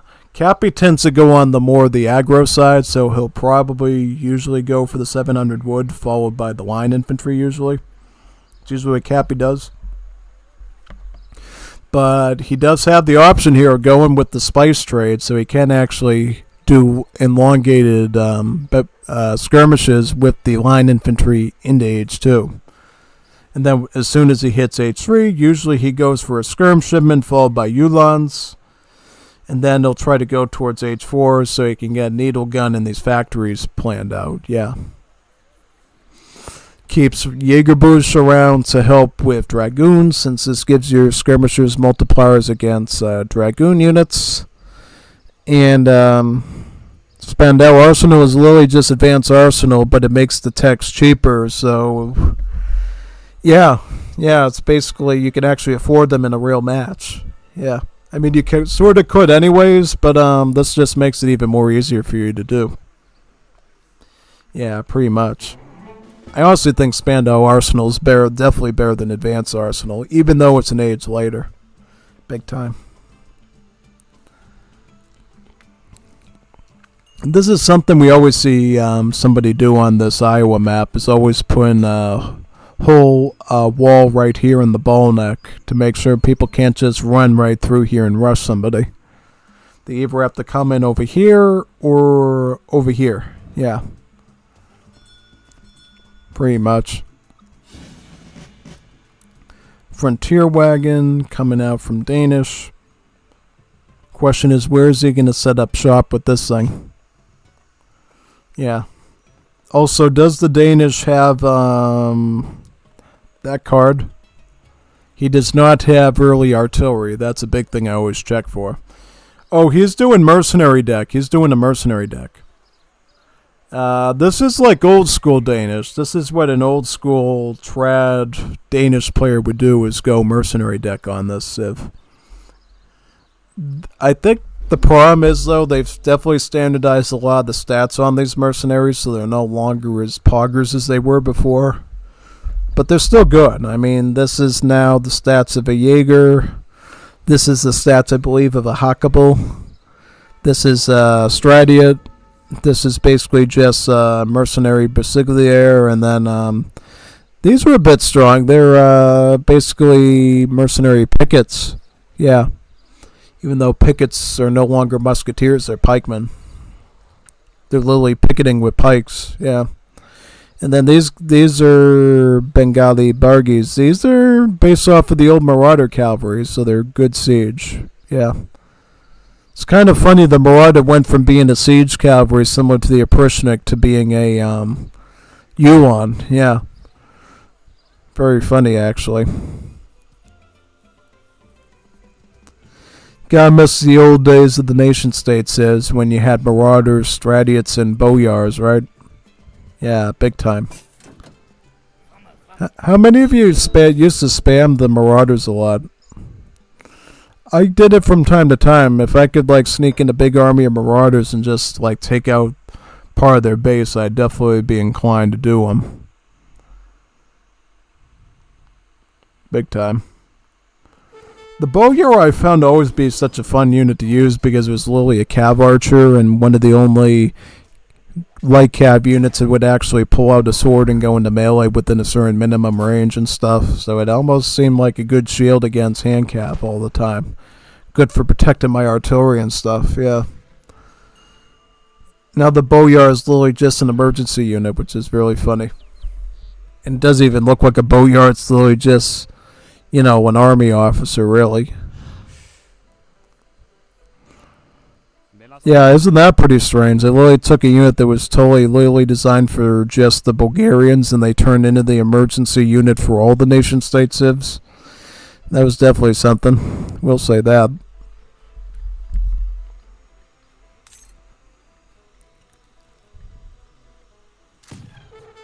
So Chile right now doesn't really seem to have any sort of protection here besides this tower right now.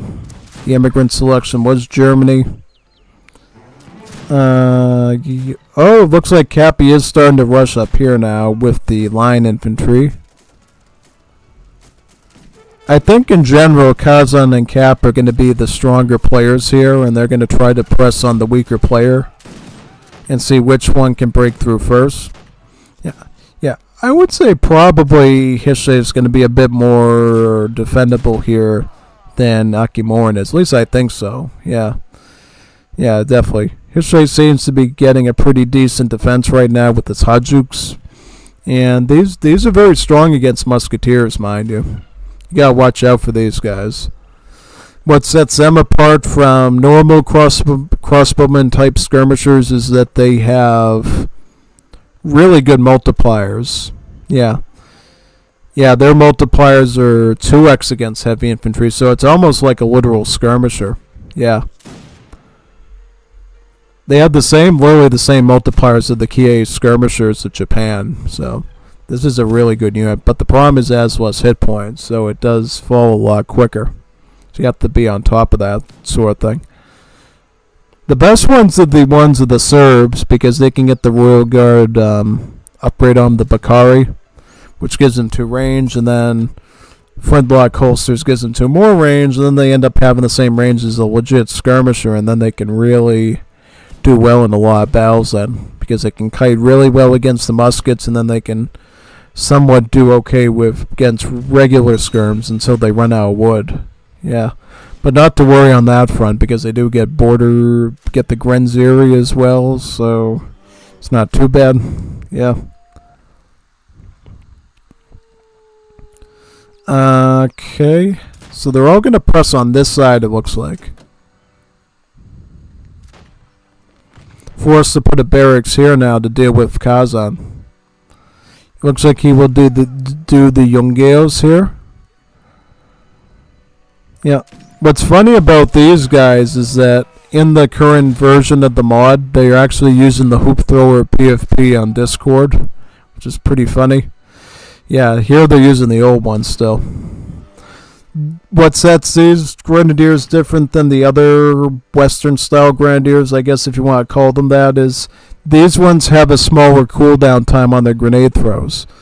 I believe their cooldown is like 45 seconds. Whereas a normal Grenadier would have a cooldown of 60 seconds. So these guys throw their grenades quite often, thus being a really useful Grenadier, be it a bit more expensive than the average Joe. 90 food, 60 coins, so they can be a bit costly.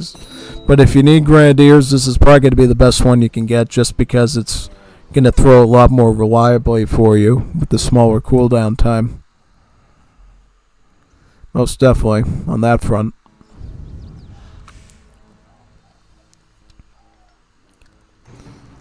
Also, looking over here, looks like Cappy is going to attempt another push again. I'm presuming the Hajuks and the Volunteers should still be able to hold this front up for now. Question is, what does... well, I'm thinking Kazan's going to go mostly mercenaries here. So what mercenaries is he doing? None right now. We still need some wood and coin to actually get that process going. Well, he's going to have the house for the pop. And he's going to have the coin rather soon, too. Which mercenary should he start with? Maybe the Jaegers. Jaegers would be a good start. Oh, he's going to start with Assault Cavalry. The Clisses. Oh, and he got a fort, too. I see the fort right here. Yeah, I think he's a little bit worried that Cappy's going to overpower him again.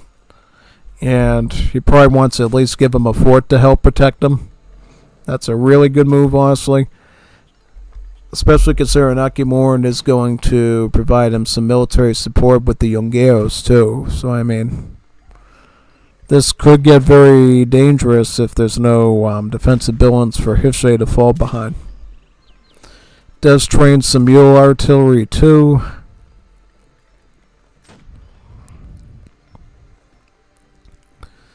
Scouring around, I think, with some pikes and some volunteers, it looks like.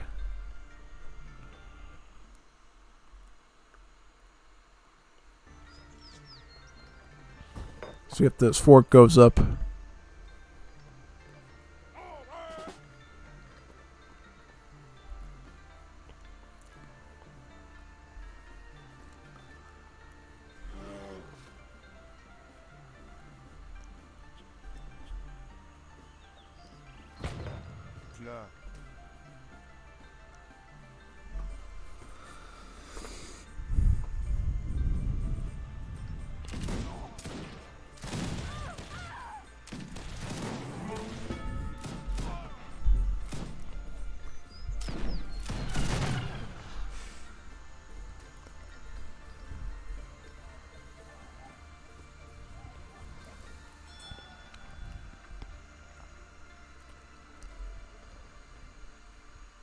Yuma in Kommando.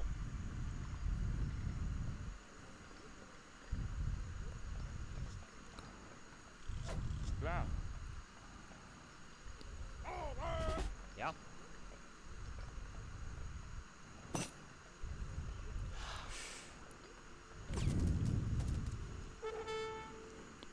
Try and... Could he get some raiding done, perhaps? Totally possible. Where's Chile at in resources? So I think they're probably going to age up right now. Seems like it. That's why I would get the coin. The fun part of playing Chile is your crate cards always have 100 additional resources in them because of their SIB bonus of having a 100 resource crate with every card you do.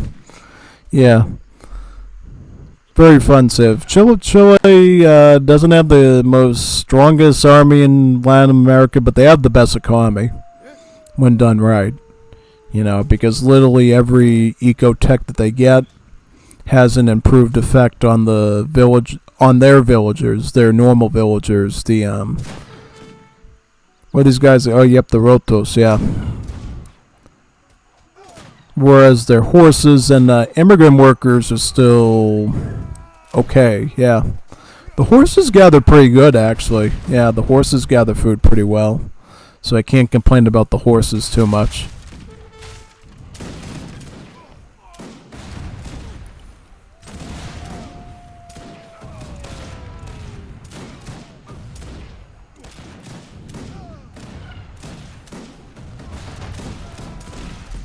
Okay, so it looks like the Clasers are they doing alright? I think they are.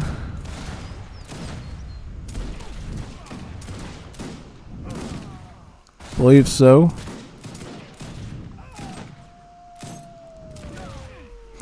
Yeah, I think he could have pathed them a little bit better there, and I think he probably would have cleaned them up, honestly, but somewhat okay. Cap is now adding in Hussars. This is when you know Cap is really in full eco mode at this point, is when he can add hand cavalry in with his veteran line inf.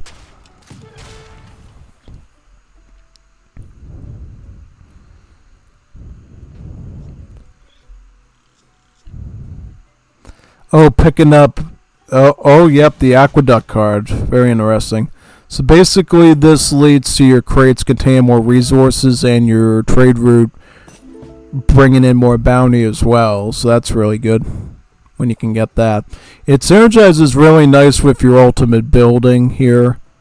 The Saldatrero. Because that thing produces crates over time. So if you get that card with it, it's a really good synergy, usually.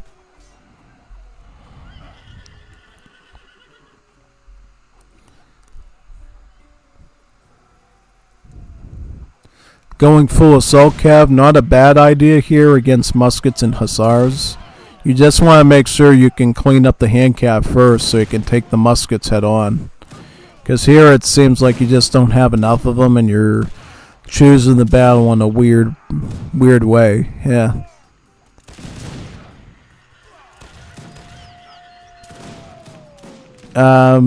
Seifman, Hajuks, and yeah. That's why I said this is going to be like a battle between Cappy and Kazan for the most part. Because they're the more advanced opponents on either team at this point, yeah. Pretty much, yeah.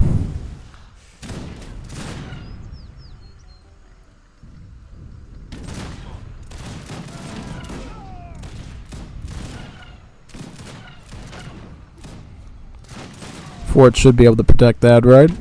Think so. Yep.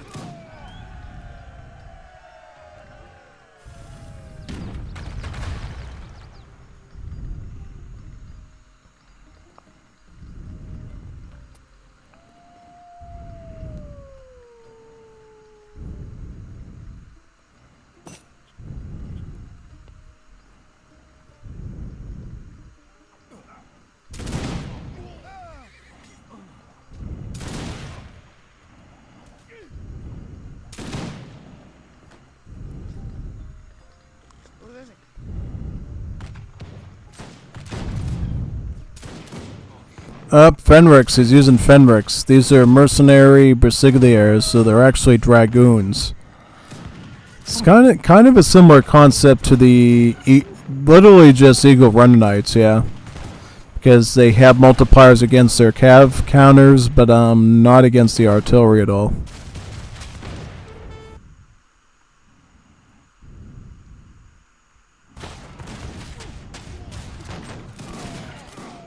Yeah, these Fenrix are doing some pretty okay damage here, even against the scout units. Yeah. You might want to back these up though, because he's gonna take too much damage. Yeah, okay. Yeah, definitely keep them out. I don't know why Cap is charging the Fenrix though, because the Fenrix is just gonna do hand multipliers against him. Really.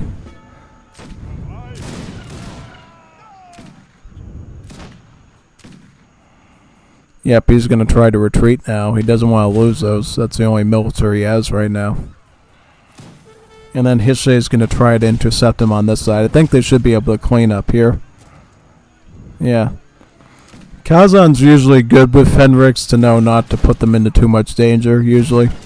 So he'll probably do a good job with that. Yeah, charge him with the Siphon. That's even better than... Oh, see, you lost another Fenrix because you got too close. You can't do that. Use the hand infantry. They're good at dealing with that sort of thing. He's kind of sacrificing his Fenrix there, which is not good. Definitely not. I like how Akimorin actually has his Viven. They were targeting onto the maneuver unit. That's good use of counters there.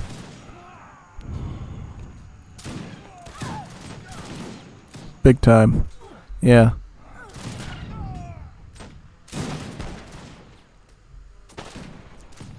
Yeah.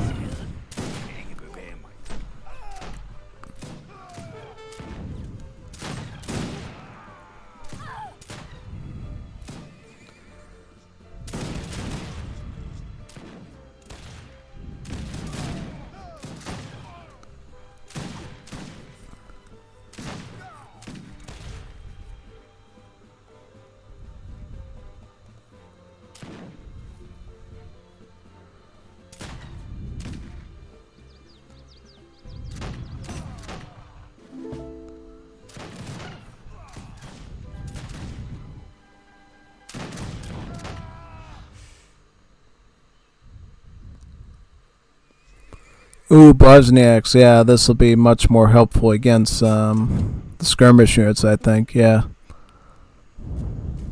Where is Kazan's coin coming in? I want to check on that.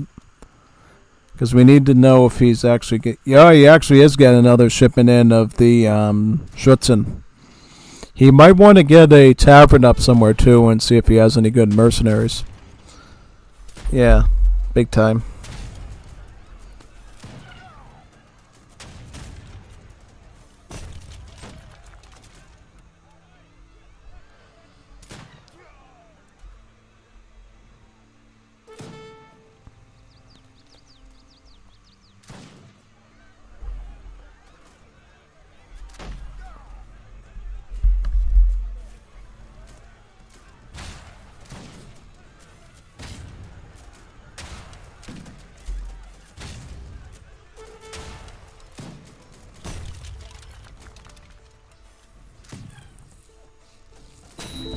Yep, there is the Schutzen.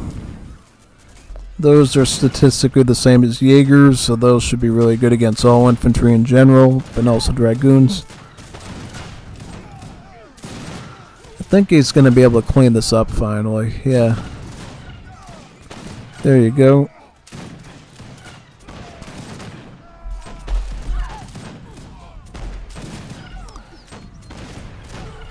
Very nice.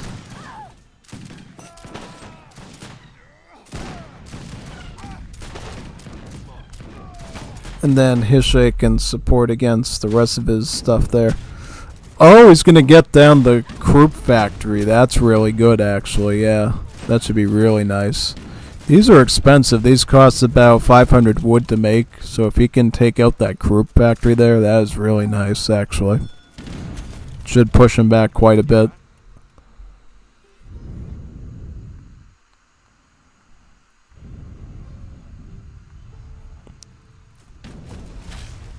I've got that croup factory down now. Yeah.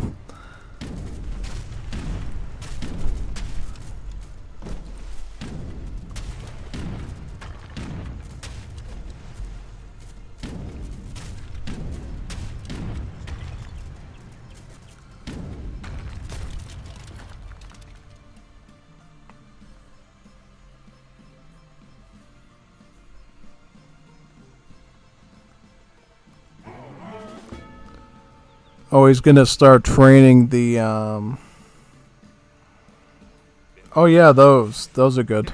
The Brunswickers. These are basically mercenary hackables. So yeah, they should deal a lot of damage.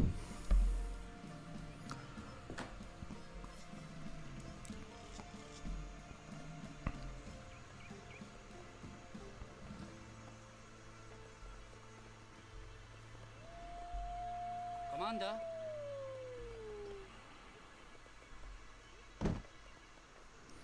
I guess now they're gonna go for a counter-offensive here to the main base. Yeah.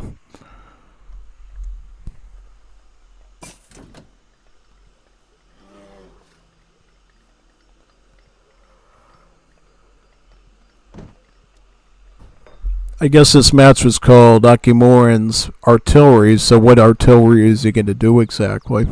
Is he going to do artisanals? Is he going to do volantes? What is the plan with Akimoran here? Well, we'll have to pay attention to that. Like, where does the whole artillery thing come into play here?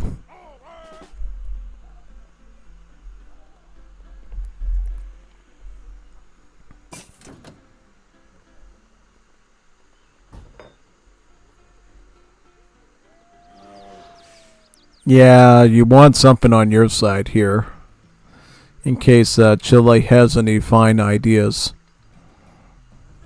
Very fine ideas.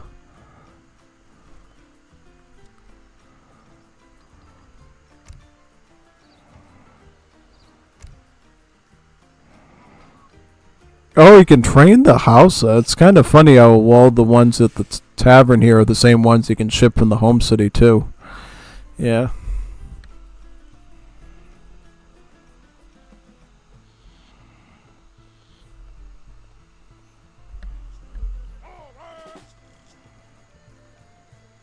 What did he say?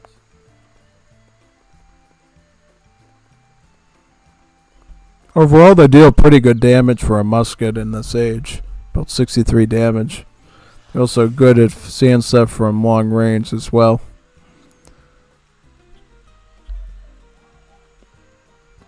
Or did they still have the... They still have the good line of sight? Got it. I think they might do, actually, but I don't know. They used to have the properties of an old picket, so they had really good line of sight and they could see spies, but I guess not anymore.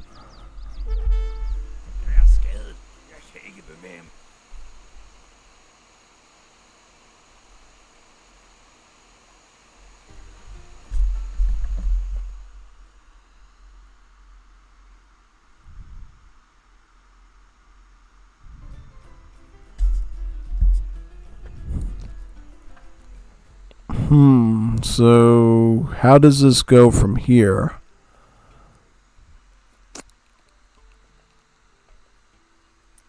How should they go about this? How should they go about the siege? Also, mind the Savicos down here. The Savicos could play a big role in this upcoming skirmish too. He's gonna get his Salvatierra now. This will grant him crates over time of his choosing. And then he can start to make war wagons. Yeah, Chilean war wagons. With the same stats as the ones in Definitive Edition. So those will be really powerful against mainly assault cavalry and artillery. But even in melee, they'll do really well against hussars. He's getting the veteran upgrade up on the artisanal cans. So maybe that's going to be what's going to be the shining star of this civ. Of this match, I should say. Yep. I definitely would say artisanal cans are best for civs that have the French immigrants. Because you can get the H2 technology nitroglycerin from them. to give them more range and more damage. Turn them into a much better tool. Yeah. Particularly the Paraguayans, who can get 2+2 range as well from a card, and get more multipliers from the hold cannonballs technology from the heavy works. So yeah, I would say probably Paraguayan artisanal cans are going to be your best bet usually. But some other civs have some pretty okay ones too, like the Peruvians. Well, the Peruvians don't even get the French immigrants, but theirs are good because I believe they can make them super cheap, right? Super discounted. Or is it the range or something? I thought, I'm trying to remember. I thought it was very cheap before, and then they reworked it the range or something. Yeah. One of their military trade-off improvements or whatever. Yeah. Oh, Cappy's already got his steel gun from the Stuttgart manufacturing right there.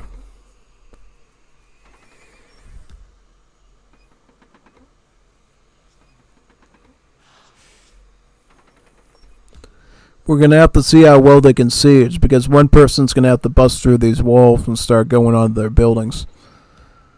Hishig has 1 mobile armor. This is also a form of heavy artillery, but it's more good for its tankiness than its damage. If you want pure damage, the steel guns are going to be better, but if you just want a tanky piece of artillery, mobile armors are just that, armor. They're very armored. Big time.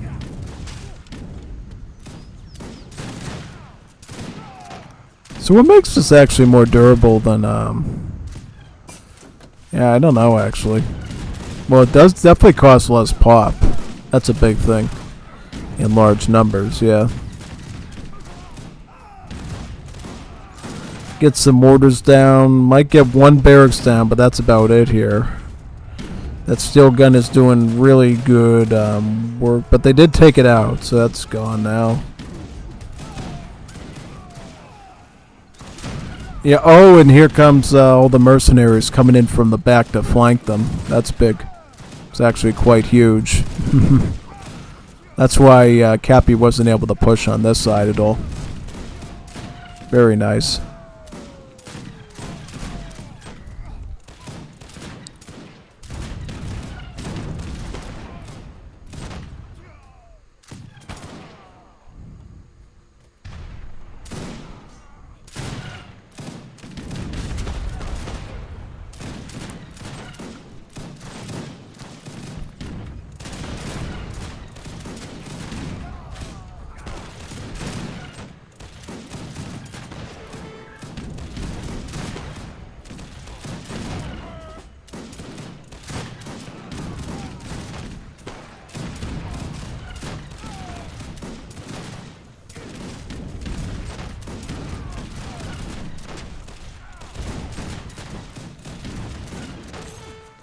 Does Hishig have the Monstrous Coalition card?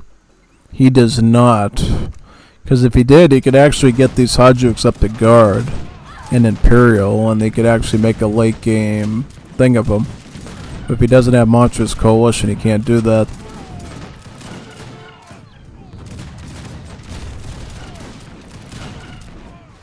Still somehow keeping the offensive on this side going. Kind of impressive, actually. Cappy gets a culverin from his Krupp factory to start countering their artillery. Deals with the mortars first, but then I'm assuming the mules are going to be able to target you up there. Very good. Akimoran, yeah, he's going to go for a spam of artisanal cans. I think this might break their push. Maybe. Really depends. But he's getting the engineers, though. These are actually counter-artillery musketeers. Pretty much, yep. Notice how they're still called musketeers. Yeah, not ultimate line infantry. They're actually still one of the only few units still called musketeers in the game besides the Shigumas, basically, yeah.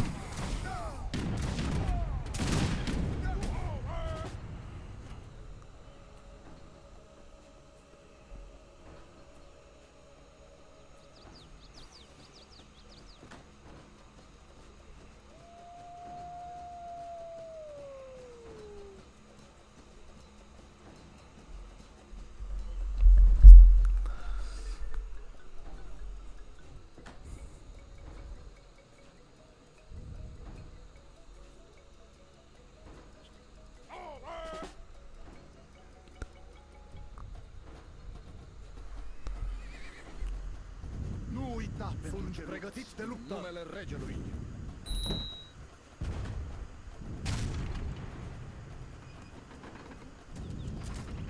Nu uita pentru ce lupți. Sunt pregătiți de luptă. Numele regelui. Yeah, you might want to get those engineers in the targeting mode there on the Falcons first, and then the mortars. Just saying. Yeah, most likely you want to do that. Very nice, very nice.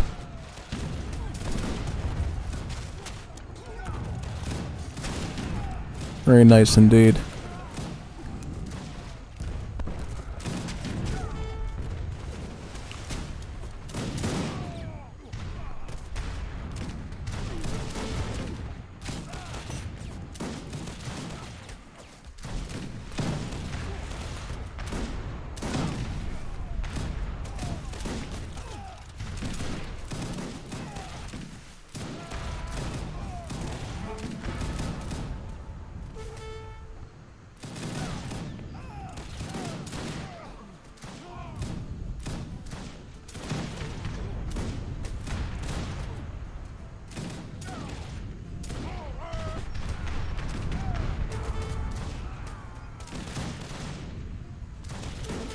Oh, the culverins. Yeah, the culverins will be able to counter that, right? Yeah.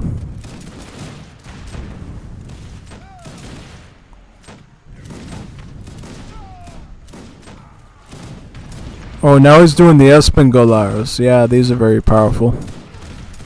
These are basically like a sort of organ gun looking cannon, pretty much, yeah. Very nice splash they got.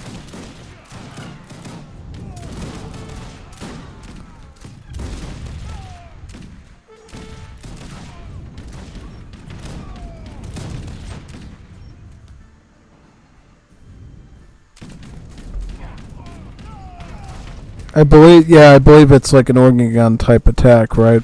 Yeah.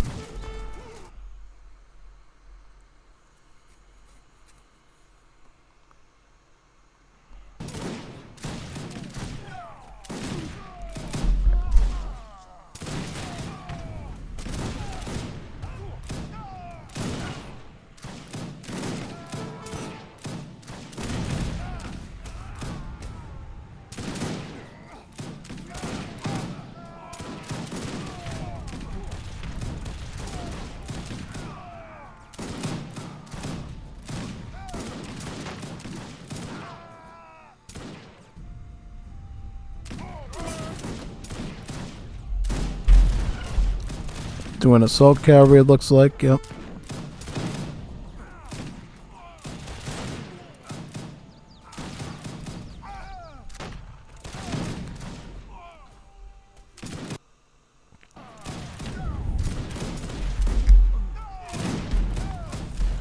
Now we see why it's called Aki Morn's artillery. Those artisanal cannons are going to start really doing well in this push here.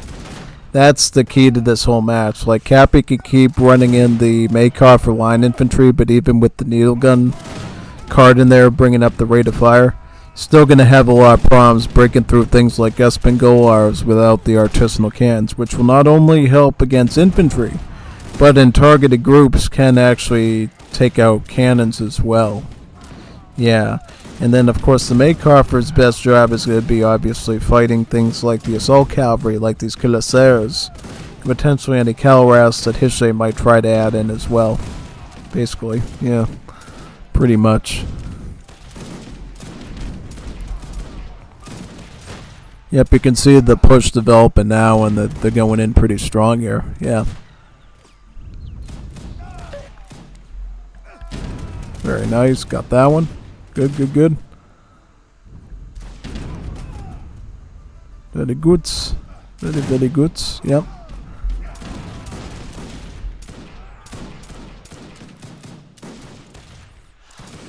Nice, nice, nice.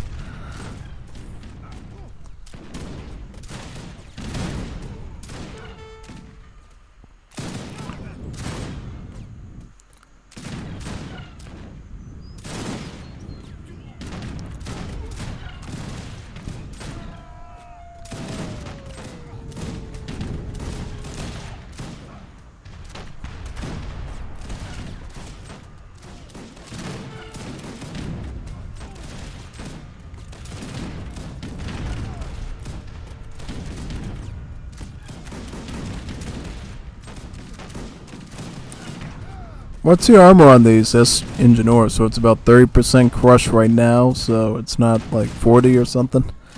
Ah, okay. So, I mean, they are gonna... looks like they are starting to clean up the artisanals, but maybe he's got another round coming. So he's adding in artisanals and he's adding in volantes now, too. So that'll help against any artillery Hishe tries to use as a defense there. Yeah, basically. Latin American volantes give up some of the range that the culverins enjoy as the Europeans, but they do have a faster rate of fire, so they can actually fire way more often and thus take out many cannons before they're taken out pretty much, yeah. The thing I want to see is, and I said this earlier, I want to see all these Wars Libya units in arena. Like, head to head. Latin American civ using volantes, how does that stack against somebody using mountain artillery like the nation states do? How does that stack against culverins? How does it stack against white cannons of Peru or the revolving cannons of Africa? You know what I mean? Just seeing how these unit stats really work, you know?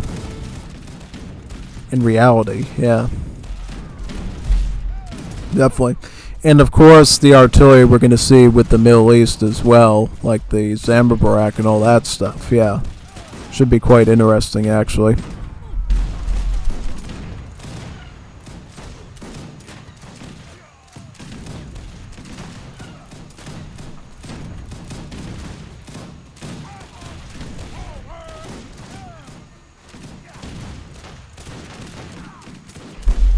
Well, the thing is, if I'm going to work on any sort of arena scenario, it's going to have to be something that I'm guaranteed is going to get a lot of viewership and, you know, payback, I would say. Yeah, because I always have to make sure I'm recording enough stuff each day to keep the channel super active, so any sort of, like, development like that would have to be when I can do full-time YouTubing for money and stuff. Which for right now, you know... I think I said this before at this point, like, for the views I get on the ad revenue and everything, it's basically enough to guarantee maybe at the end of the week I can afford, you know, a chicken strip basket from Dairy Queen or a Biggie bag from Wendy's. That's about how much money I make on YouTube right now. So, like one, not like eating for a week, whatever, just like one day. Oh, if I want my chicken nuggets, burger, french fries, and drink, can get it today with my YouTube money. Yeah. Yeah. I haven't even been paid yet because you have to reach a certain number of dollars, I think, before you can get any wire fund or anything like that. So that's coming. That should be any day when I can get that stuff documented, which would be good. Yeah, see, this is where Maykoffers totally dominates against the Danish. See, the Danish musketeers, the Landssoldatars, are basically trash units. They're actually even worse statistically, I think, than Russian musketeers are, the Ruskets. Yeah, but they're also very cheap. They're 50 food and 15 coins, so they're very cheap, yeah. A total contrast to the old line infantry of the Danish civ, you know.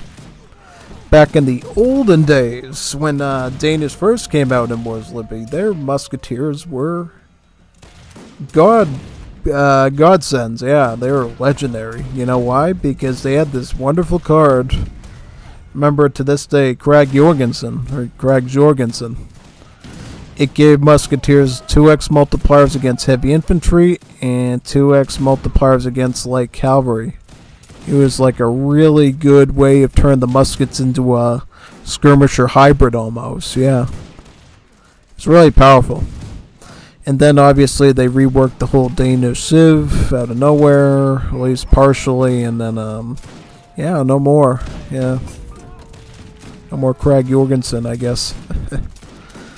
It'd be cool if they brought the card back just for the Landssoldatars to take advantage of, yeah. But I guess the reason it was removed was because Krag Jorgensen, back when it was around, was supposed to supplement for the fact that Danish didn't have skirmishers, but then Maston decided, let's give skirmishers to the Danish, so now we no longer need Krag Jorgensen since, now you really do have skirmishers, yeah. And what it's turned into, which is pretty neat, is Danish skirmishers that get 4x multipliers against heavy infantry. Because they get that cool booster card for advanced arsenal. They'll basically give you counter infantry rifling twice, leading to 4x multiplier skirms, which are really good at like shredding through muskets now. Very good, actually. Probably gives Danish some of the best skirmishers in the game to date, at least in terms of their desired role. Yeah. See, now he's gonna start doing those skirms. Does he have that card that I'm thinking of? He does not, so these are gonna be pretty bland skirms, unfortunately. But if he did put that card in that I'm thinking of, then he would be able to, yeah. It was a good line infantry spam. Oh, big time. Yep, most definitely. Yep, very good. Cappy's line infantry spams are always super on par, I would say, yeah. Cappy has a way of basically timing it out really good in the early game and then just coasting along with his Royal Guard upgrade, his Needle Gun upgrade, his Spandau Arsenal techs. Yeah, Cap has a good way of building tempo with his line infantry and also other units too. If he feels like he needs skirms or hussars, he's never afraid to add them, or dragoons or whatever.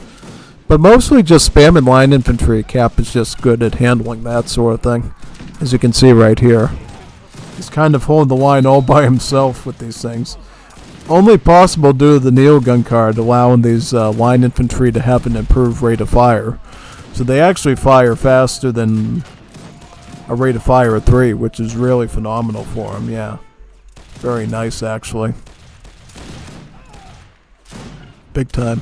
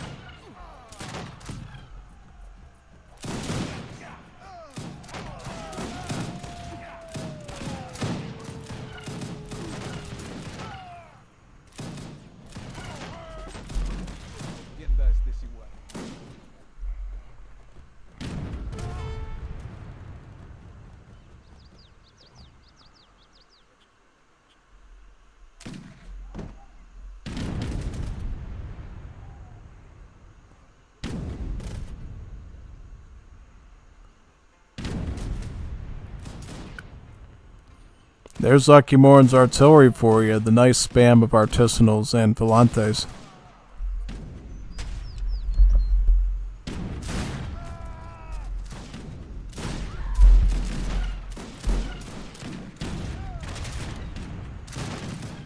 One thing I used to do back in the old days was I used to always look at this unit icon and I wondered, why doesn't the cannon look more blue?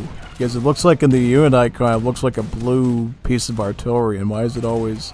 Because back in the old days, volantes looked like they were falconets, and I was always like, why don't they look blue like in the icon? I'm like, oh, that's strange, yeah. Never quite figured that one out.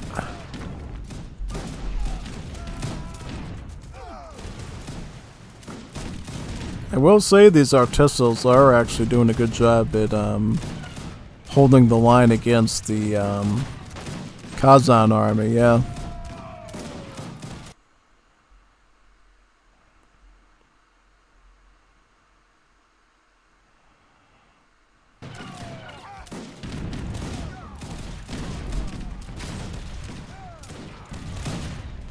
Push is still going in, it looks like, yep.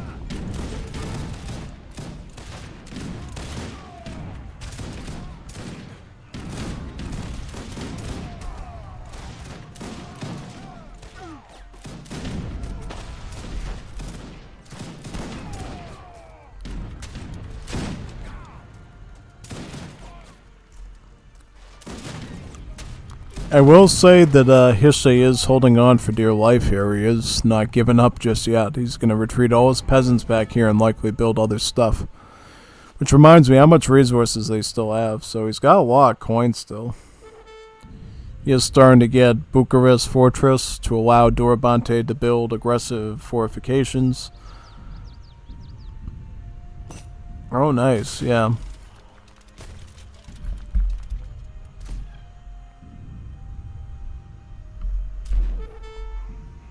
Very nice.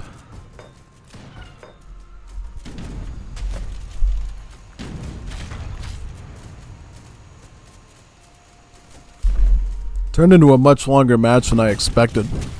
Yeah, I felt like one side was going to crumble very quickly, but I guess not.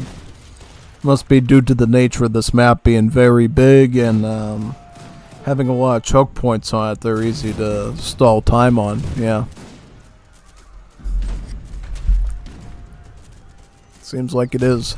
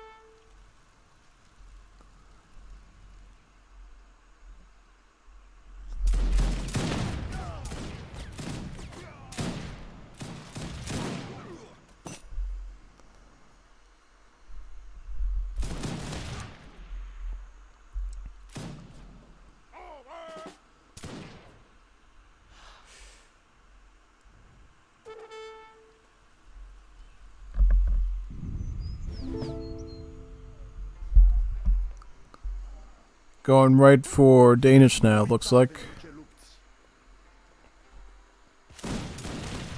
This is a good representation of the Romanian Civ bonus modernization. No doubt it's Dorabante are called the Dominators Dorbens right now. This is basically because Hishe, with his surplus of resources, was actually able to acquire the Imperial upgrade in age early through the modernization bonus. Yeah. Figured I'd point that out. Because even in this sort of stalemate state as Romania, you can sometimes turn the tide of battle by basically getting Imperial upgrades early. Just by using modernization to pay an extra cost for them, yeah. It's really powerful. Should definitely consider it. Usually, yeah.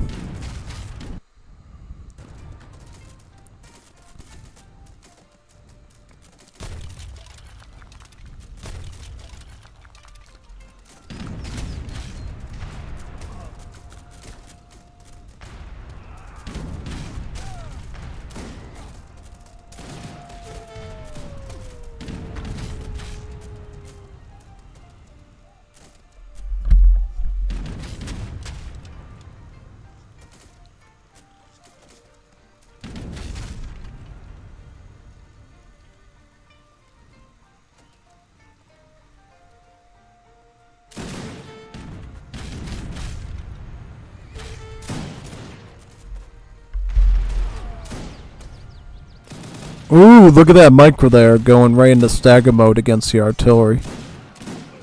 He's actually using the line infantry to target the mobile armors first and then go after the infantry next. That's some really good micro there, yeah. Quite good micro. It's the way you're supposed to use musketeers usually.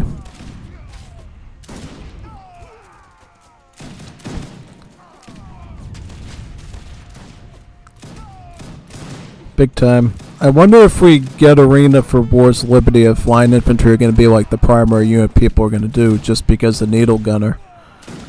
Basically giving them that better rate of fire. Probably, I would say. Yeah. Most definitely.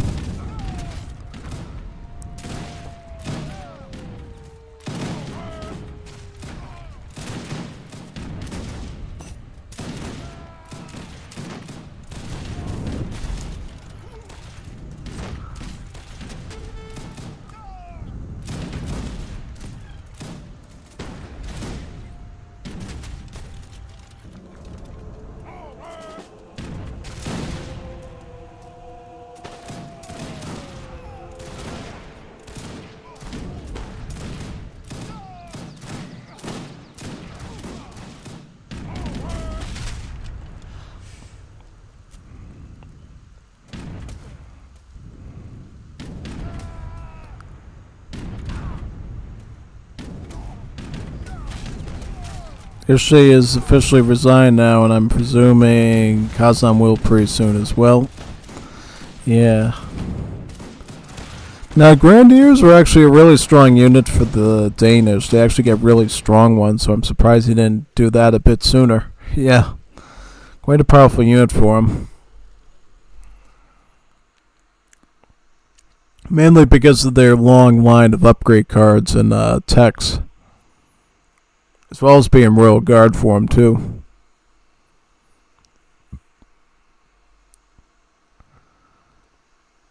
Very good. We'll go into the next match now. Let me boot that up right here. I believe we're still in the old patch. When we're in the new one, I'll check up on it.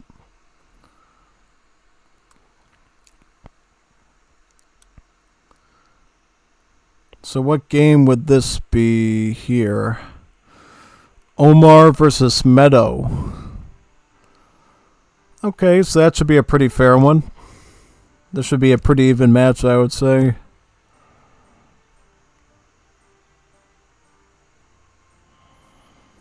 I should be able to give him some pretty good advice on this one, honestly, about their unit decisions and everything, so we'll have to study this from a teaching lens, I think.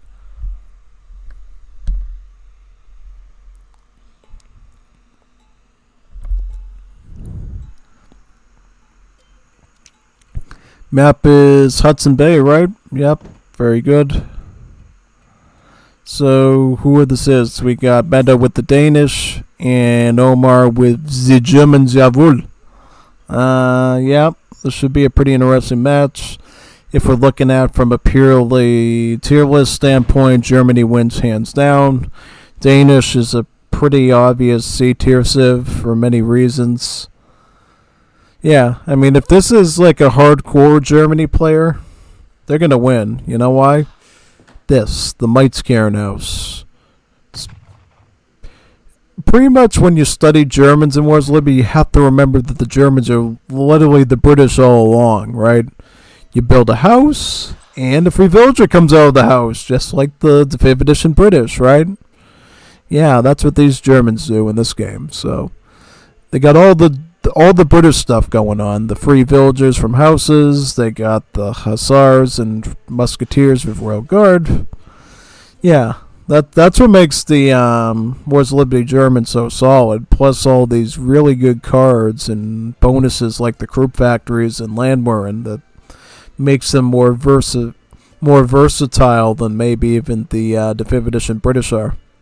The only thing these guys do not get from the British is longbowmen, sadly. So, for all you longbow enjoyers from the 5th edition that love siege archery, you're not going to take too kindly to the civ. But everybody else who likes, redcoat musketeers, lifeguard hussars, and manor booms, this is definitely your friendly civ, yeah.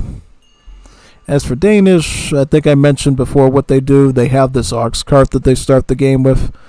It actually boosts the gather rate of nearby villagers. So it's sort of like a support unit. And then what you can do is you can actually turn them into a building later if you want to. You can turn them into a mill, a market. You can turn them into a plantation, a dock called an anchorage for the civ, or I believe a livestock pen. Now, water for Danish is kind of interesting, and we don't see it a whole lot, and we probably should, because the Danish get a really cool-looking dock called the Anchorage, which slows down enemy ships, has a good range attack, and it actually boosts the gather rate of your own ships on water. So, yeah, really cool building, you know, but we sadly don't see it a whole lot in games, and we probably should see a lot more of it, I would say. Big time. Oh, yeah, exactly. Artisanals were very useful this match, to be honest. 100% agree on that. Artisanal cannons have the advantage of being more spammable and cheap, whereas the falconets of Europe are argued to be a very strong cannon, what makes the Latin American artisanal cannons, and probably similarly the mule artillery of the Balkan or nation states is really good, is that they are lower pop cost and lower resource costs. So they can be massed in huge numbers, almost like a very pop-heavy infantry, you know? And that's sort of what we're going to see, too, with the Middle East culture, because instead of artisanals or mule artillery, they're going to have the Zamarbrak, which is going to be literally artillery that is also cavalry, right? So a mounted artillery unit that's fast and can act like an Abiscar. So that's going to be a really fun unit to get used to using. Now note that it's not a skirmish unit. It's going to be a literal thing with the tag of artillery and then the tag of gunpowder cavalry. So it's going to be really unique in that way. Can't recall I don't think it even has a shock tag, which I thought was pretty shocking. Yeah, shocking shock tag. But yeah, it's going to basically be good for downing heavy infantry, but can also down other things too in numbers. So yeah, should be a fun unit to play around with, honestly. Big time. And I believe all the 4 of the Middle East will have it too, if I recall. So very flexible unit you can use across the board, really.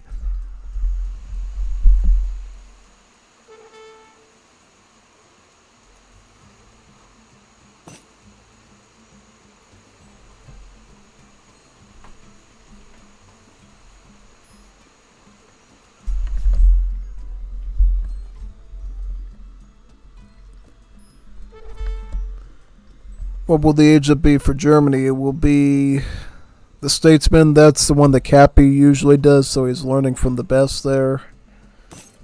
As for Meto's deck looks like this. A fair amount of crate cards. You got the settlers here. A lot of late game potential, you know. It's not necessarily going to go for the hard attack, but is rather going to focus on mainly military stats and defenses, yeah. That's why I'm getting the vibe from this deck, yeah. Does have infinite 2 settlers, so at least you got some card you can use into the super late game, maybe.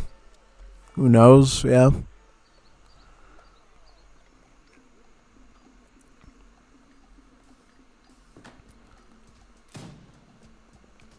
I'm just going to fill my water too, if you don't mind. You can watch this while that's going on.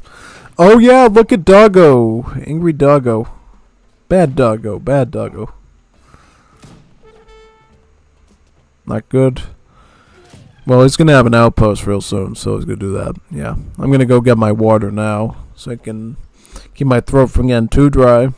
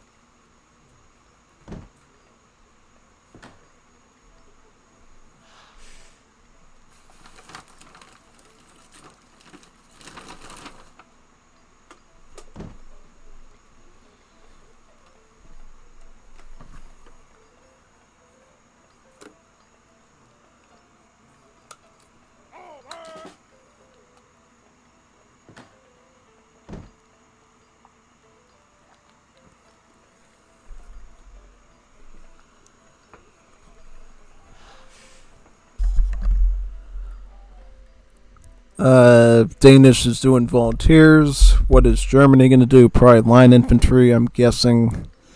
Yep, sticking to the Cappy recipe, which is not a bad thing. As long as you can keep the numbers up and you can micro, that's the big thing.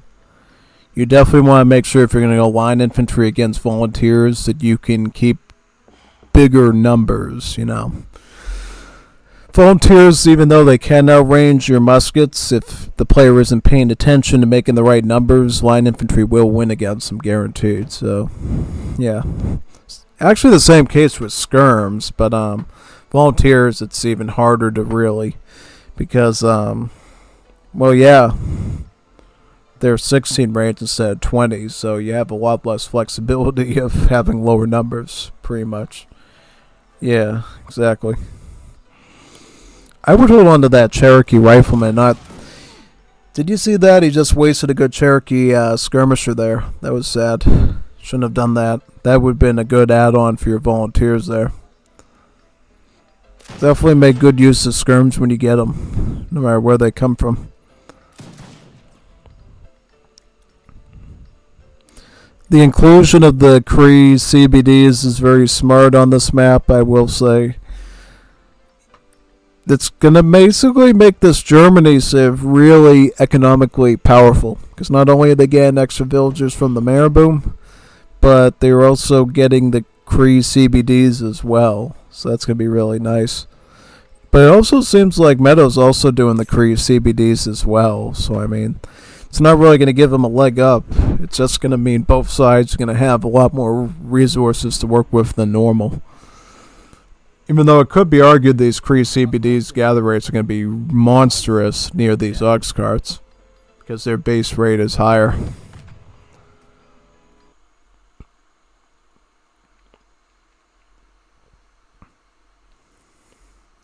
The Mapuche voice actor and former dev himself. Wow. Oh yeah, Hoopy. Hoopy was here. As well as Septifoli, another Wars of Liberty developer too. Yep. Well, Wars of Liberty is not the only project I think Hoopy worked on. He also was part of the American World mod on Age of Empires 2, I believe, if I'm not mistaken. Yeah, I like that mod too, and best thing of all is that they are going to make a remake. They are going to port it to Definitive Edition, so get ready for that, folks. That's going to be really fun. Playing as the Mapuche, Tupi, the Diaguita Dutch, and that Taino on in the Pueblo. Yeah, that's gonna be a really nice one, big time. Looking forward to that, honestly.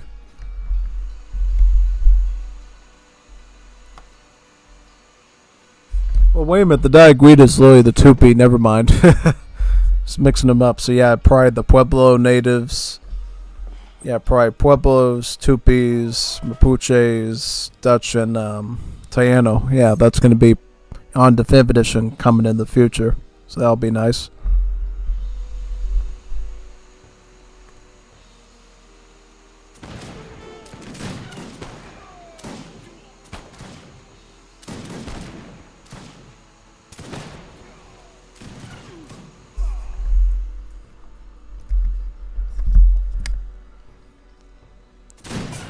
Seems like right now Omar technically has the better score, so I think he's doing a bit better here.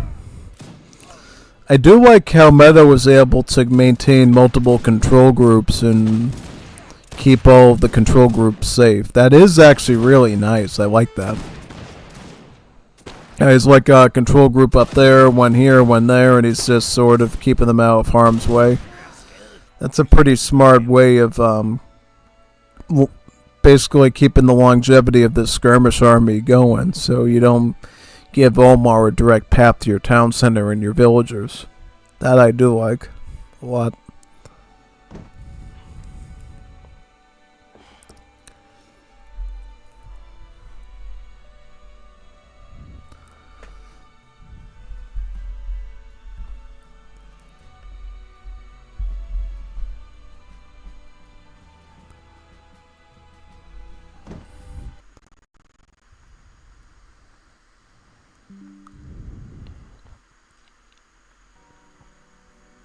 Afventer ordre. Keep way. Here comes the Cree.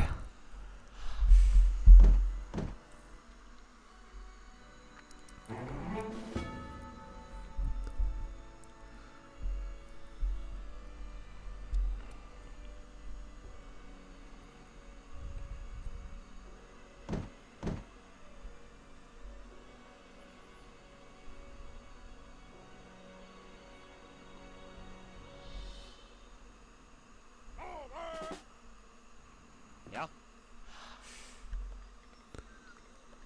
Here comes some pikemen now. Yep. Melder sig.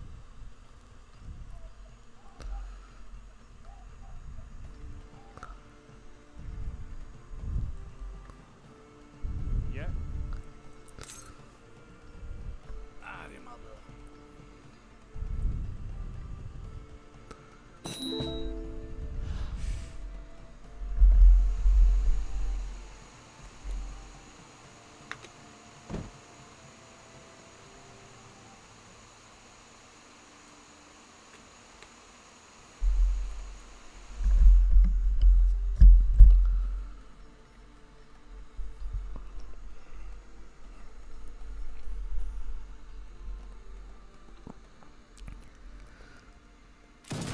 Yep, start getting all those settlers there. Good.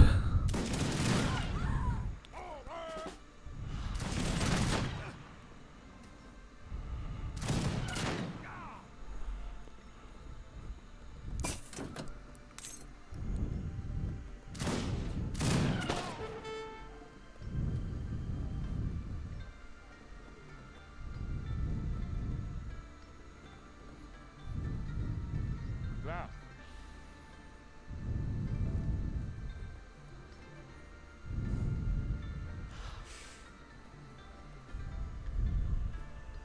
Kommando. Afventer ordre.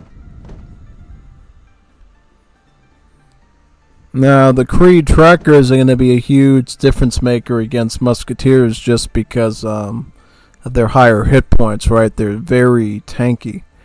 You know, you can put the Cree in the front and let the volunteers hang out sort of on the sides and not take the brunt of it. And that'll generally lead to some really good outcomes for Meadow here. Yeah. That's why I thought it was pretty fun on Asian Dynasties Arena when they added the Cree trackers to the Ottomans, because not only do you have the heavy hitting Abyss Gunner, but you also have the tanky but not so heavy hitting Cree tracker. So Abyss Gunners and Cree trackers is part of the same Civ and Arena.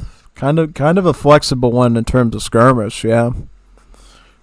And then you have the cheap spammable Blind Monk as well, so you got the trash unit too you can use, which is quite nice.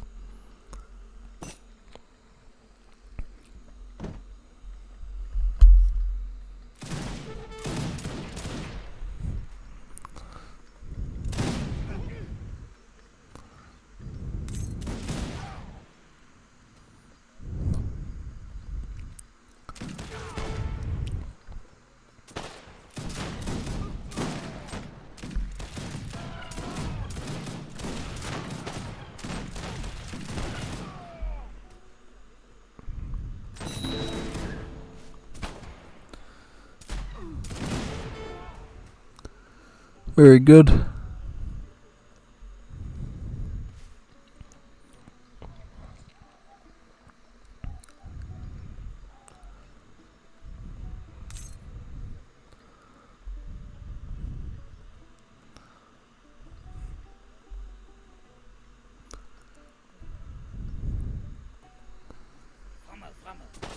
Ja. Giv mig en kommando.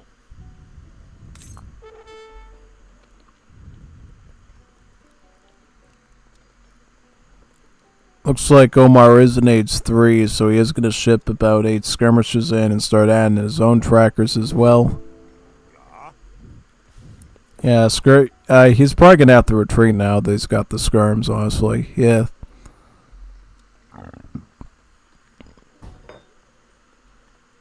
Might want to watch out for that one, honestly. Yeah.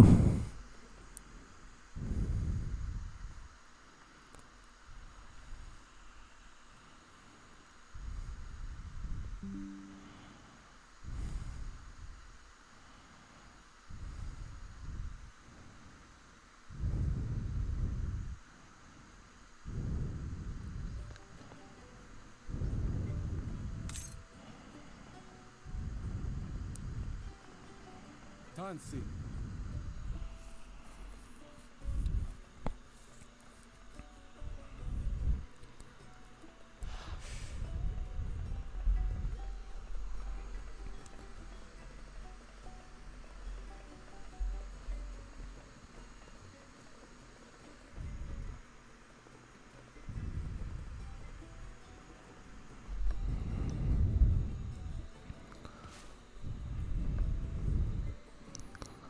Oh, he's going for the crew factory too. That's going to be pretty big. That's going to grant him free falconets over time for free.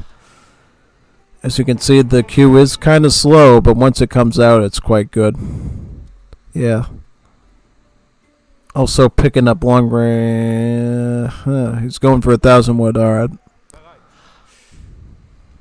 Kind of what Cappy did in his game earlier today. He was going to go for long range combat, and then he decides, oh, wait a second, let me do 1,000 wood instead. Yeah.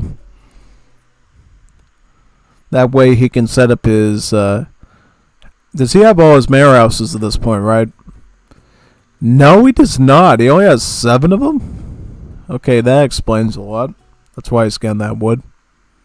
That explains a whole lot of it, actually. Yeah, when you think about, like... Now I understand why he's getting all that wood now. 100% makes sense here. Totally does, yeah.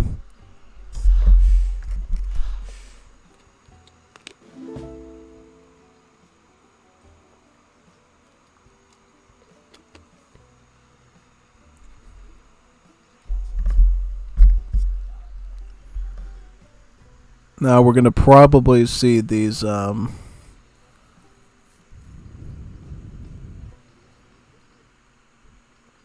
infantry how much is he on resources? So he's actually getting his golden age into the enlightened existentialists. So that's going to grant him crates of XP that he can use, yeah.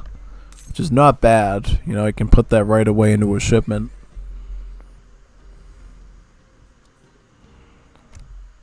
So what shipment is he going to get? Is he going to get a resource? Is he going to get a town center? Is he going to get a fort? I'm guessing it's going to be one of these.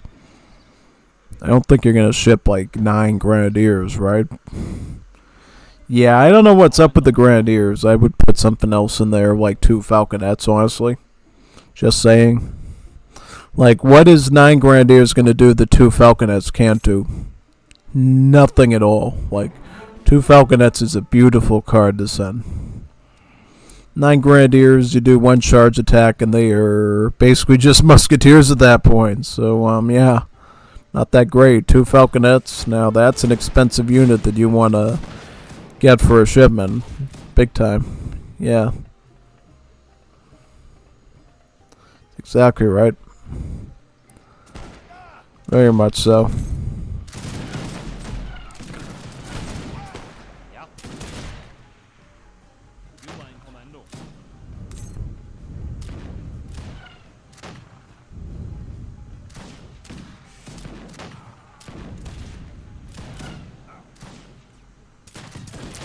Yep, he's gonna target the falconet now. Here. And while they are called foot artillery in Wars of Liberty, they are still just the same falconets you already know at that point. So no stats differences, no obviously appearance differences. So yeah, that's about it.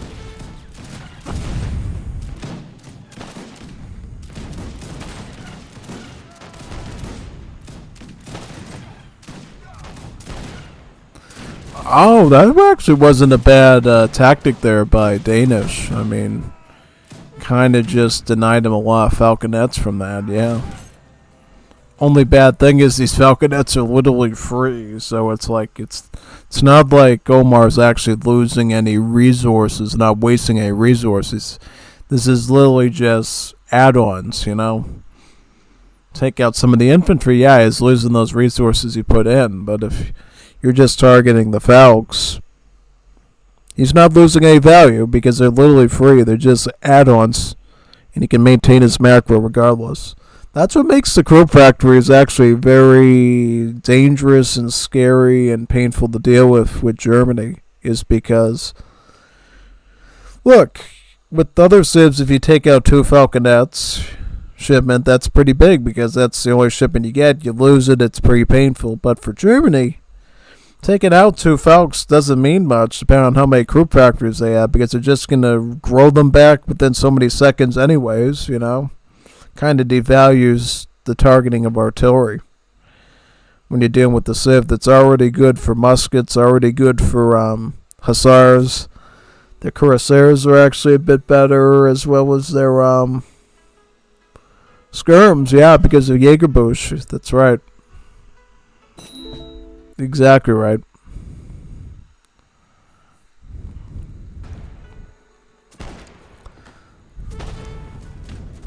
Quite nice. Trading post is going down, it looks like. Be a good siege there, honestly.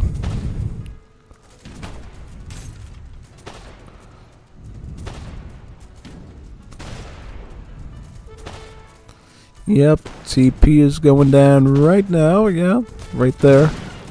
Very nice.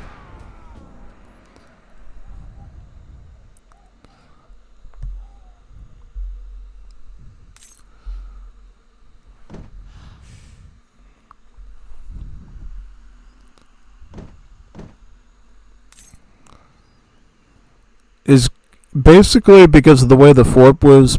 Well, actually, that's not done yet. Alright, I was like, wait a second. Did he put the fort into place where he's not going to be able to target him at all? Because, yeah, I guess he could still go around that fort by going down this way, right? And going the long way. Yeah, I guess so. Big no-no. Getting dragoons when you don't see assault units. Big no-no. Like, bad. You do that, you don't get a dog treat. You don't want to do that. You know why? Because the main reason we make dragoons in Wars of Liberty is because of the multiplier against assault cavalry. The multipliers against artillery is there, but, you know, why don't you just get culverins, you know what I mean? Culverins with, yeah. Because this Germany doesn't even have a stable yet, and you don't see them having a stable. So why are you presuming you're going to be able to make good value on these dragoons if you don't even see assault cavalry yet? Yeah, you never make dragoons until you see cuirassiers. When you're facing Europeans, if you're facing the Latin civs, of course, it's a bit more reasonable to start out with dragoons if you know they're going to go Mosquiteros or Escolta, since they have 2 assault units at least in their roster. So, yeah, but we're not dealing with Latin civs, we're dealing with the Europeans. You know, it's only one assault cavalry that you're ever going to deal with, which is the cuirassier. Not Latin America, where you got the early game assault units and the late game ones that you have to contend with. And then in the case of Colombia, of course, they have like 3 different ones, right? The Lamplienas, the Torquis, and the Mosquiteros. So yeah, basically. Or Haiti. Yeah, I guess Haiti would also count in that category, right? Because they get the Royal Dalmat, the Escolta, and the Mosquitero as well. So yeah, with Latam, you could expect at least like 2 to 3 assault units, and thus dragoons are a little bit more worth it against them. But against Europe, yeah, if you don't see them having a stable, it's like, why are you getting this prematurely? And it's just going to get shredded for free when those resources could have went into artillery and skirms and muskets. Yeah, muskets. Yeah, because if I was Danish and I saw I had a stable, I would most definitely get the dragoons, because I know the land soldatars cannot deal with sustained battles with assault units. But yeah, if I know it's only going to be scout or not even any hand cav, yeah, I'm never doing dragoons as Danish. Yeah, pretty much. Yeah, basically. If it was like the old days, I'd rather just do the muskets back when Craig Jorgensen was a card. Yeah, I'd rather just do that. But now that that's gone, yeah, you kind of have to rely on dragoons a bit more in certain circumstances. Yeah, pretty much. Yep. Bringing in 1,000 coin. Does he have a foundry at all by any chance? Stable barracks. Now I would get artillery.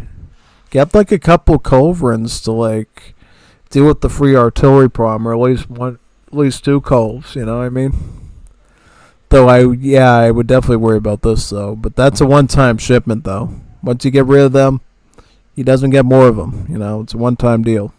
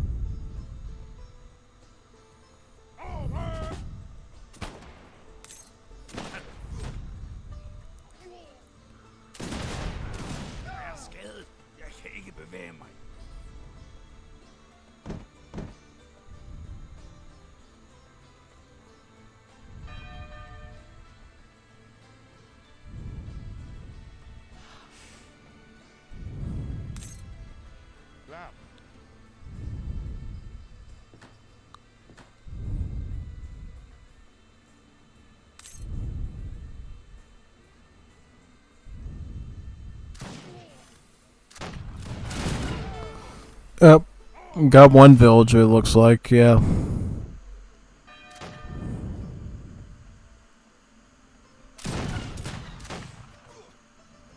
Got another settler too, yeah.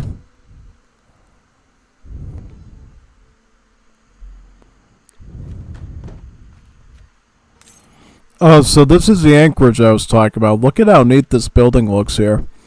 This is the Danish dock, and notice how there's a little ring around the fishing boat. That's the improved gather rate when they're within the vicinity of this thing.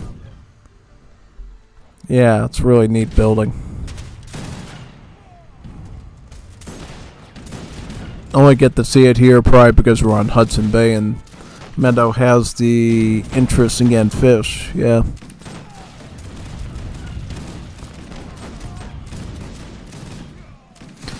Yeah, honestly, he should be doing hussars. This would be a great time as Danish to be doing hussars. Or cuirassiers. You could do cuirassier too, but particularly hussars. Scout units, they're the best suited for anti-skirmish fights. So, yeah, I would say honestly get like 20, 30 skirms. No, not 20, 30 hussars, and then try to charge at the skirms, and that would probably get you in a good situation. Pikeman, yeah, he's just desperate at this point if he's getting those. Yeah. Also, do not put your resource crates on the front lines like that. It's something that mainly happens in Wars of Liberty because it's not a separate gather point for shipments. That's why they did that in Definitive Edition. They have the economic one and the military one. Yeah, in Legacy you have to pay attention to that sort of thing. Making sure, oh yeah, I make sure I have my home city gather point at home to deliver units, yeah. He's actually going to use his cruise CBDs to pick up that coin. About two, oh, look at that, he's stealing it. That's exactly what happens when you do that, so you have to stay really on top of where you're delivering your stuff to, or else that will happen to you. It's not good. Not good at all. Definitely not.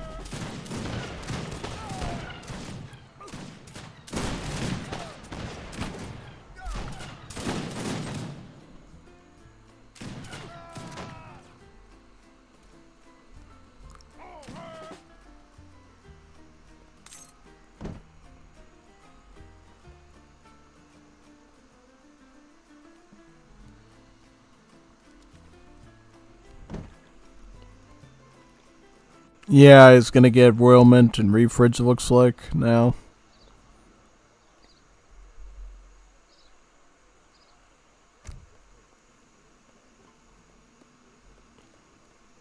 Once he gets a sufficient food eco, I would say go up to Industrial and get these up to Makoff or Line Infantry and then pick up Needle Gun next. Then you're going to be in really good shape.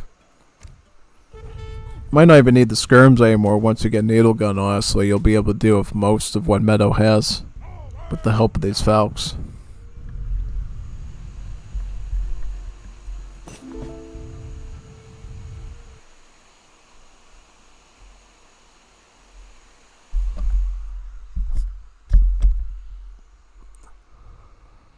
Bereit.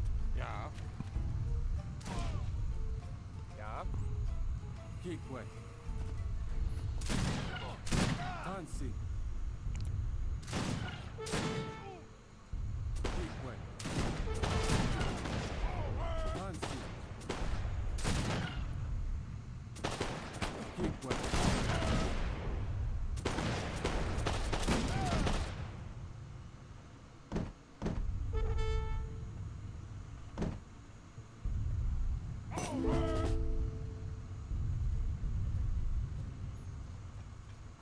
Aufgabe.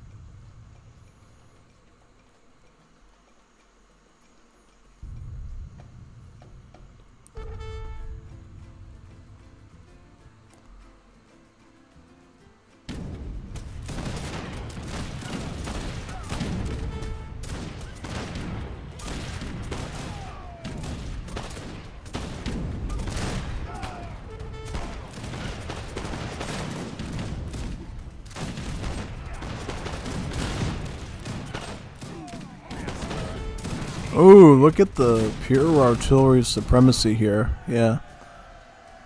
Auftrag. 10 Falconets for the win. Not to mention another one, so 11, and then 12 is right around the corner, yeah. This might be the winning ticket, I think, to winning this match, honestly, yeah. Seems like it.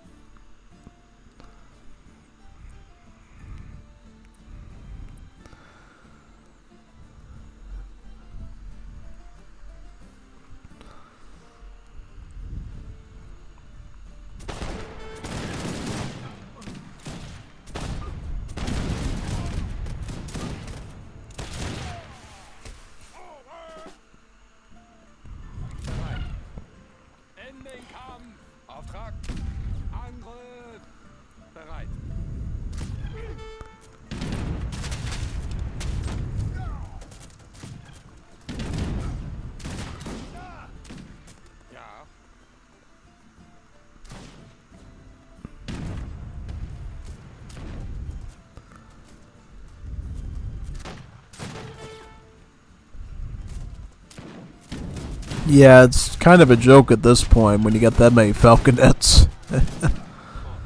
Yeah, dragoons don't even mean anything anymore, because literally the crush damage on the falcons is enough to counter the dragoons. Quite an interesting situation to find yourself in.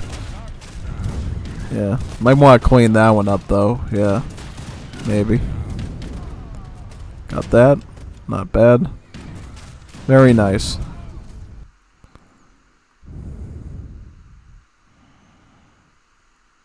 Yeah, yep, he's stealing Cappy decks. Plagiarism. This is a Cappy deck. 100% a Cappy deck. Yep, literally every card is the same. No originality at all. They even try to put it into his own words, so to speak. Yeah. Literally.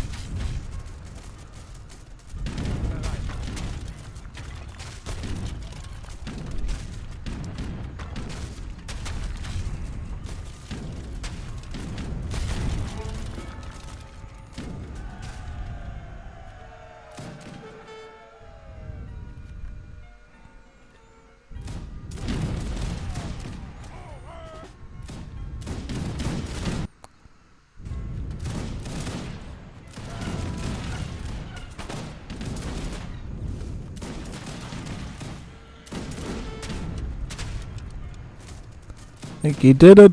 GG, well played on that one. Very, very good. Yep.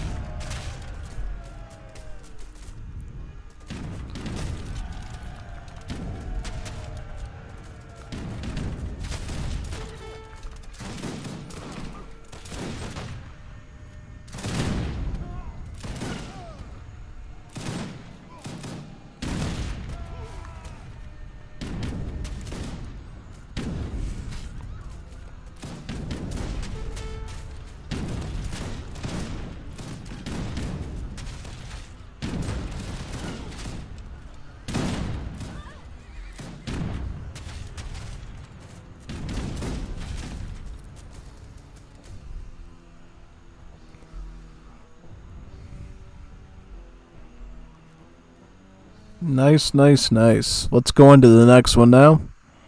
Boot it up. Now, I don't know if this one is in the newest patch or the old one, so I'm going to try it in the oldest one first. And if it doesn't succeed, we're going to go to the new patch and see if it works there. Yeah.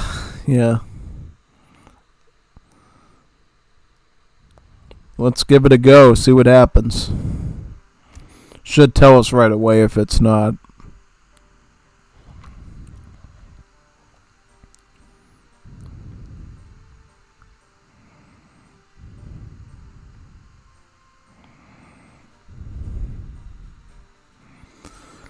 So it's called Port Fast Industrial versus German Full Boom.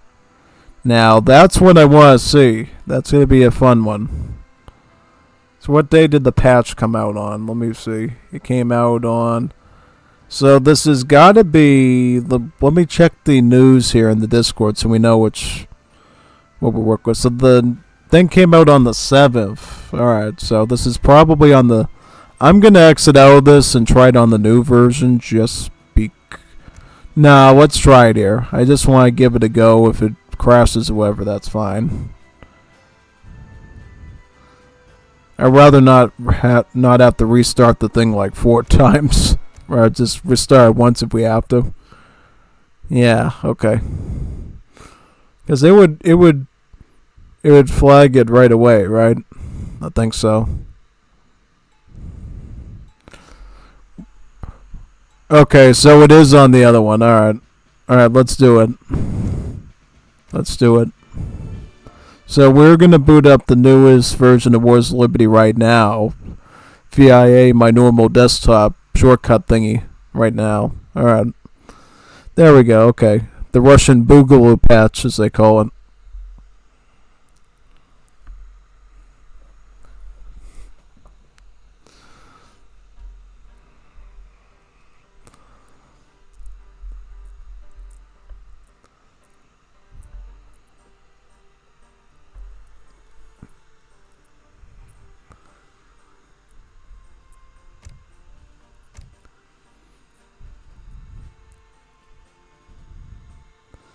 Yeah, this should work here, right? I hope it does. I really hope it does, yeah.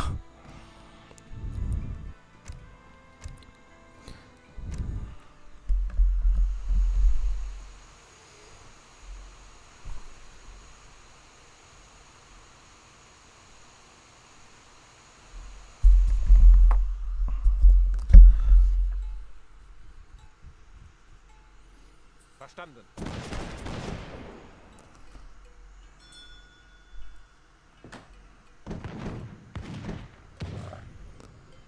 Alright, so it's going to be Cappy versus Roleckis de Avalon. Who is that?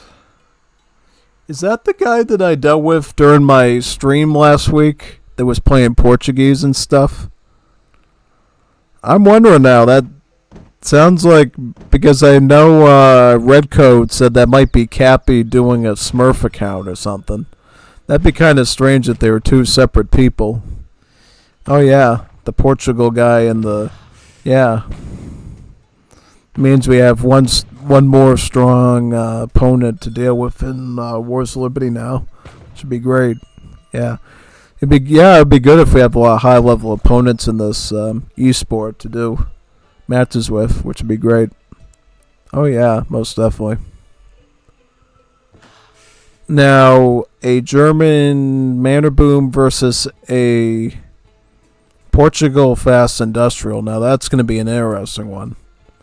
Because, as we know, a Portuguese Fast Industrial involves about 4 town centers. So, not just queuing out 3 town centers, but 4 town centers, right? Whereas the Cappy Manor Boom is going to be based off of, well, the British Manor Boom. So, you're going to be getting 23 villagers out of those houses, and then likely going with the city planner from age 2 to 3 to get a 2 town center queue going. Maybe make a 3rd town center, depending on what you need. So, yeah, this will be a really nice little experiment to see which one is the most successful, really. Yeah, looking forward to it. You should too. Yeah, it's going to be a little bit sleepy in the beginning, and then as time goes on, it's going to start getting very interesting very fast once they get into the battles, I'm assuming. Yeah. Even though I do think Cappy is going to try to do some sort of line infantry aggro thing. He'll run into some issues really quickly depending on where this fella puts his covered wagon to defend, basically. He could either group them very closely and just create like a big strong fortress that can protect all his resources, or he could start branching out into maybe here, over here, and just grabbing everything resource wise through map control. That's the cool thing about Portugal, is you can sort of play it any way you really want to and get some good results out of it. Yeah. So Cappy is going truly full boom here. He's getting the Hardbreak plan. The Hardbreak plan is the Hardbreak plan is basically a clone of Virginia Company for the British. So it essentially cheapens the cost of the manor houses the same way as it does for that civ.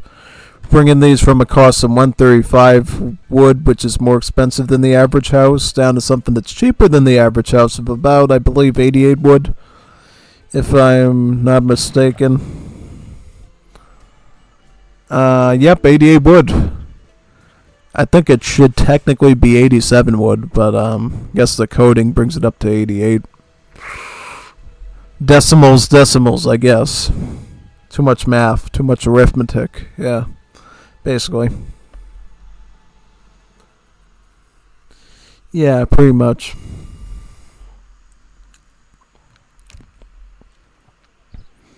Yeah, Cappy is running a more unit shipment heavy deck, it looks like.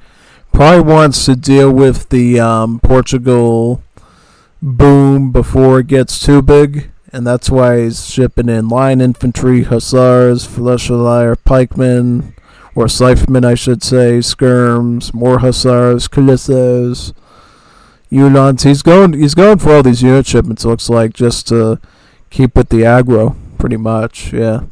But does keep all the essential infantry-based combat cards. You know, long-range combat, Jägerbusch, short range, range attack and hit points in age 2, and then needle gun in age 4. So it's keeping up with that at least, and then keeps the eco techs in as well, like Royal Mint, Refridge, and Eco Theory.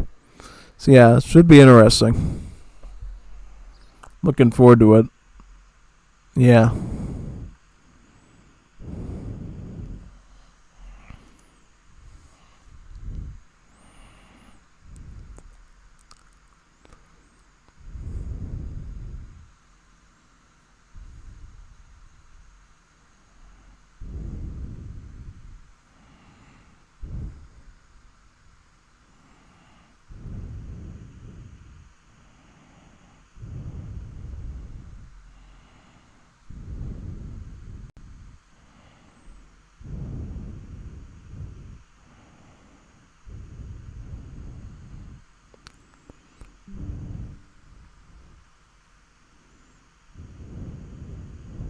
Alright, and going with the burger, it looks like. How about Portugal? Going up with the burger as well, so they both get that politician. About 4 silver coin crates, totaling up to 440 coin, which is not bad.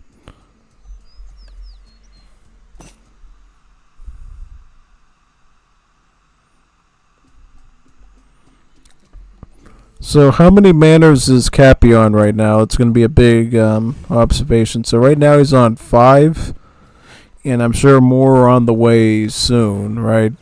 He's going to start with probably the 700 wood and make that a huge thing he's going to do there. Yep.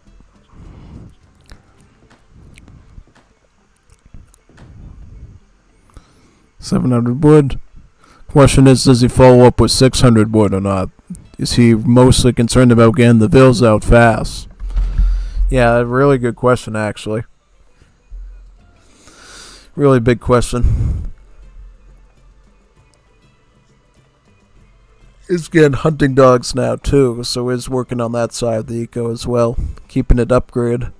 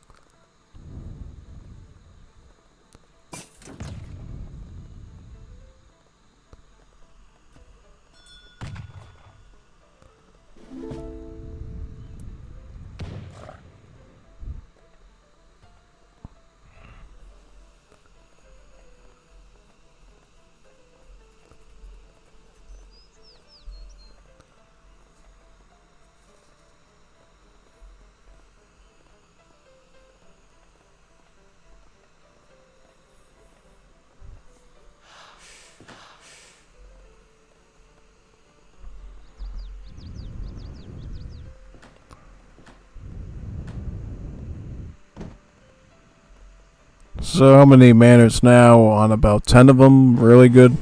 Just has to get 10 more to max that out. Is going to be getting gang saw to make sure that the wood production is moving very quickly along. What is next? 5 settlers, so going for the settler shipments now, too. Very nice.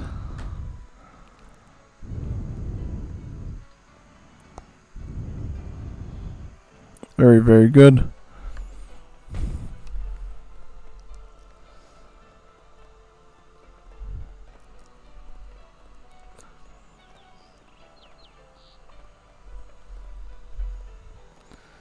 Barracks here, probably going to start some sort of line infantry, at least to scout with, I think, and target specific villager spots.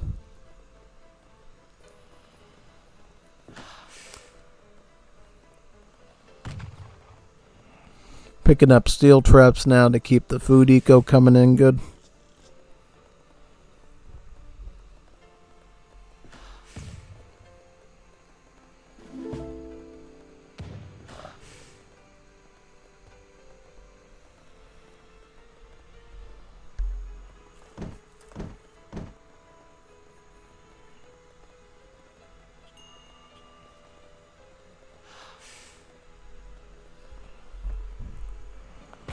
We'll go with the volunteers, so going for the skirmish start.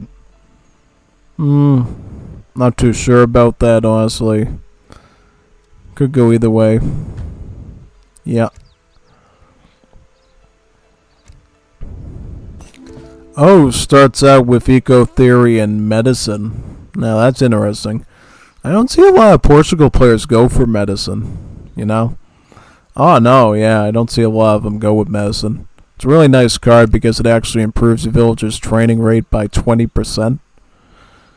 For context, the contractor bead of the Dutch civ increases your train rate for the targeted villages by 30%, so technically contractor breed for the Dutch is actually even better than medicine here, so yeah. Just so you know, pretty much when you're playing your eco and everything, yeah.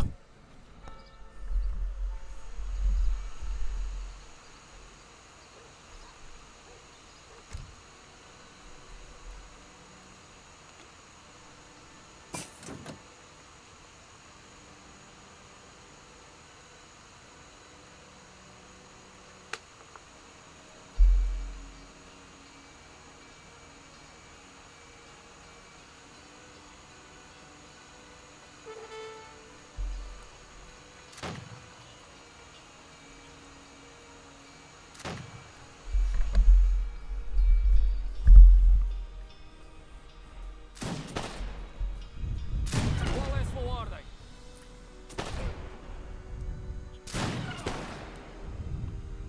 Sim.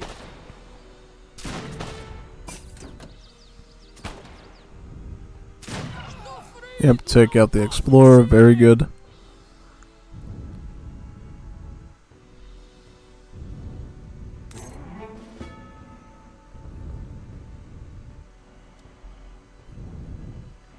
Exotic hardwoods is coming too. This is where we're going to see if Portugal comes on top. Are they able to actually tech into all these cards? Royal Mint, Refridge, Textile Mill, all the upgrades, all that stuff. Yeah, big time. Yeah, seems to be doing somewhat okay here. Is starting to add in towers too. Yeah.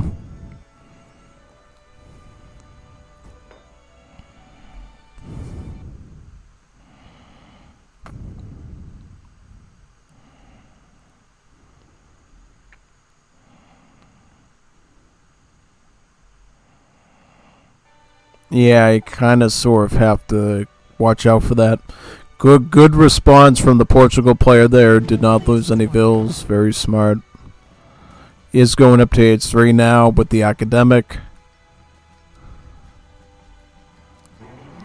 I believe the academic makes your age up cheaper, so isn't going to pay as much resources for that age up. And then covered wagon 3 will come up somewhere. I'm presuming it's either going to go in this direction or it's going to cover this area. That's what it seems like would be the best possible tactic, I think, for him to do. At least for me, anyways. Yeah.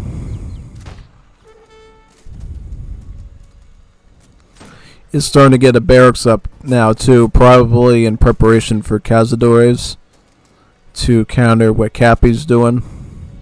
Cazadores, as you know, a very good skirmisher, very durable in range combat in particular, so it's probably going to be a desired unit for him to do.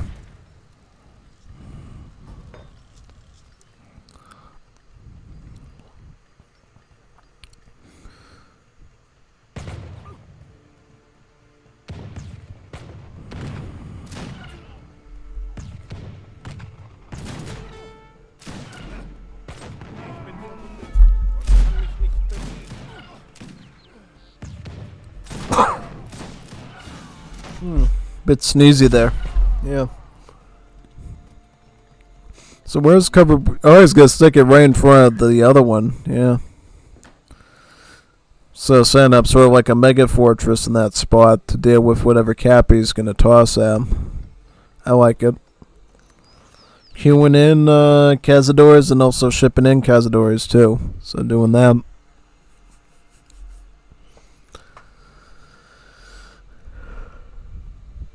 Once Portugal gets on the 3 TCs, they're usually in pretty good shape. Yeah.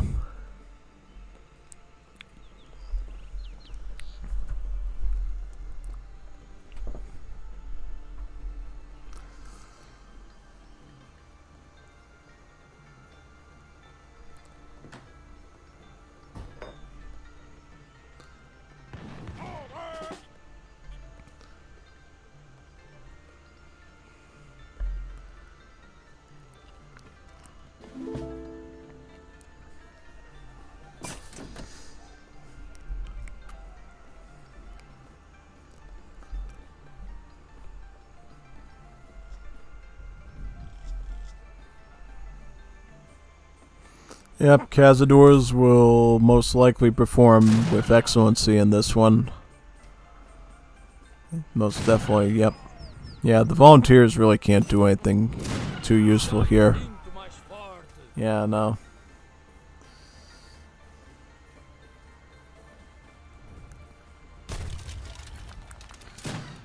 Yeah, this barracks is now sort of obsolete at this point.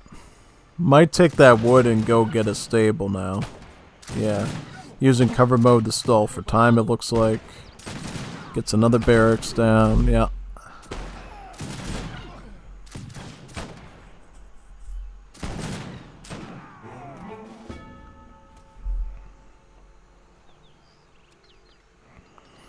Now it's going to do skirmishers to compete with what Portugal's doing. Very good move.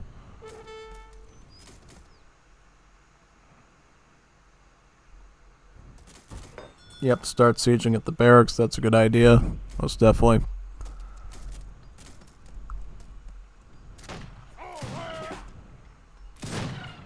Querido, não me posso mexer.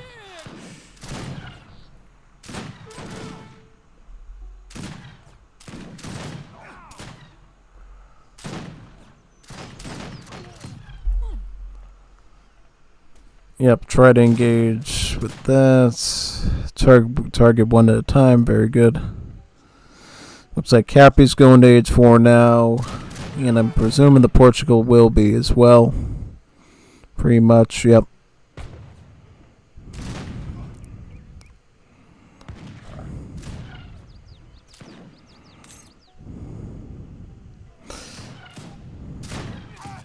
Yeah, then he can just retreat at this point, I think, yeah. Doesn't want to take too much damage on these, I'm presuming.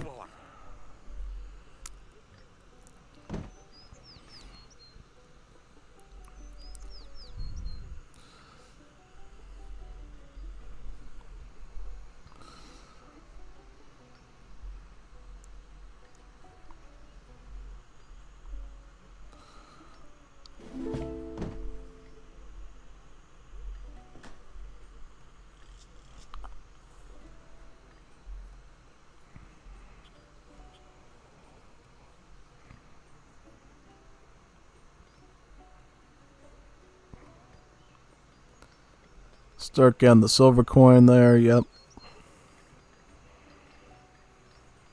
Sim.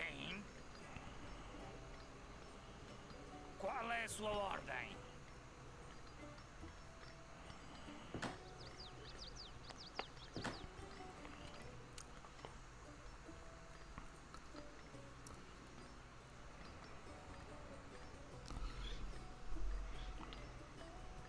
Sim. Vou atacar a luta. Sim. Preparar. Vou atacar.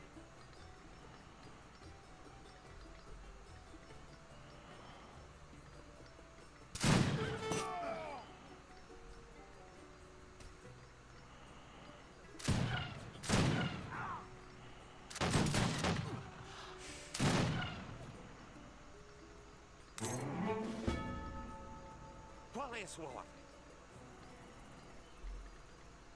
Sim.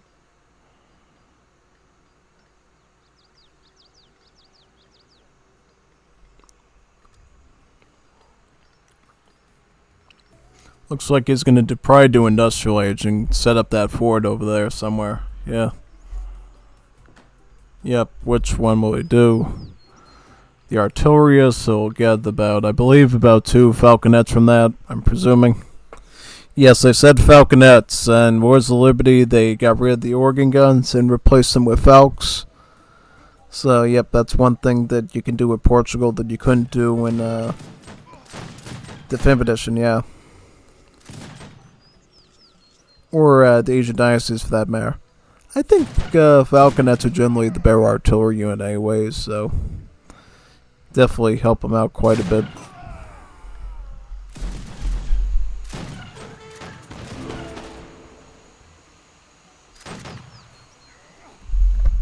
Fort will go probably to the to the side. Might want to watch out for the placement there when the skirms come in. Yep, there we go. Foundation is down and it starts to construct. Very good.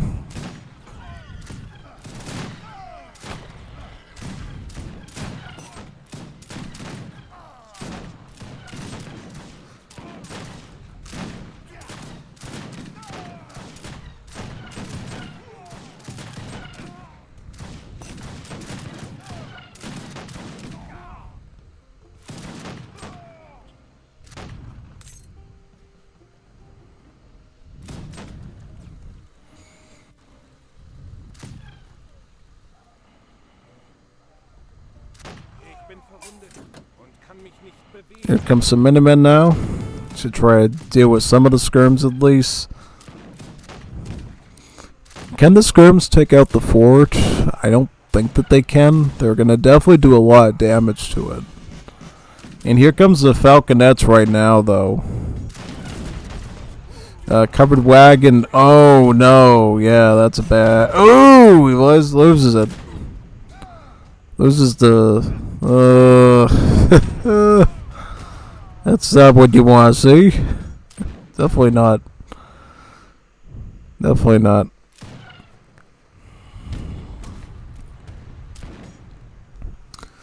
Very lucky he got to that point, yeah.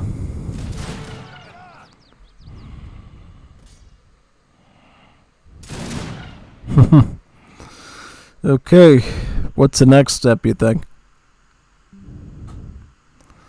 Well, he's got options. He can get his factories now. He could maybe start looking at upgrading infantry. Maybe. Yeah, he's going to get the factories. I mean, at this moment, at the very least, we're going to need the factories for the resources. You may also opt to go factories for the steel guns, the heavy artillery, because it seems like at least this moment Cappy's fully invested into the infantry, so you're going to need some heavy artillery just to roll those back pretty much until he starts going into the Hussars, of course, the Tomkop Hussars. Then you're going to probably start needing things like line infantry to protect that, yeah. So here comes factory number 1, and probably factory number 2 will be out pretty soon here. Yep.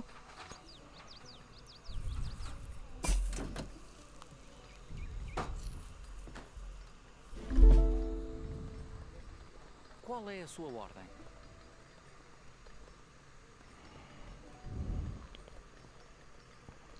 Goes the factory right there.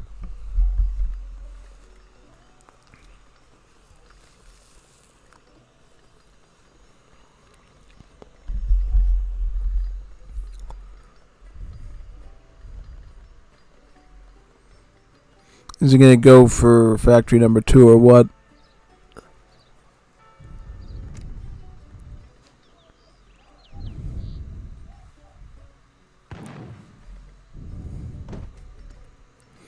Yeah, starts adding falconets, it looks like.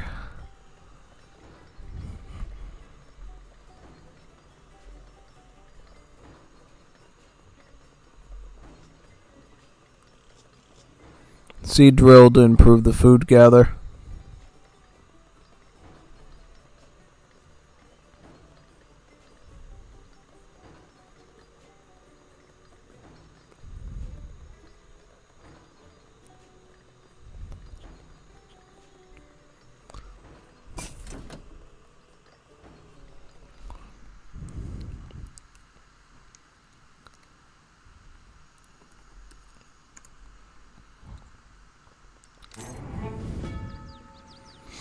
Yeah, probably gonna get 3 Falcons. Yeah.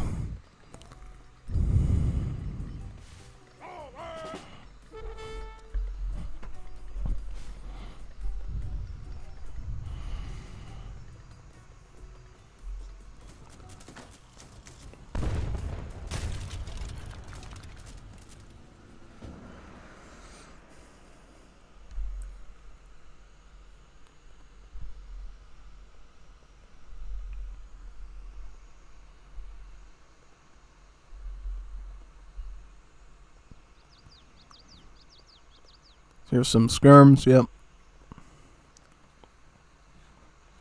Skirm up. These are Cazadors going up to guard. So it's gonna do a stack of Cazadors with the Falconets, it looks like, to try to stave off this whole huge push of infantry. Now here's the thing. The mortars, while they will help with the siege, are not going to help with the combat. This is not the 5th edition where the mortars can be targeted onto artillery and infantry and stuff, so if these Falconets can deal with the German infantry, then there's a good chance maybe Portugal can maybe defend this, yeah? How many vills is Portugal even on here? 42.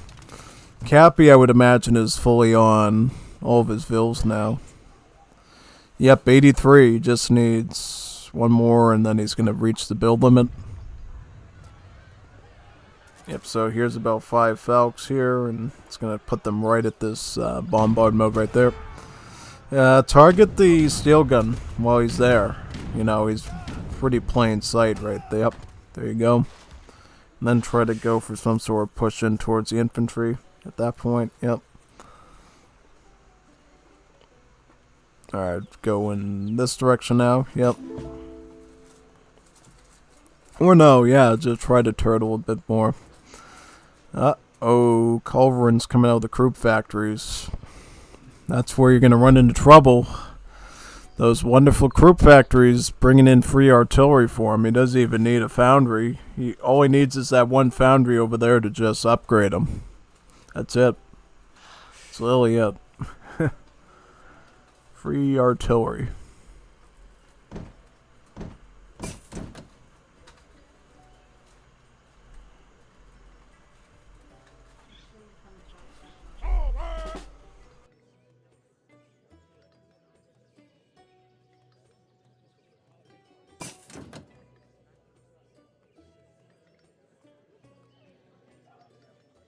Conference up to try to get those Falcons down as quick as possible there. I don't know, does he... Wait a second. Is the Portugal getting Culves as well or not? He's getting Hussars. Now that's a very good idea. I would get them out of the fort as well, because you're going to need some Hussars to maybe deal with this mass. And ideally get the culverins and mortars caught off guard. If you can do that, maybe you're in good shape. If you can't do that, I don't think you're in good shape then. No, definitely not.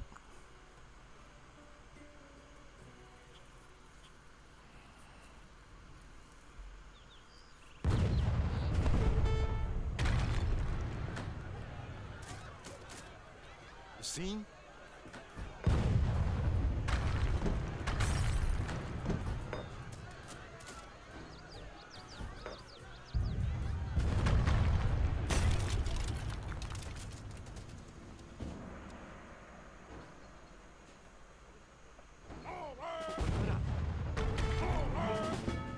Preparado.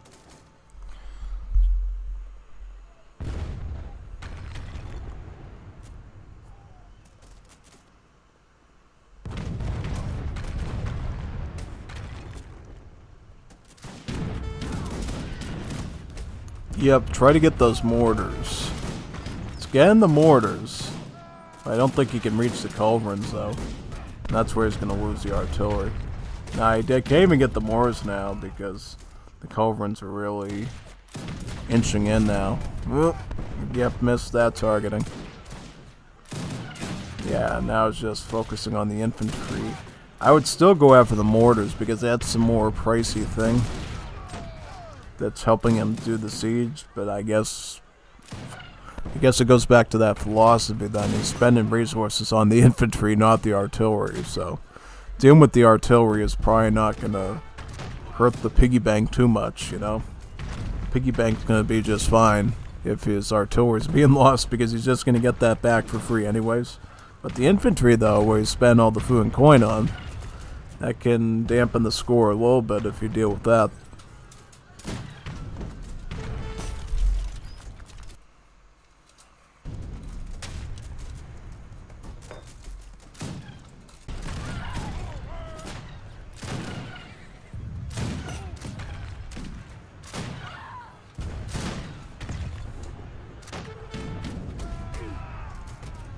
Yep, start targeting those skirms now. Yep.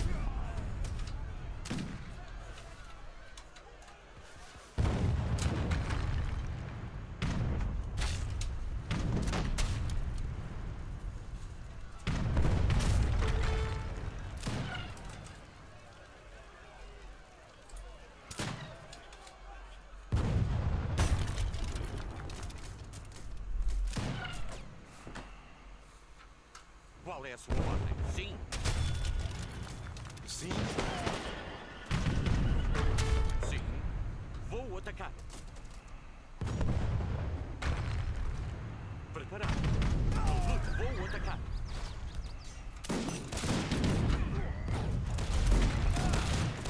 Hussars trying to deal with the culverins, but yeah, just not the numbers you need. Yeah. Definitely not.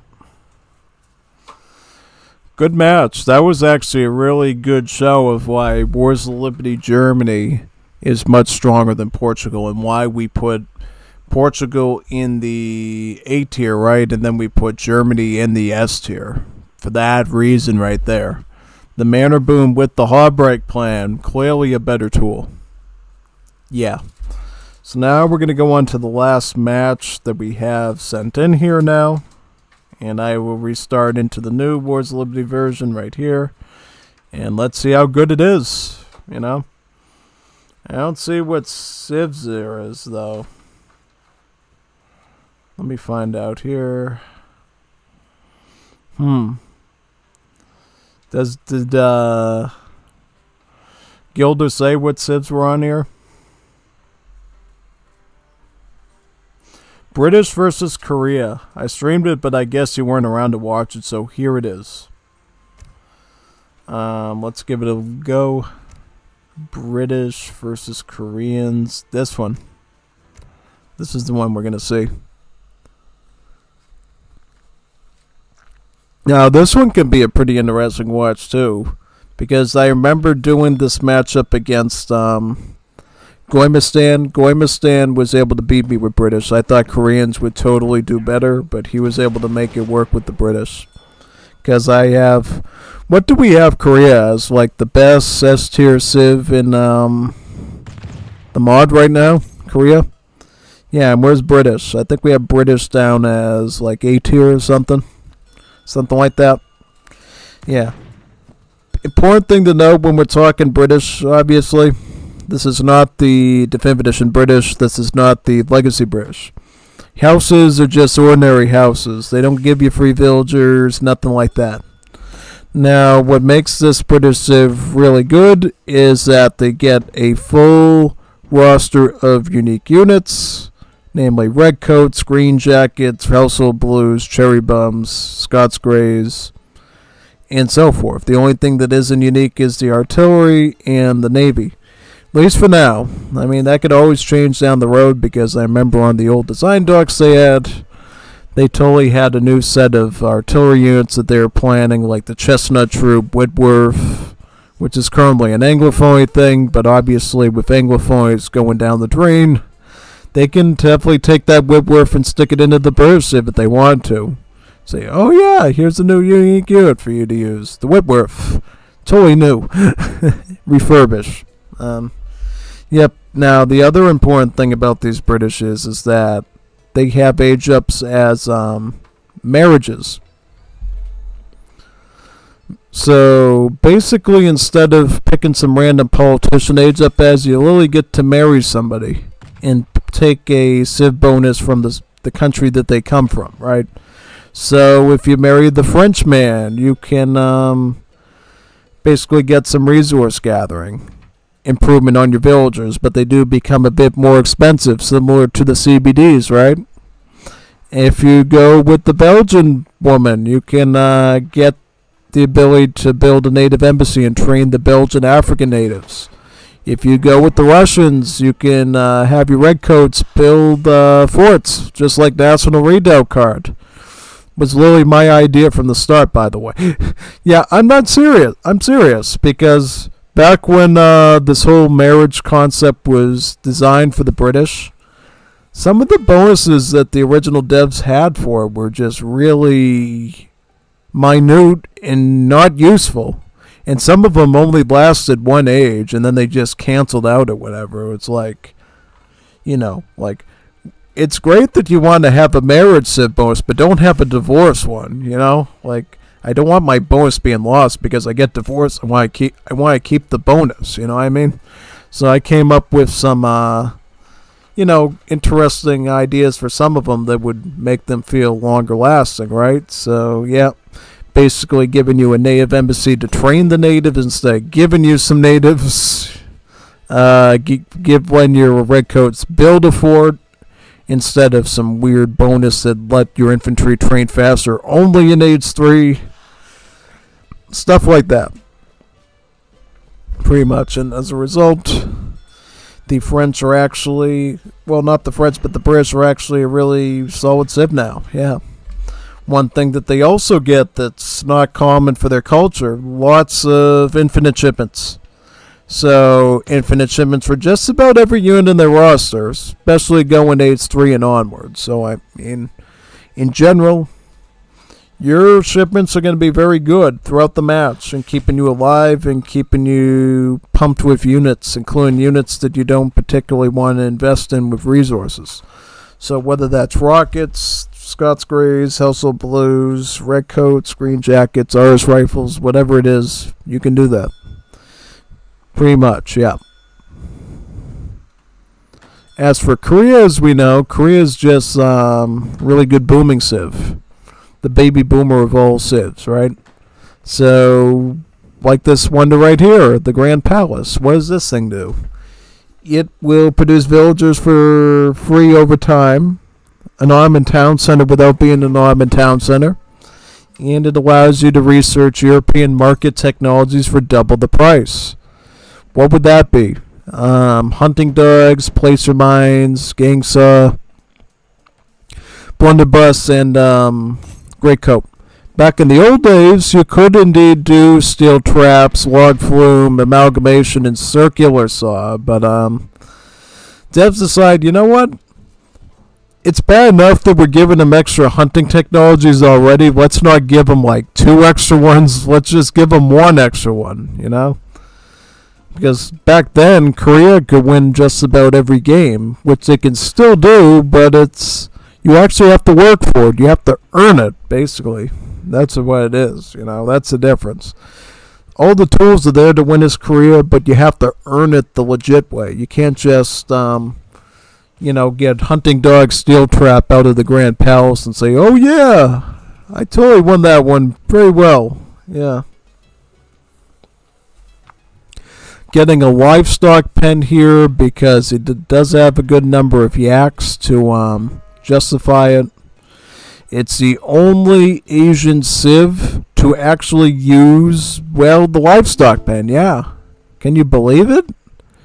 It's just pure RNG, I guess, because China has the village, India has that whole sacred field thing going on, and Japan has, the shrines, so...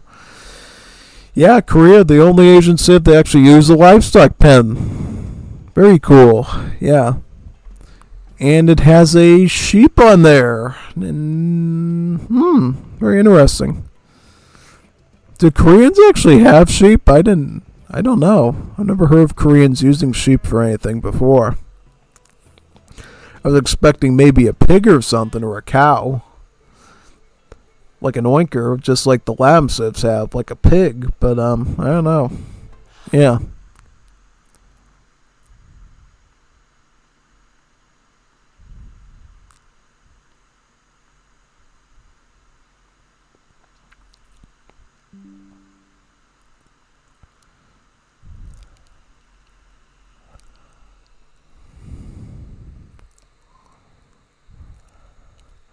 So shipping in young archers and training young archers. So what are these archers exactly? These are basically clones of the British longbowmen. Yeah. It's kind of funny that the Koreans are using the British old weapon against them, the longbow. Yeah. Very funny. The British nowadays in the 19th, 20th century will use green jackets. Basically just an early game skirmisher. Well, it's not an early game skirmisher like a crossbowman. It's like a early skirmisher. It's a skirmisher, like a real skirmisher that's available early. Yeah. That swaps its multipliers of heavy infantry and light cav, so it does more damage to dragoons but less damage to musketeers. If that makes any sense. Yeah. Also has 18 range instead of 20, so not too cancerous to deal with, pretty much. Yeah. Now the Myungyung's very strong unit. Strong rate of fire, strong range. Damage is pretty okay. Nothing too much to complain about. Oh, cherry bums are already doing their... oh, look at that. Gotta watch out for that sort of thing, yeah. Thankfully you're Korea, so you can make the villagers back over time using this wonderful device called the Grand Palace. But any other civ, then you'd be looking at some issues having them caught all the way down on the cliffside there. This is a Tibet map, so you do need to be careful of that sort of thing. You have to make sure that your villas are in a secured spot at all times, yeah.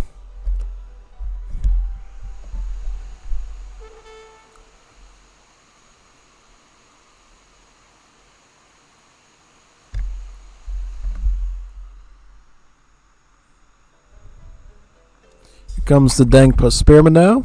Very good. 준비.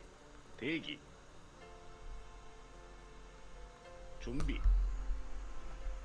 So about 5 spears and about 12 archers. 2 spears up here.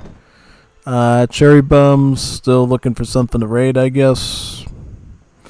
They're gonna get over here, Rommel. Rommel, you need to find some better placement. Rommel, no, absolutely not. Rommel, poor little Juanito. Worst thing of these ones is they have a better movement speed. They have a movement speed of 7.25. Normal cavalry, as you see, has a movement speed of like 6.5. Big time. Oh yeah, 100%. Did he name his... No, he has to name this one the Little Rocket Man, though, for it to fit the Streletsy naming convention. Got that one right, but not that one. Okay, right into the Spearman. The one good thing when dealing with these is, though, they have lower HP, so it's more likely stuff like the Myungyungs can actually counter them on their own if they're just trying to maneuver around and stuff, yeah. Very good.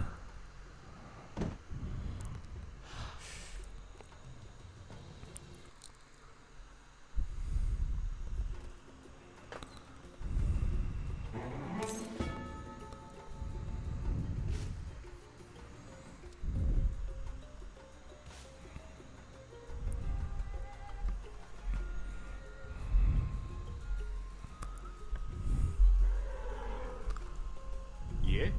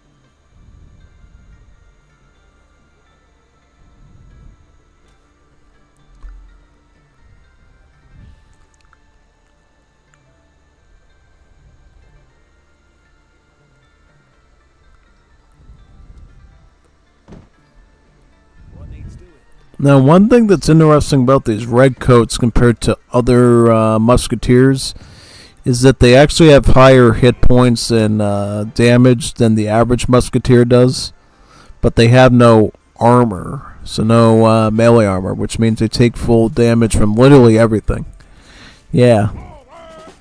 I think honestly it's a better unit because it just does more range damage and has more HP across the board. And then when it comes to like melee, going up against the cavalry, it's got an extra multiplier, so it's 4x against scout and about 2.6 against assault. Regular line infantry would only be 3x against scout, and then the assault would only be like 1.6 or whatever. So yeah, definitely I think redcoats one of the more higher performance muskets to use usually. Yeah. Also good timing with the falconets there, so we'll be able to mix those in and go for some sort of a push, it looks like. Yep. Very nice.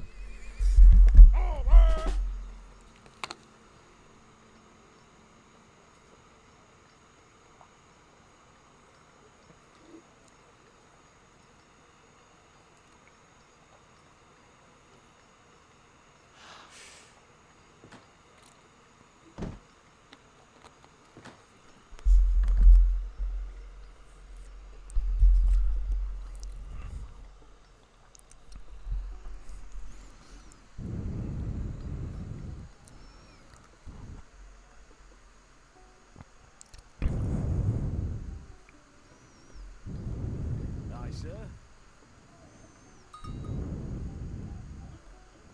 Regiments on foot reporting. Going right through the summit there to get to Korea. Yeah.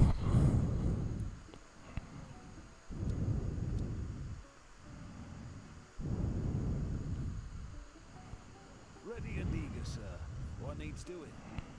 Ah, yes. Feeling much better now, sir. Open fire! Can I help? Yep, start sieging away at these shrines now. Not shrines, but houses. Yeah, when you look at them at first, you're like, oh yeah, those are shrines of Japan. No, these are just ordinary Korean houses, folks. Nothing too special about them.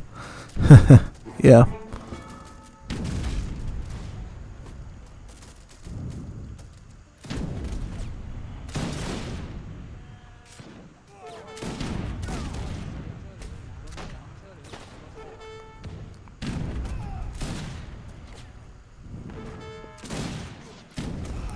Rommel trying to get in as many spearmen as possible to try to get the Falcons down first. Very smart.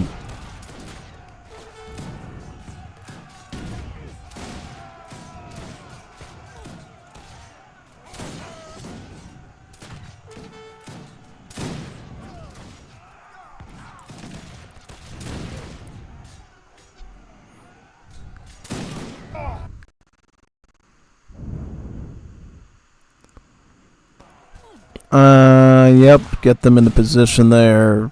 Should be able to clean up the rest of the spearmen. Obviously, the only issue is that those spearmen are doing full damage to you because you don't have any hand armor as the redcoats. But getting the veteran redcoat upgrade in now should surely help you with handling all those units, yeah.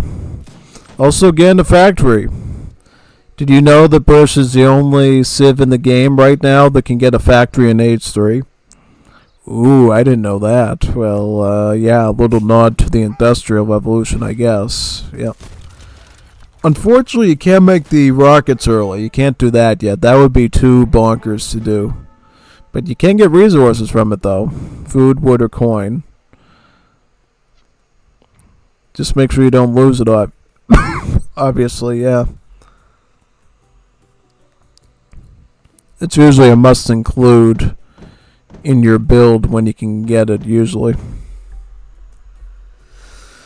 It's going to combine Household Blues with the Redcoat. That seems to be a combination we see a lot these days. The Household Blue being a tanky assault unit combined with the Redcoats. Yeah, pretty much. What makes the Household Blues a bit different than other units is they don't have any splash attack or any fancy damage that they inflict on enemies. They just simply have better hit points and I believe damage. So they're just like a really melee-oriented Hussar unit, if that makes any sense. So that's sort of how they work, pretty much, yeah.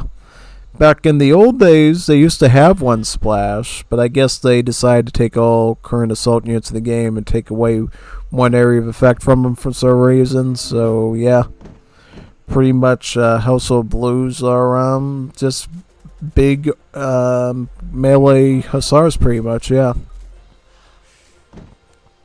Still good, mind you. I mean, they have a lot of hit points, especially early on. I mean, look at these things.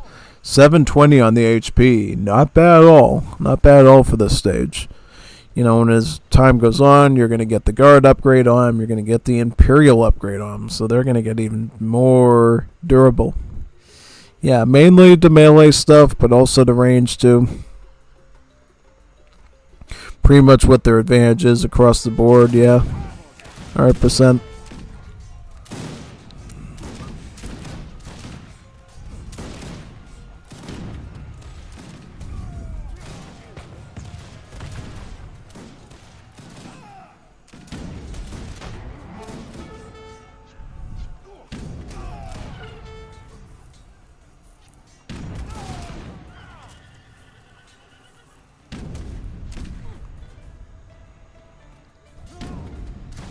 Heavy cavalry reporting.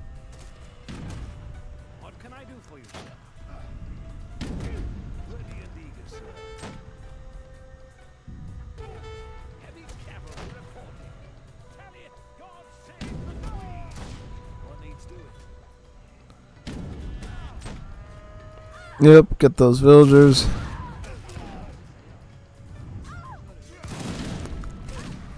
Rommel's gonna go with the Byung. Was that what they're called? The Byulgiguns or something. I call them Byungyungs because it's more basic on my palate to say that. Basically, these could be considered to be like dismounted. Well, no, they're not really dismounted dragoons. They're not Eagle Roar Knights. They're basically a special variety of musketeer. Instead of having an ordinary bayonet attack, it deals ranged and melee multipliers against assault units only. Yeah, but when you look at the stats, it's actually not a bad unit combat-wise, at least in terms of damage. It starts out with like 33 damage in age 3. So it can damage infantry pretty okay. So in general, use it for with things like the Household Blues and stuff like that, but even if they get caught in a skirmish with muskets, they can usually do enough decent pierce damage in that as well. So just figured I'd point that out.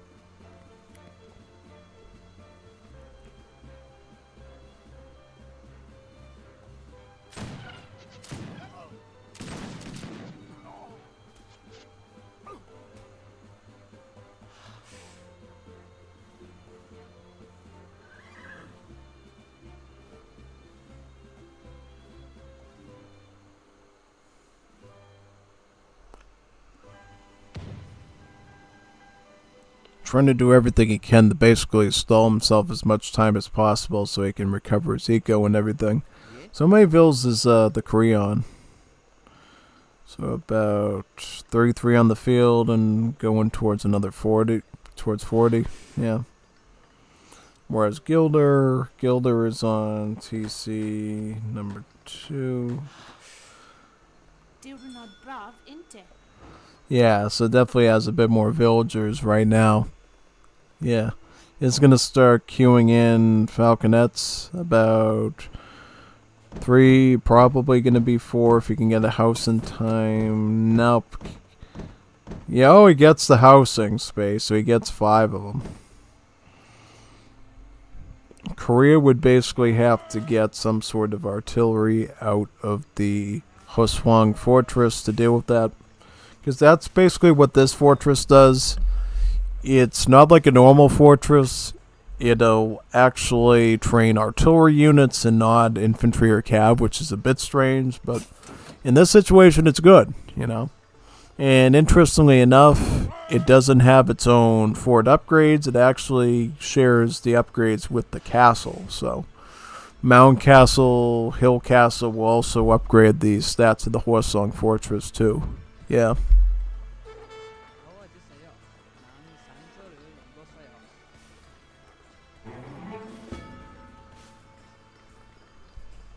So coming off to the side here with Falks, Redcoats, and Household Blues. Looks like they will probably make a stance against the castle first, and then go towards the infantry here. Probably doesn't want to go through the front because he knows that the Hoswang fortress is there, and doesn't want to take any needless pierce damage from that thing. I totally would do that as well. Yep, I guess you're going to probably try to get that castle down first and then head in towards the rest of the buildings. Yeah, pretty much.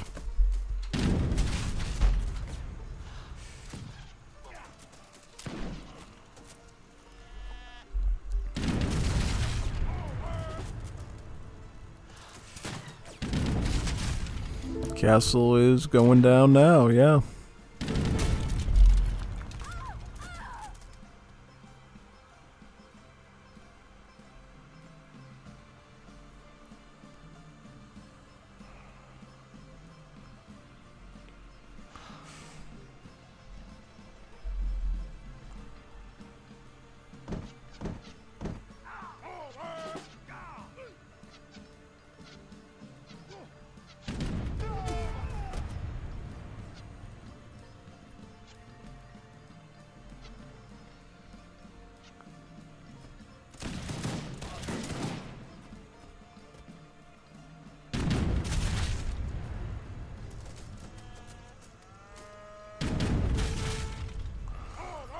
Get that barracks down.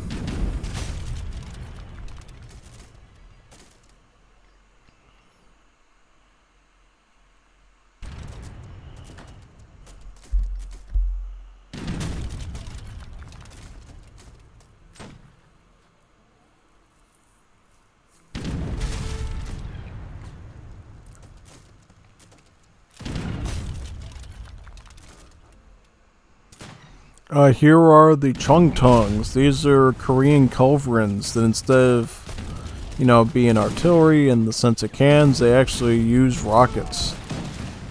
Literally rocket men. Rocket men to do with falconets. And there's the Hwachas, the other artillery, good against infantry. Very neat unit. It's going to be really good when they add those to Age of Empires 2, hopefully this year, right? Did you see all those cool pics they sent to the next possible Age of Empires 2 DLC? Partitioning China. Oh, that should be really fun. You know, Watches, Fire Lances, all the cool Wars of Liberty, Korean stuff added to China. I definitely like that. Quite a bit. Quite a bit. 100%. Yeah, definitely. So let's look at the post game here. Since this is the last one, right? Yeah.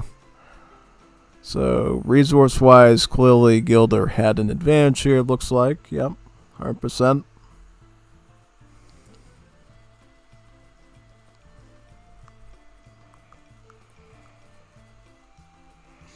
Military. Yeah, just performing better with the British stuff. So maybe British does counter Korea for some odd reason. Maybe. It's probably because this is the same dilemma we ran into with the time when I did against Goimistan, though. Goimistan's just a better player than me, so of course he's going to win with the British over my Korea. Similarly, Gilder is a better player than Rommel is, you know? I mean, Rommel is one of the better players, but definitely not as good as Gilder is. Gilder is up in Cappy and Ungar's territory, if that makes any sense. Yeah, big time. Oh yeah, 100%.